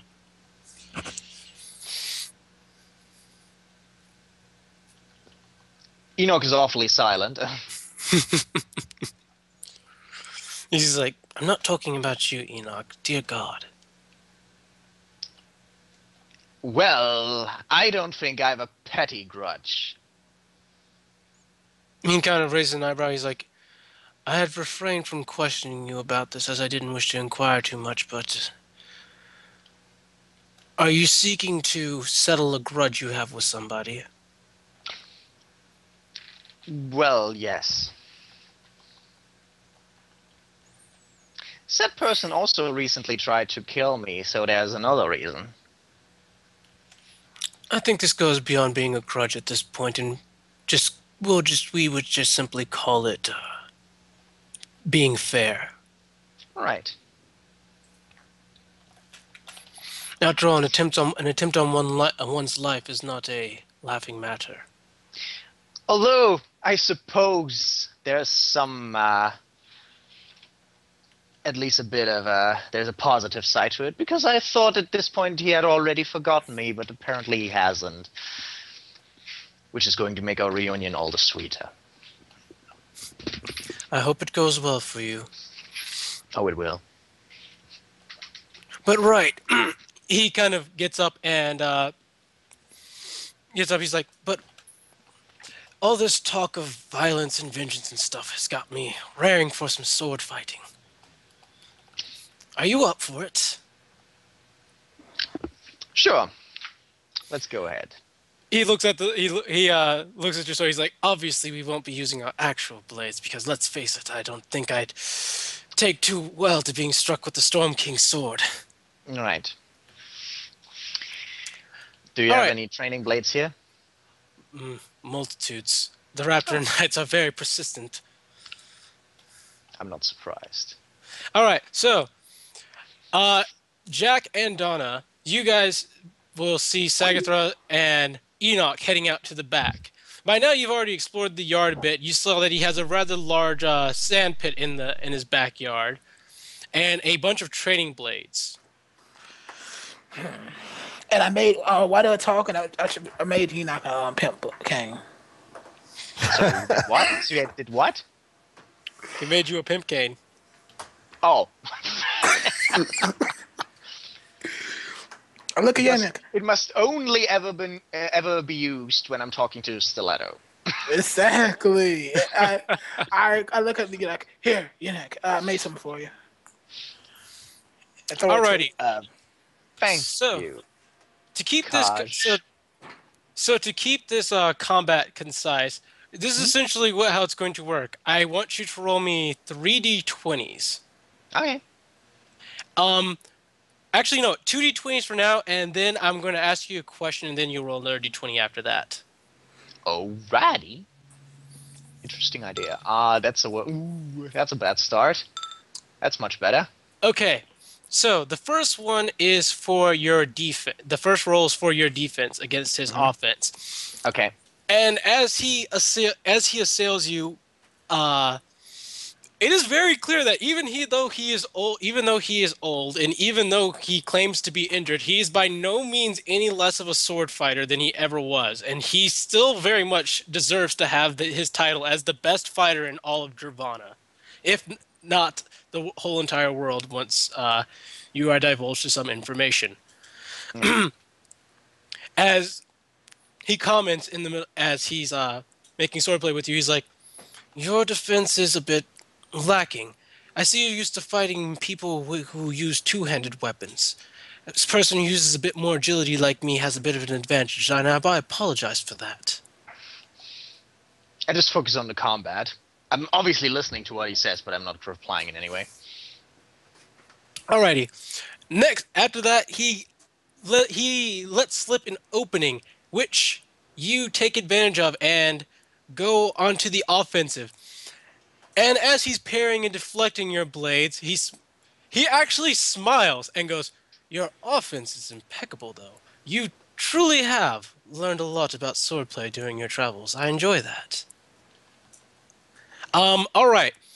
He begins by now responding back in kind, and he definitely has the advantage in this fight. You now have an option. You can either force him to start fighting on his bad knee, or you can choose to fight this honorably. Be a pirate. With every other opponent, obviously, the first option would now go for the second. That being said, though,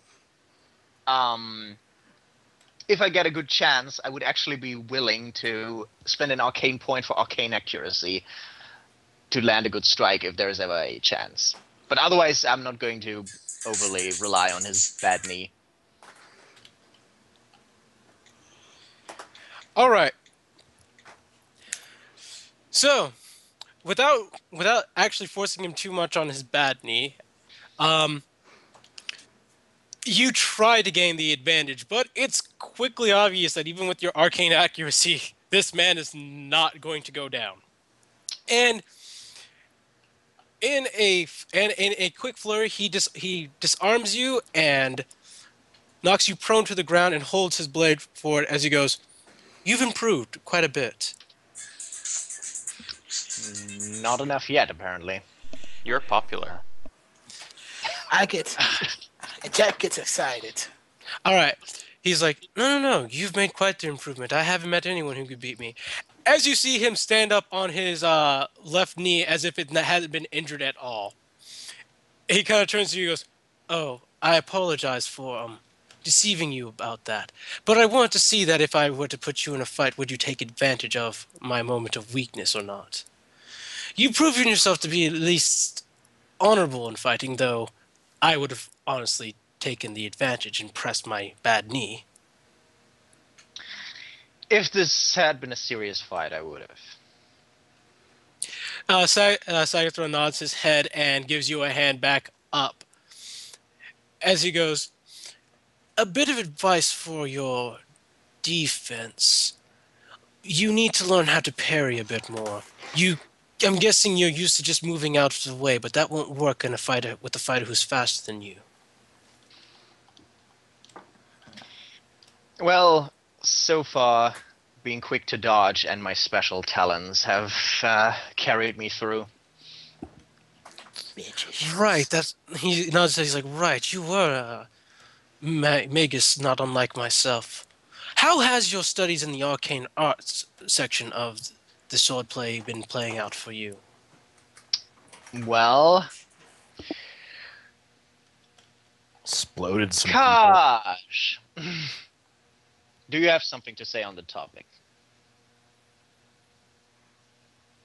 Is he? Oh, oh, okay. Okay, what happened? Actually, I was- that actually makes perfect sense for Jack not to recognize his new name. Oh, Gosh. yes. That's me. That's me. Yes, that's me. You're pretty good. You're a little weak at some places, even though I like to do praying myself. He looks like he's a good forge master, too. I'd like to see if you could tell me more about my blade. Tell me about my blade, baby. Donna, more on topic. Could Donna you kind of. events? So what now? I didn't hear you. Could you relay some events? Donna kind of goes, well, we had a run-in with a orc fleet. All right, we had our run through the entire Underdark where we had to fight the Blighted clans, and then there was that giant blight monster you guys told me that you fought. That 12 tentacle blight monster that wrecked shit, and then there's the dragon. God of mercy, I want to forget the dragon, says Donna. Sagistra looks at Enoch and smiles. He goes, man, you have been busy. Yes. But in any case, when I land a strike, it is usually fatal. Yes. Except against that tentacle monster. Don't get me started. If I remember right, I was the one who laid the fatal blow on the tentacle monster. You got wrapped up in the tentacle in midair. I couldn't strike for shit.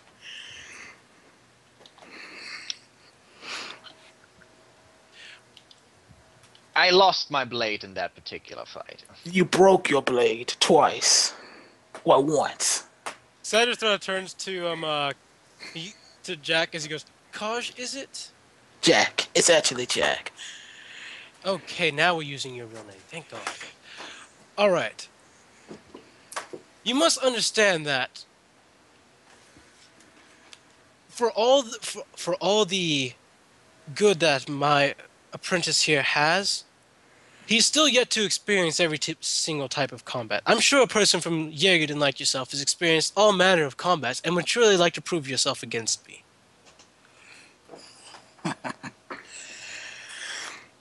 I would like to put myself against you, but it sounds like there's a but in there. No, there's no but. Alright. I pull out my blade out the sheath and put it in the sand and grab a practice sword.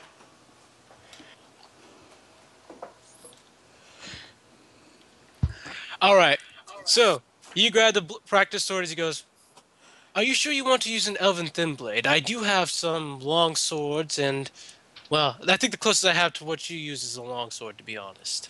I'll take a long sword. All right, so Jack steps onto the field as Sagittara turns to Enoch and goes, could you run into the house and perchance grab the kit from inside? Do I know what he talks about when he says the kit? His kit, the kit that he uses whenever he swords fights somebody. The medical kit that he uses to stitch up open guts. Oh, okay, fair enough. Yes, I am going to get it. Don't worry. Sagittara goes, we'll do this at first blood, if you don't, to prevent lots of injury. So, We're using practice swords or real ones. Oh, we're using practice swords, and they are indeed made. They are indeed supposedly made out of a non-lethal material, or a material that's supposed to be non-lethal. But I have some bad habits. Okay, then I guess I better go all out then. I challenge you then. AKA in game turns, I use challenge on them. Okay, so as with Enoch, roll me 2d20s. Don't get no bonuses or anything? No, no bonuses on these ones. Okay. Oh crap, your macros aren't on there. Oh, sad face. I need to really add those macros to all my campaigns.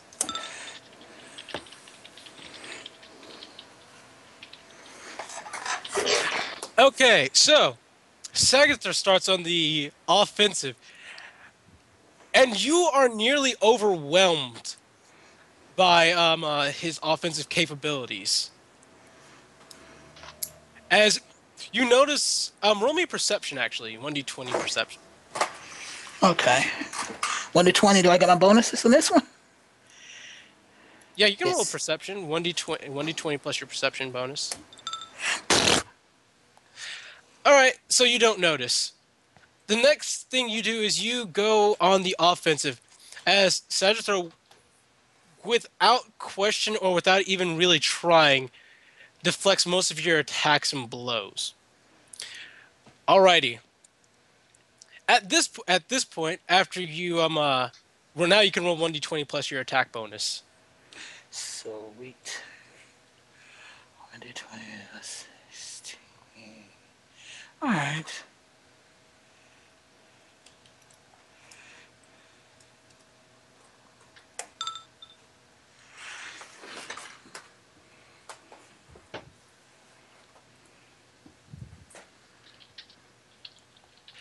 Okay, so you come at him with your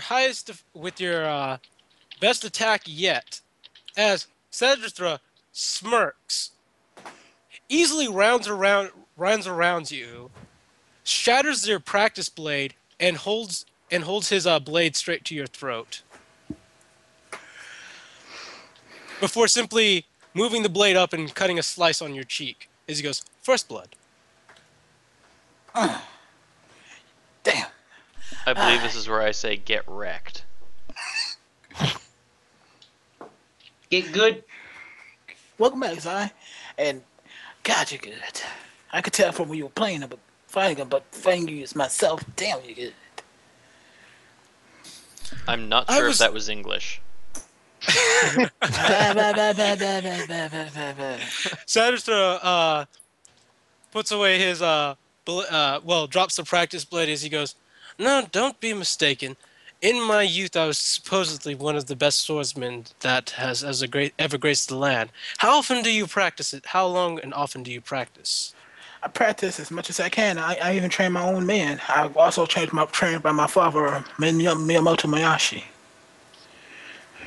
He nods his head. He's just like, interesting. He looks over to Donna as he goes, "And how about you, young lady? Would you like to try your hand as well?" Donna looks very tempted. As Donna I'm not looks sure with my neck. Go for it.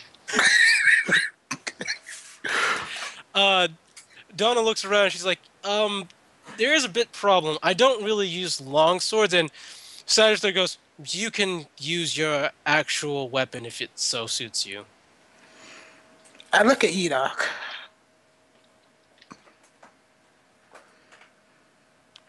Yeah, Well. I grab my sword out the ground and put it back in the sheath. Alright, so Donna steps in the ring, wielding the legendary axe that she has, by the way, and comes at Sagittara, but not too unfamiliar to the people who are here. Not only is her defense of his attack overwhelmed. By the way, you can now roll me another perception, Izzy. Now that you're watching this from an outsider perspective. Good. Do I get extra bonuses or no? No, it's just a perception again. He never once aims for her. He aims for her. He aims only at her weapon and only at spots next to vital spots. I smirk a bit. He's holding. Not only is all right, and not only is her defense completely overwhelmed, but her offense is completely useless against him as she manages to not even once get close to him. As he just kind of, as his first blood on her is just a small poke in the arm, as he goes, first blood. Donna just kind of smirks and drops her axe. She's like, okay, screw this. This guy, screw this. This guy. She says she just walks out.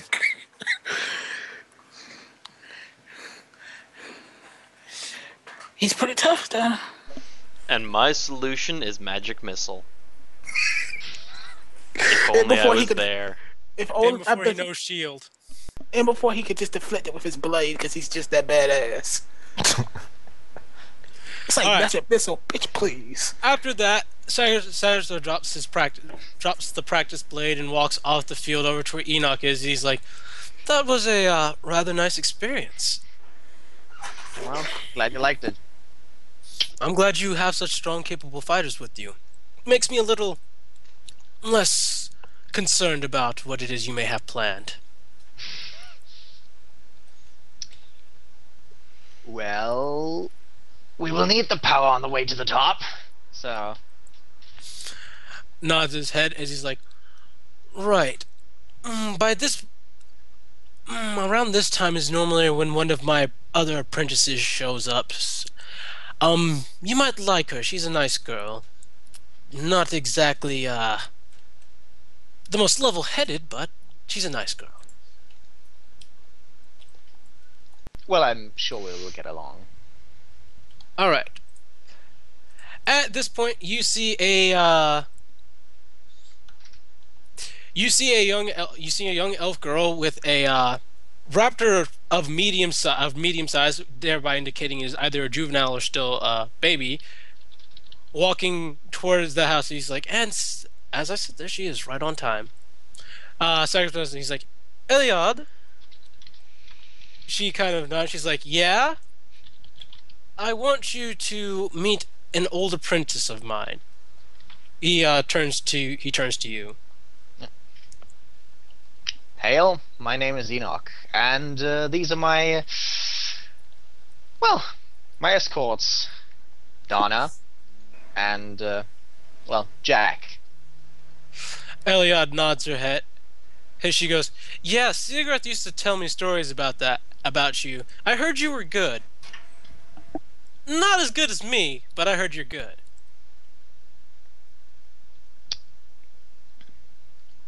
Well, You got served. he's not in a mood to argue, so I'm working on it. She kind of nods her head. She's like, right, I guess you came back to get some more lessons from Sagathrah? Not really the main reason I was here, but we had a little match, yes. I'm guessing you lost. Yes. That's okay. Everyone loses to Sagathrah.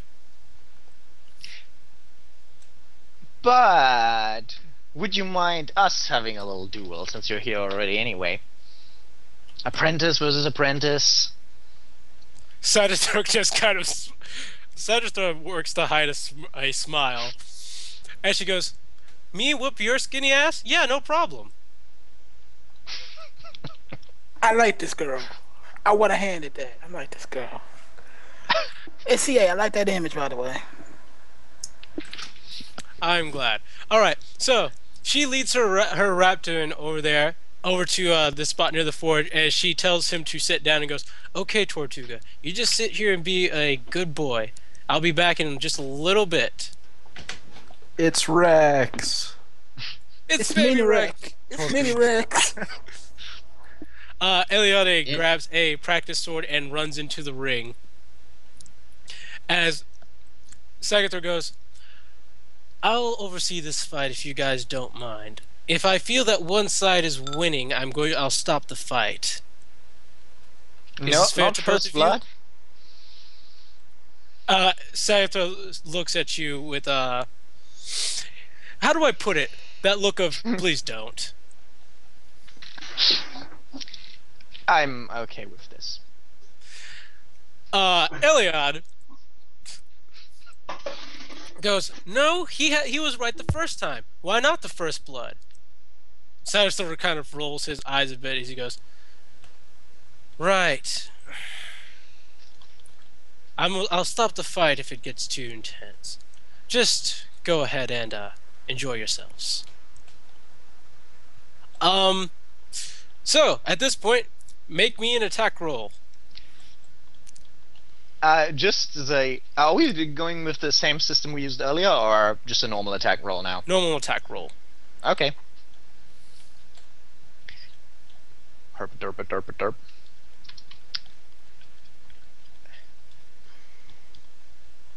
Oh wait, I actually have to subtract something here. Yeah. Oh! Why? An attack roll, this happens every time. You roll like a 1 or a 2. Okay, so she charges in and quickly takes control of this fight. If things get too serious, I'm going to use Spell Shield before I actually get cut the first time. By the way, when it's still the opposed attack roll where it's going to be attack, defense, then the decisive blow will be made. Okay. Okay. So yeah, just letting you know that. So she has you on the defensive now. So roll again. Arcane accuracy. Roll some 1. Oh god!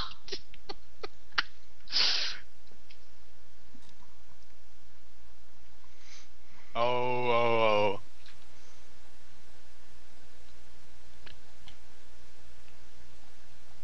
That silence! God, I'm killed! No. You She accidentally passed. critted me to death. Alright. So luckily, it seems unlike with Sagathra, you are actually able to defend yourself against her attacks and manage to take, well, at least put this fight back on even footing. Mhm. Alright, now the decisive blow. Another roll? Yes! Oh, dear sweet Jesus, this girl. You're rolling 20s again, aren't you? The rolls only keep on getting higher. Make sure you're rolling 1d20 and not d20 again. I know I'm rolling 1d20 this time. Mm-hmm. Alright. Well, this is the funny part. So you two come at each other with intense speed and fury as you both at the same time strike across each other's cheek, drawing first blood at the exact same time. After realizing this, I throw away my blade in frustration. She does the same thing. As she shouts, "Damn it! I'm out. Damn it!" Daughter, I think I've met the female eunuch. Thimnock. Why does that sound like an evil clone? No, it's like Shepherd. It's like Shepherd. It's male Shepherd and fem Shep. As Sagathor goes, well, that certainly went in a way I wasn't expecting. But then again, Enoch had just finished sparring with me. As he turns to Eliade, you did well though. Eliade turns to her, she's like, that's not good enough. I'm supposed to be your best apprentice, and I can't even beat some old guy who quit apprenticing under you before he could learn how to do this real stuff. He looks a little offended at the old guy, really. Sandra just kind of holds his head as he goes, this is why. And he's like, and this is why I never put you in the advanced training. How old are you, Elliot? 15. My eyes roll. Would you like to fight me? So I just Wait. She was elf, right? Yeah. Oh, all right. 15 by elf standards. My bad. Okay, yeah. Because 15 and elf, I mean, she's basically a toddler. Just say, don't you mean like to be 15-ish? She'd be what, 30 to 40, 50? Yeah, something around that line, yeah. But yeah. What is the exact ratio of elf to human years? Like, seriously. It's on the PRD if you want to Yeah, look. I don't think there's like a ratio though. I think it's like different brackets. Yeah. All right. Well, so yeah, at this point, I mean, elf growth works differently from human growth, so you can't really put it. Yeah, in. it's not like there's a conversion factor that you can use. Right. They don't age as quickly despite the extra years, right? They have longer youth, but they have a much longer, middle age, basically.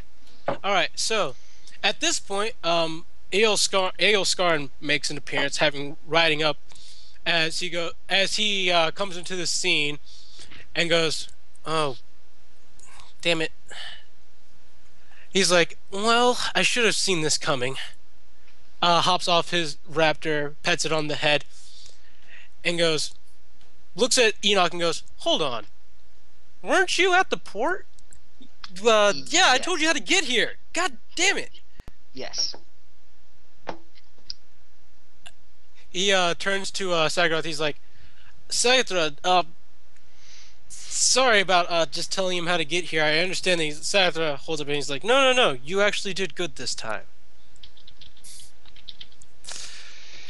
And he's like, unfortunately, things have not gone exactly well here. He's like, well, Elliot already looks pissed, so I'm assuming that she either just got her ass beat, or A draw. you said something to make her upset. So just simply remains quiet. We had an unfortunate draw. I was not on my top game.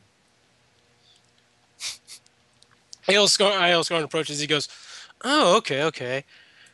You didn't tell." He's like, he turns to Sasha. He's like, "You didn't tell me you had an apprentice before us."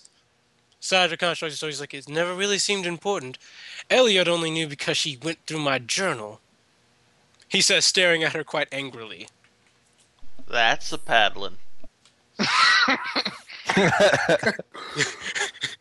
That's a shocking grasp to the butt. And that's a sexual harassment suit. Dude, obviously, in these fantasy worlds, once you're a super sword mentor, you're above that shit. Exactly. Sexual harassment, ho! So, Aeolskarn approaches Enoch as he goes, "I'm sorry, I didn't really properly introduce myself to you earlier. At least not in the way I would have introduced myself to a former apprentice." Don't worry about it.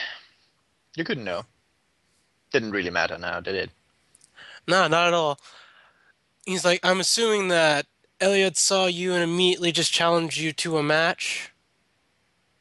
That's fair to say, yes.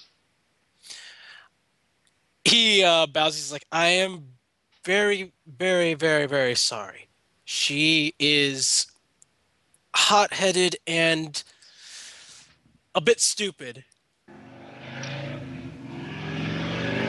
Oh, Vroom! Sorry, live very close to two major roads. It's okay. well, I would have preferred here. to give her a better fight, but Aeolskarn goes, "Right, I am. Are you here to get lessons from Aeolskarn, or are you from Saithra, or are you just here visiting?" it was a visit mostly. He nods his head as he turns to Saithra. He's like, "I'm assuming that training today is canceled." Saithra shakes his head, "No." We're almost done. Don't worry about it. Yeah. Uh, Secretary said no. He's like, oh no no, there'll still be practice today. You are going to spar with Eliad today. Skarn looks a bit shocked by this. He goes, are you sure? And Sagittarius nods his head. He's like, no, you're about on her fighting level by this point. As he walks by, he's like, as for Enoch and his two friends, if you guys want to come inside, I will prepare lunch for you. If you wish to stay outside and, well, deal with these two, feel free to. I'm going to watch them. Thanks. Right. He walks inside and begins preparing lunch as Donna actually joins him. I'm gonna watch him fight. All right. Much in contrast to the way the fight with Enoch and Eliod went, it is very apparent that Eliod is a much better fighter than Skarn is. In fact, it appears that she might have been holding back when she was fighting Enoch, from the way she just absolutely trounces Skarn. Womp womp womp.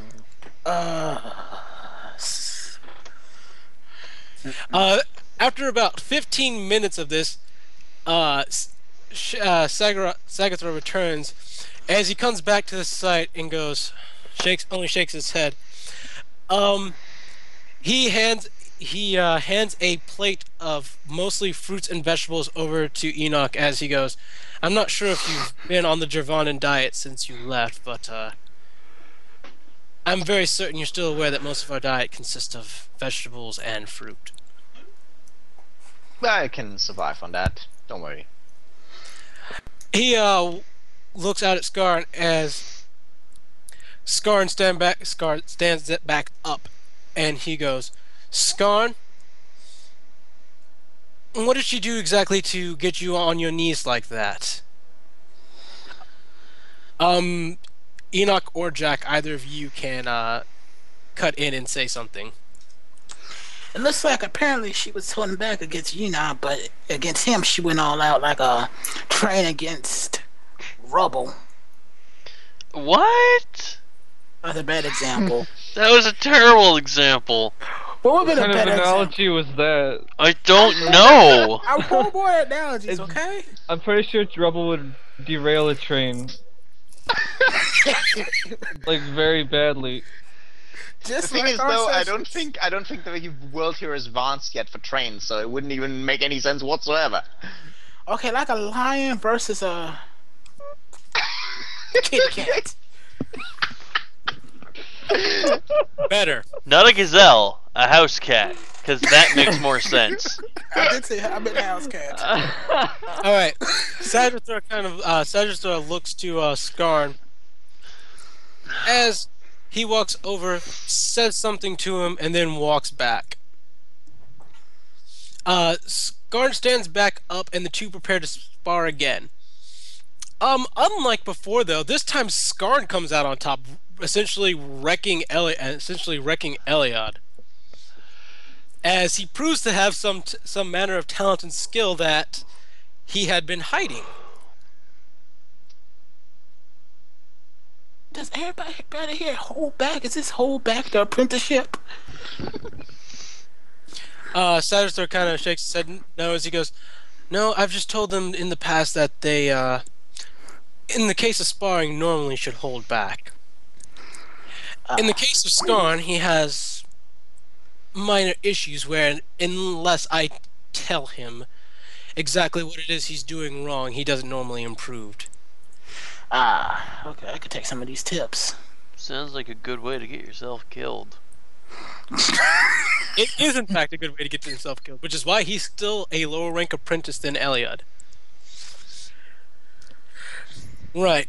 He turns to Enoch as he goes, to be honest, if I were to take the better aspects of Eliod and the better aspects of Skarn, to be honest, I think it would actually make a fairly good representation of how it was I was training you, Enoch. Of course, at that time, I was training you and,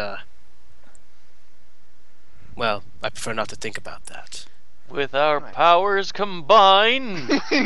What the twin With the powers Sagitha activate? squad.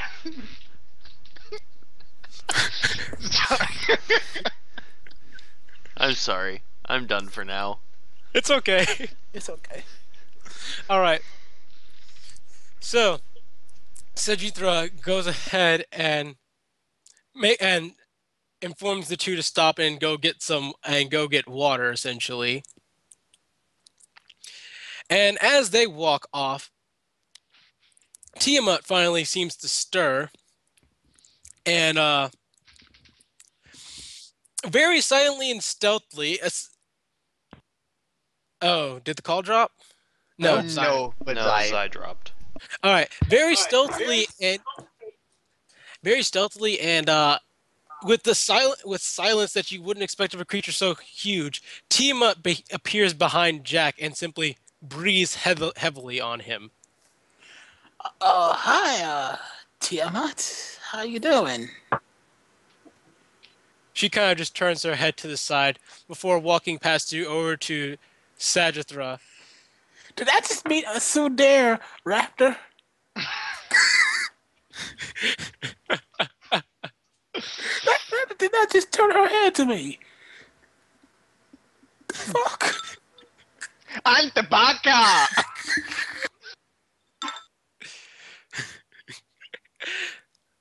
All right.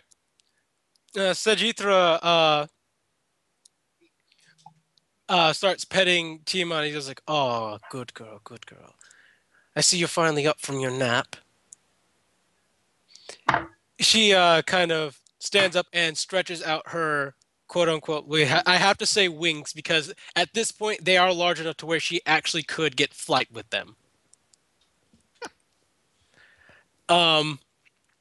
As Sajithra goes, "Do you need me to take you for a walk, girl?" Tiamat just kind of shakes her head a bit as Sajithra turns to Enoch as he says, go ahead and make yourself at home. I need to go and take Tiamat out for a stroll.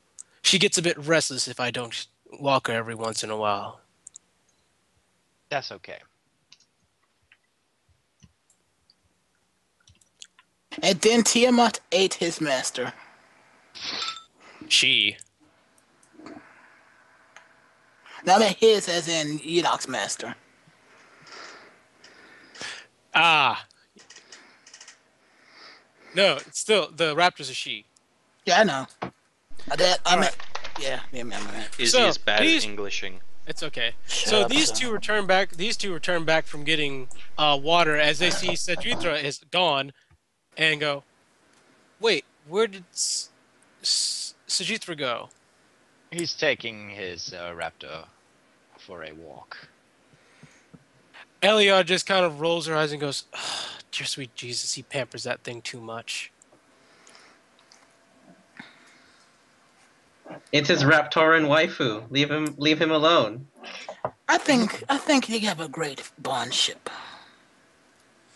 At this point, Skarn walks over to where Enoch is and goes, "So, Enoch, how long did you apprentice under Sagithra before you, went off on your adventures?" It wasn't actually as long as you guys have been under him. I basically just came here and, well, needed some way to pass the time, learn some skills, and yeah. It wasn't too long. He Although I nods. already came in here with some prior experience, I guess. He nods his head as he goes, "Sajithra is actually not known to take a liking to too many people, if you didn't know. So I find it kind of strange that he acts so nice to you." Well, we have a bit of a history.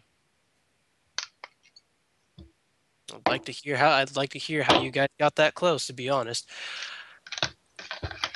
I don't think you would find that agreeable. Right. Well, tell me more about your guys' travel. Wow. he goes ahead and takes a seat on the grass over here. He's like, because as long as Sagittarius not here, he's not forcing me to practice. And as long as I'm not being forced to practice, I'm not gonna. That work ethic. At least it's better than some of my freaking some of the people I train.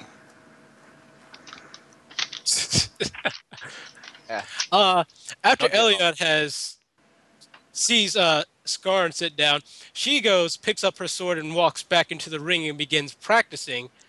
As she goes, like hell, I'm gonna be a lazy ass like Skarn is. Then maybe you're like, then maybe you, Say, what exactly do you do besides being Segifra's apprentice? Me? Yeah, this is Skarn. I help work at the docks. I've already graduated from my curriculum and such. So I just kind of help with unloading cargo, helping out with some of the trades. I'm not officially a member of the Raptor Knights yet, but they kind of let me go and do kind of side jobs. I think they have a word for it outside of here. It's like a Intern? That's the word. Yes, kind of like an intern.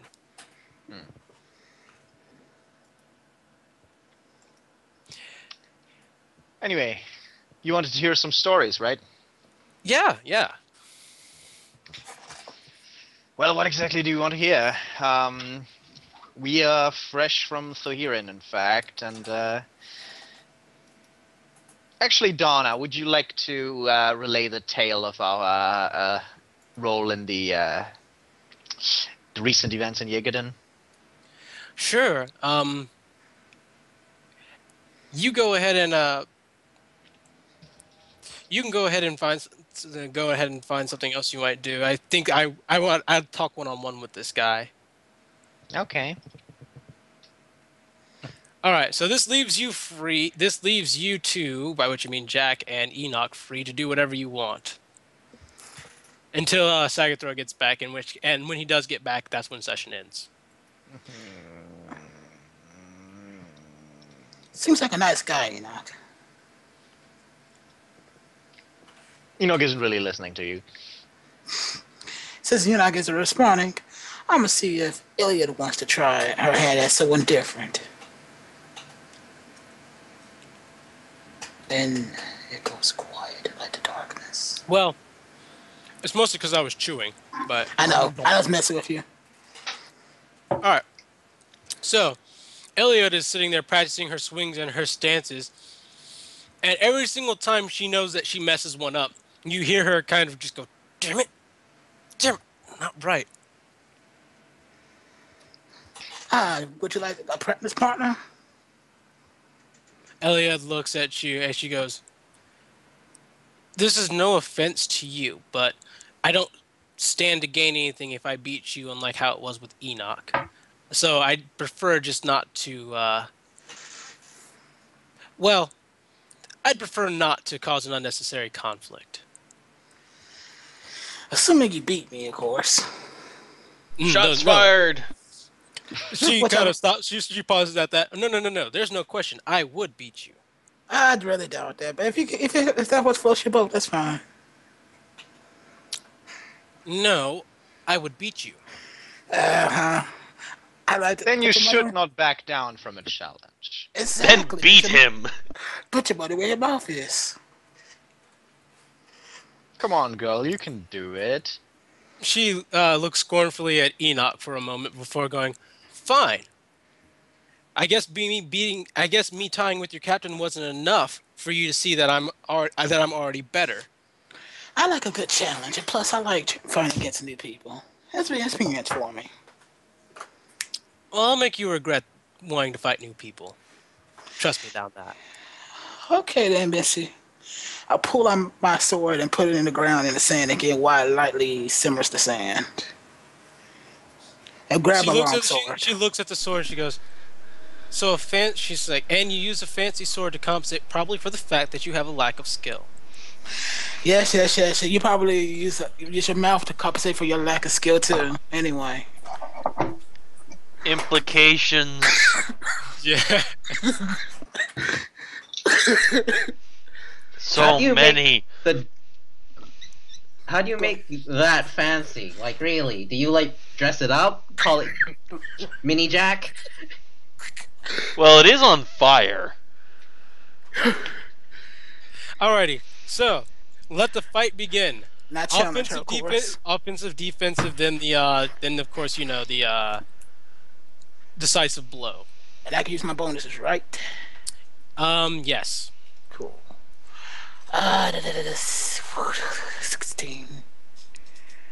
Okay, it's not okay. Offensive first, right? Mm-hmm. All right. So, your offense does quickly overwhelm her defense as you swing hard and fast. And to be honest, she wasn't prepared for that. Mostly because she hasn't really fought a lot of people who fight the way you do. She's used to fighting dexterous fighters. Well, she's learning a new lesson today.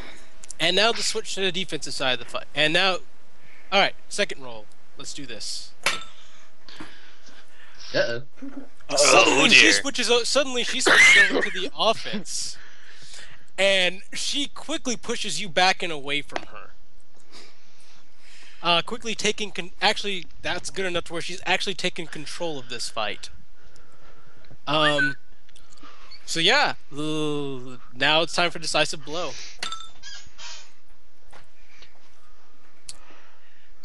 Jack, you just lost. No. I could totally show up all of them. So, Eliade, after taking control of the offense, trips you, and then holds her blade to your throat.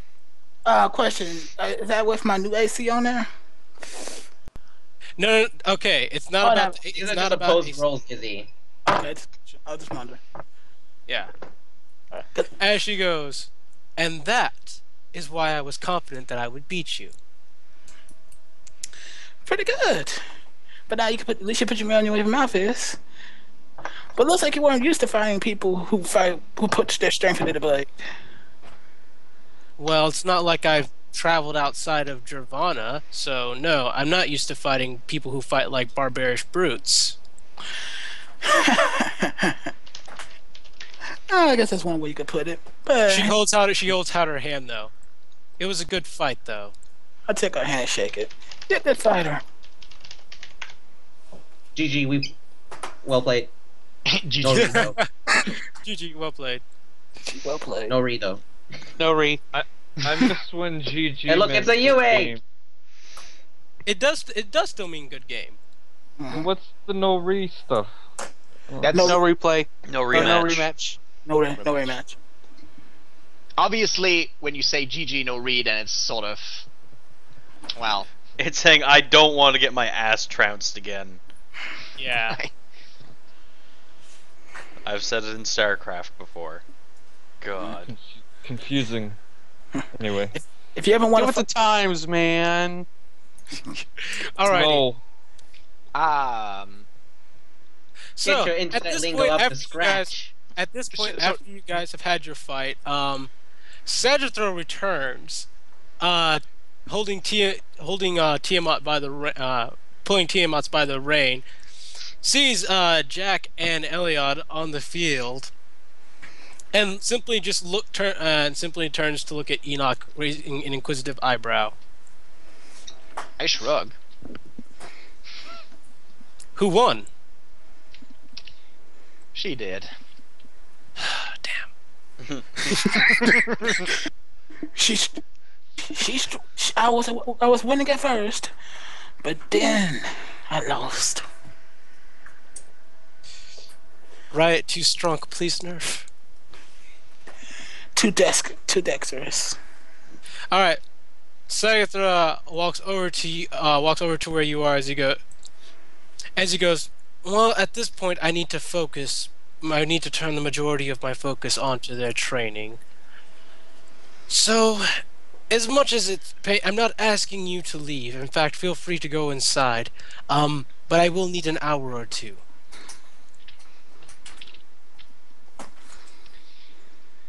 Well, I think we will leave for today, and well, do you have a suggestion where we could meet tomorrow? Or where would you like to meet us tomorrow? Cyrus thinks about it for a moment as he goes, I'll meet you in town. Perhaps near the weapons shop. Perhaps. I have to drop off a shipment of weapons I've forged for them at that shop. I'll use it as an opportunity to find one of my older documents that I want to give to you. Oh. Well, I'm looking Consider forward it- to it. Consider it a gift from master to apprentice. Well, I'm looking forward to it. All right. With that, you guys take your leave of the area, and that is the end of session. Hi guys. I got beat by a 15-year-old. I'm kind of salty. You should be. Stream You are is worse ending. than everybody who plays Halo.